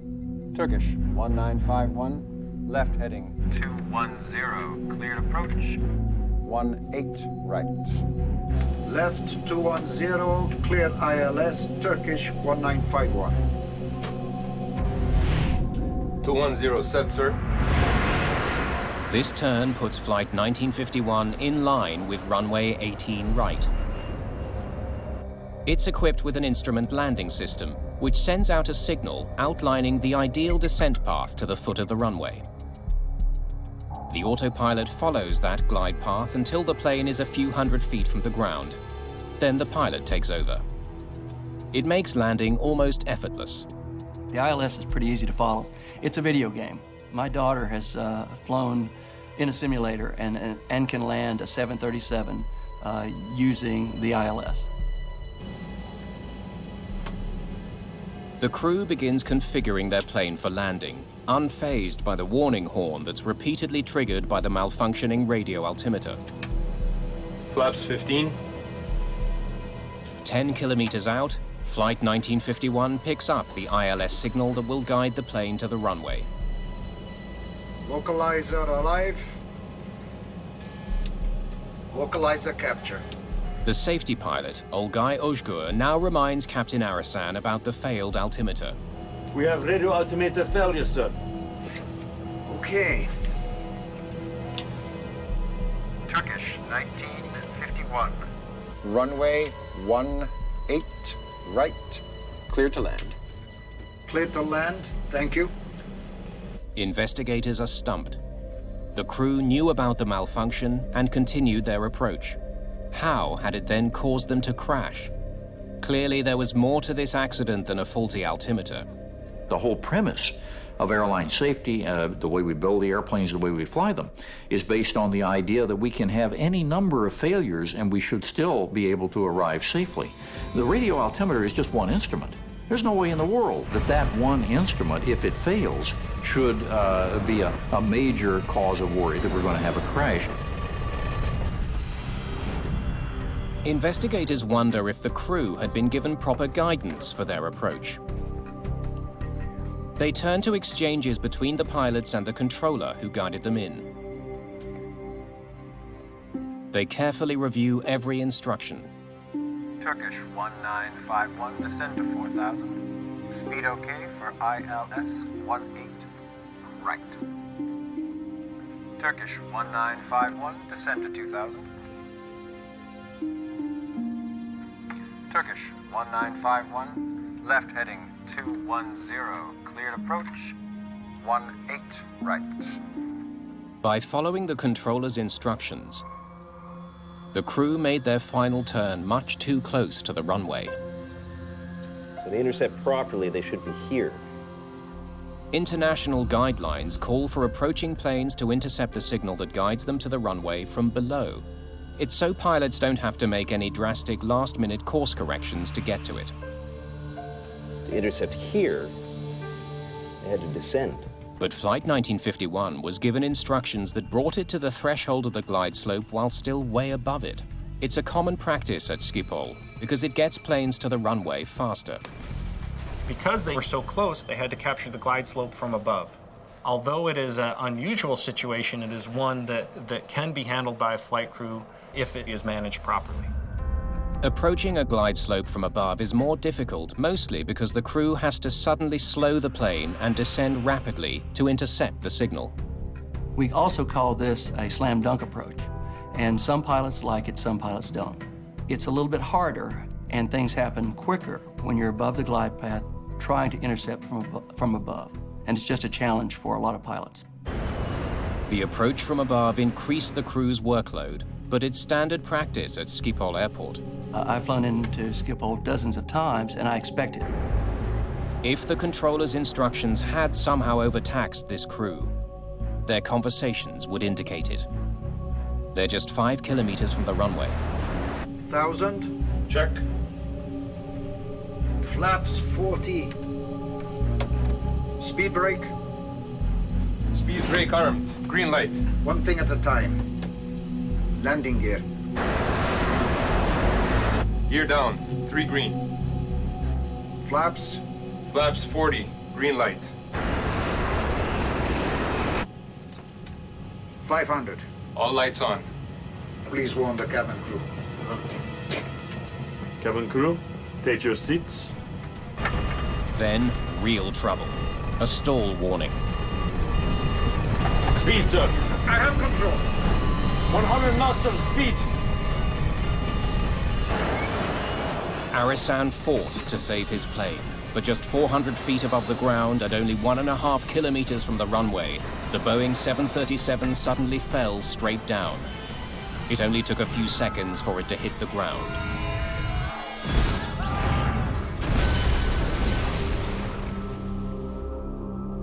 Turkish 1951. The recording sheds light on the final minutes of the flight. The crew was configuring their plane for landing well after it should have been done. Flaps? Flaps 40, green light. Most airlines have regulations that call for a flight to be stabilized, to have all checklists completed by the time the plane hits 1,000 feet. In instrument conditions, you're required at 1,000 feet to have basically everything done. The airplane is configured, you have slowed, you have run your before landing check, and you have received your landing clearance. And from 1,000 feet on in, you just monitor the instruments and we're looking for the runway. Please warn the cabin crew. Cabin crew? In fact, this crew was still running their checklist up to the moment the crisis hit, 460 feet above the ground. This approach was not stabilized. Because the aircraft was unstable, the flight crew was in a very high workload environment in the last 1,000 feet of flight. The radio altimeter was malfunctioning.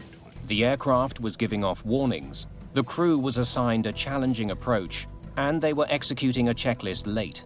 But none of this explains why Flight 1951 crashed. In these type of accidents, you can never get inside the head of the pilots. And that's a very frustrating type of accident. But the flight data recorder does provide another intriguing clue. Moments before Flight 1951 hit the ground, the plane's engines were at idle, hardly providing any power. Perhaps this accident is a repeat of the Heathrow incident. The engines, it was interesting to note, were at idle approximately the last 2 minutes of the flight, until the very end when the thrust was increased again. That was a big red flag right there. The question is why was that the case? But then they spot something that's very different from the accident at Heathrow. Retard flare mode. For some reason, while still more than 1,000 feet above the ground, the plane's computer began preparing to touch down. In retard flare mode, engine power is reduced to idle by the flight computer, and the plane's nose automatically pitches up to the flare position. Planes should only be in this configuration just before they touch the ground. The autopilot raises the nose to break the descent. The autothrottles brings the power back to flight idle, and you touch down with the power either all the way in idle or just about to be in idle. But Flight 1951 went into a slow, nose-up position well before touchdown, causing the plane to fly slower and slower throughout its descent. So why was Flight 1951 in landing mode? And why hadn't any of the 3 crew members noticed how slowly they were flying?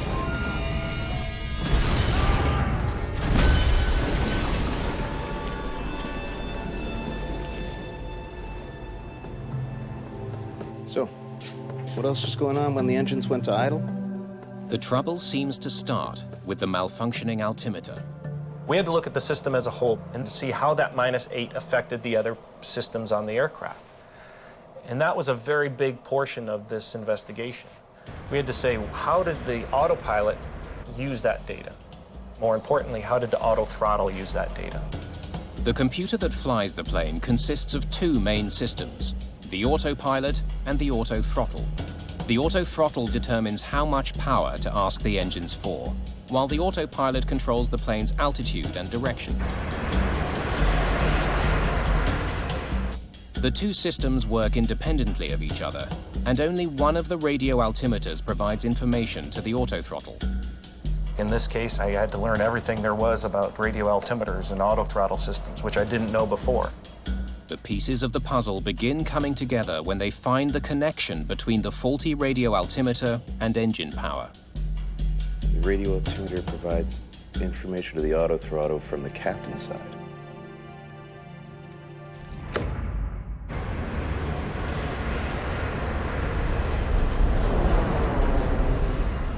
The only altimeter feeding information to the autothrottle was the captain's, and it was wrong.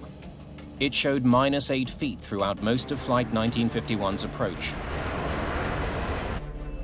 It's beginning to look like the faulty radio altimeter triggered the events that led to the crash. Investigators need to know what went wrong with it. On a 737, the transmitting and receiving antennas for both radio altimeters are lined up underneath the cockpit. 3 of the antennas were all but destroyed in the crash. They can't be tested. But one antenna from the captain's side is undamaged. Investigators consider 2 possibilities: a failure of one of the components, or some sort of interference that caused the faulty reading. The only component that survived the crash checks out.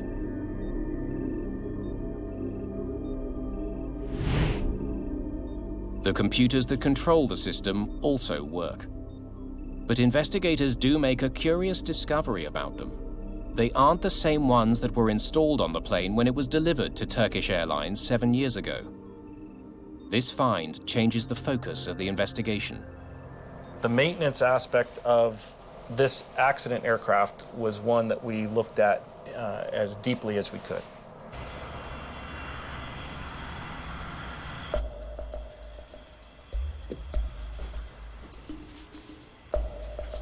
When the plane's maintenance log is studied, investigators find that the radio altimeter on this plane had a problematic history. We got additional data from Turkish Airlines, and that data showed that on this one aircraft, of the past, I believe, over 1,000 flights, there was about 150 flights that had faulty radio altimeter systems. The documents show that a little more than a year before the crash, both computers were replaced because of complaints they were causing faulty readings. One of the incidents involved a radio altimeter reading of -8 feet. So that was telling us that there was an issue that had been there. The issue did not just occur on this flight. The faulty readings persisted. Mechanics repeatedly swapped the computers and replaced the antennas to try to solve the problem. It's determined that Turkish Airlines tried several ways to fix the altimeter, but they couldn't find a repair that worked. At the time of the accident, Turkish Airlines had a fleet of 52 Boeing 737-800 series airplanes.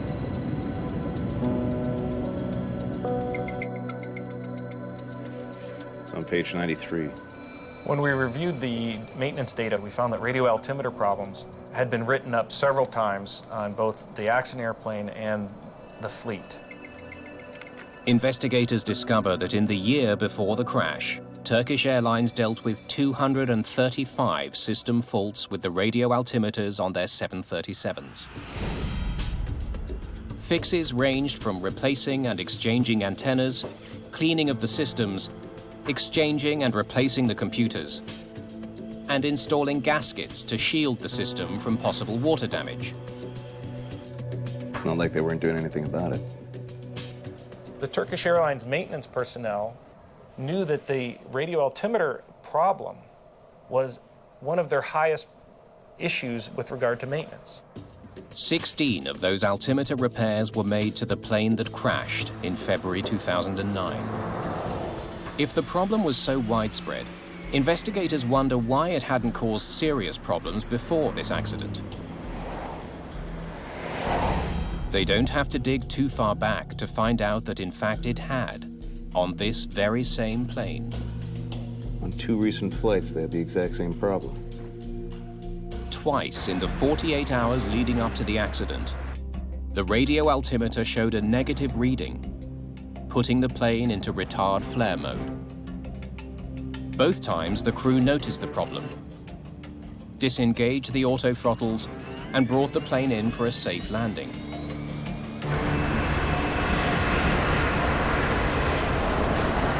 You just disconnect it and fly the airplane. In the months after the crash, other operators come forward with similar stories.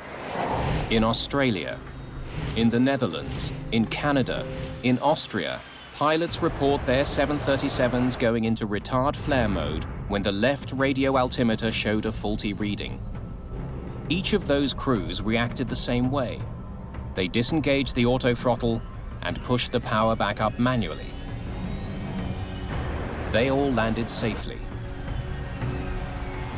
Things are going to break on an airplane, and usually you're able to identify that and take that out of, make it so that it's not a threat for the landing. In 2008, Boeing received a whopping 2,569 reports of faulty radio altimeters on their latest 737s. But very few of those cases involved the plane going into retard flare mode. Hardly any reports at all. Boeing also tried but couldn't find the cause of the failures. They concluded that the radio altimeter problem was not a threat to safety because the 737 gives off enough warnings so that crews can intervene and land safely. In fact, in every instance where the radio altimeter failed, crews were able to recover. Turkish Airlines Flight 1951 seems to be the one exception. Investigators still don't know why. It really got us wondering of what happened.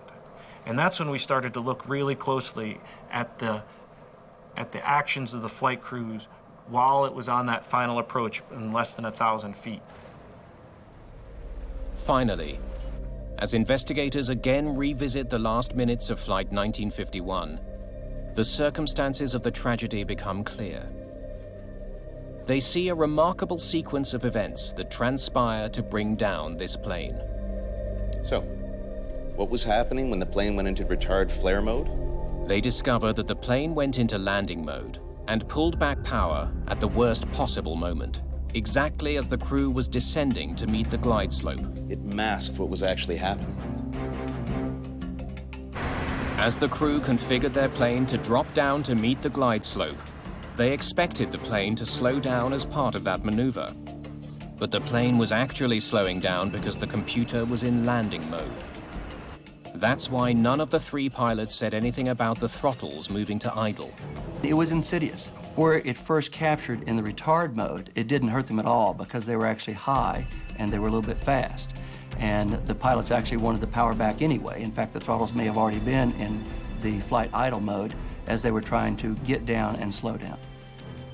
The trouble starts here at 8,300 feet, 13 miles out from the airport, minutes before the crash.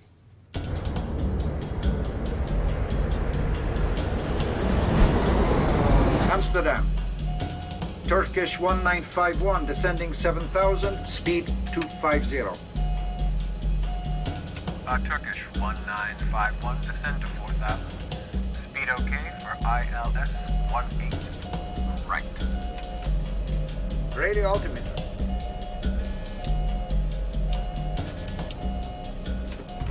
Would the crew have known that because of that radio altimeter they would have gone to a retard flare mode in the throttles? No. It was a common problem at the airline, but the crew couldn't see the risk it posed this flight.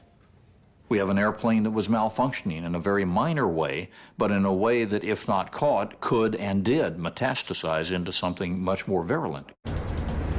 Turkish 1951, descend to 2,000. 2,000, 1951.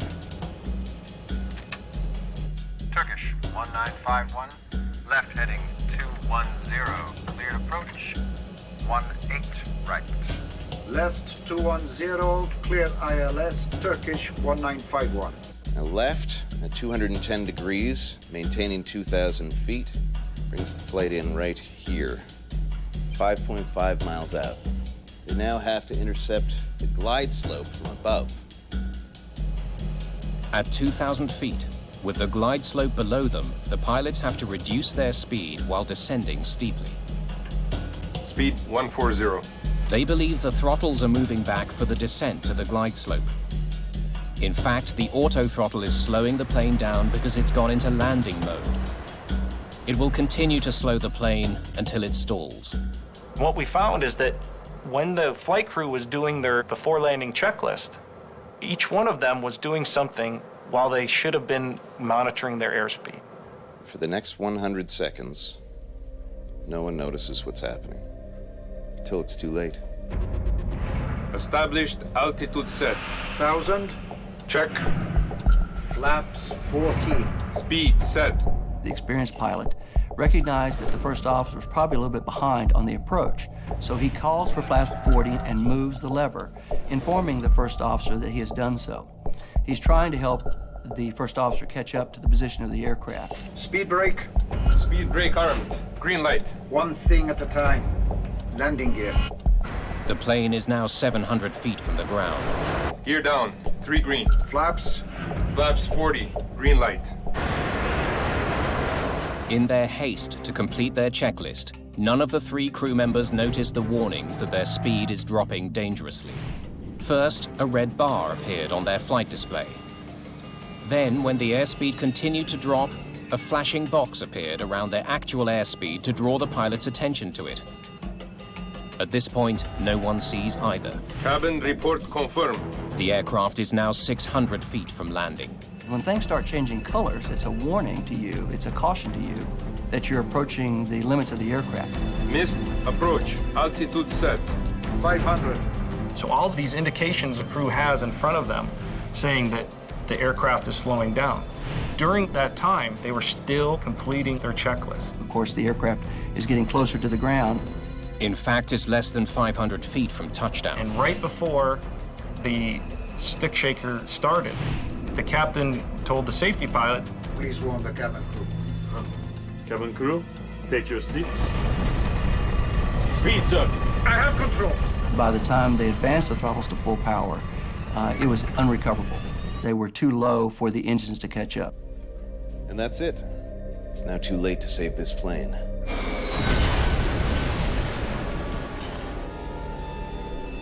They all knew about the altimeter problem, but knowing didn't help.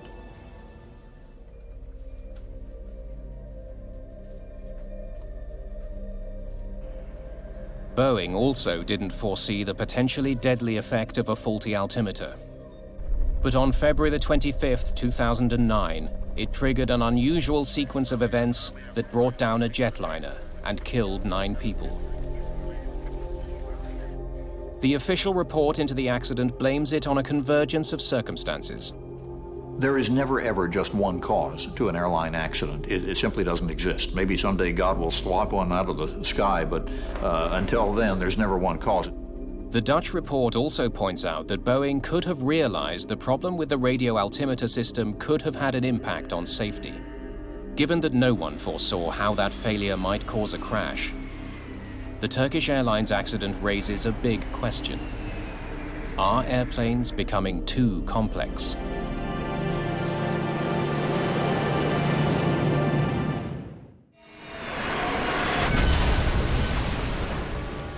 Investigators have determined that Turkish Airlines Flight 1951 crashed mainly because the pilots didn't recognize the consequences of the warnings they were getting. Turkish 1951, descend to 4,000. This is not the first plane to crash because the crew didn't understand what their plane was telling them. Our problem is not the automation. Our problem is the depth of the training and the ability of the human beings to recover from mistakes made in interfacing with the automation. Mika Ensley studies the relationship between pilots and technology. We haven't really designed the automation to take best advantage of what people do well and take away the parts that people don't do well. In 1996, the crew of an Aero Peru 757 crashed when the pilots couldn't decipher contradictory warnings about their altitude and airspeed. The plane flew into the Pacific Ocean. 61 passengers and 9 crew members were killed. In 1995, the flight management system on a Boeing 757 could and should have steered the plane to a safe landing in Cali, Colombia. But a last-minute change to the flight plan meant the crew had to reprogram their computer. They mistakenly entered a course that took them headlong into a 9,000-foot mountain. 159 people died in the crash. The cautionary tale here is that we can get this equipment, we can get these silicon-based units, if you will, so sophisticated that we can't talk to them effectively. And when they go berserk, or they have a problem, or we misprogram them, we end up putting ourselves and our passengers in danger while we're trying to figure it out. NASA is working on something called the Integrated Intelligent Flight Deck. It's a project aimed at helping humans better use the technology that surrounds them in the cockpit. They're looking at automated flight manual systems, voice recognition systems. They've developed new kinds of microphones that are bone-conducting chips. They're developing new displays for understanding the ground environment, for being able to detect where other aircraft are in the environment. What some researchers are finding is that the best technology shouldn't replace pilots, but work with them. Really integrating people with technology more effectively has to do with designing the displays so that you can really understand what it's doing, and you can make it simpler to understand how to make it do what it is you want it to do.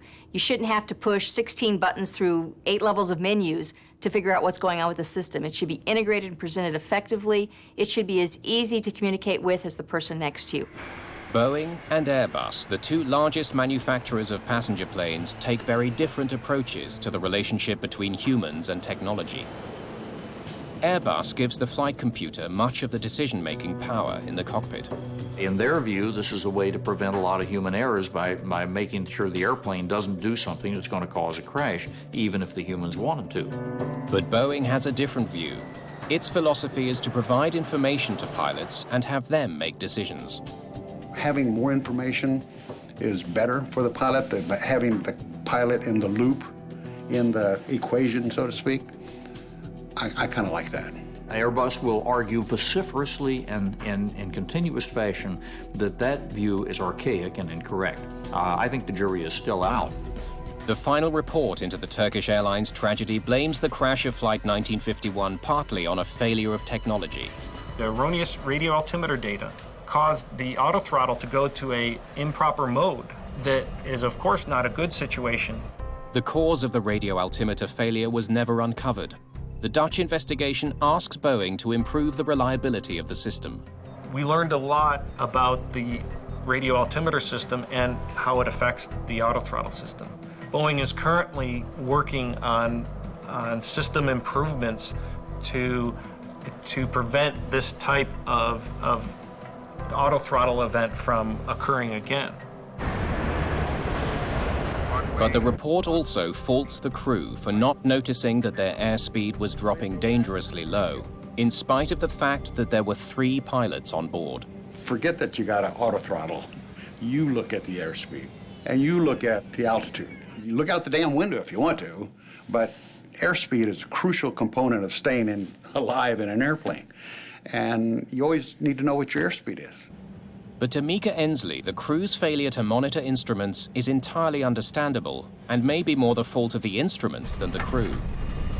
It's actually very difficult for people to be monitors of automation. One of the things that people don't do a good job of actually is monitoring.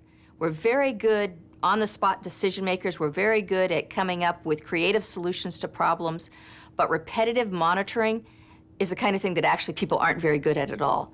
So what we have to do is design automation to work with people in a way that keeps them more actively, cognitively involved and in the loop, and not just monitoring a piece of automation to say, is it doing what it's supposed to be doing?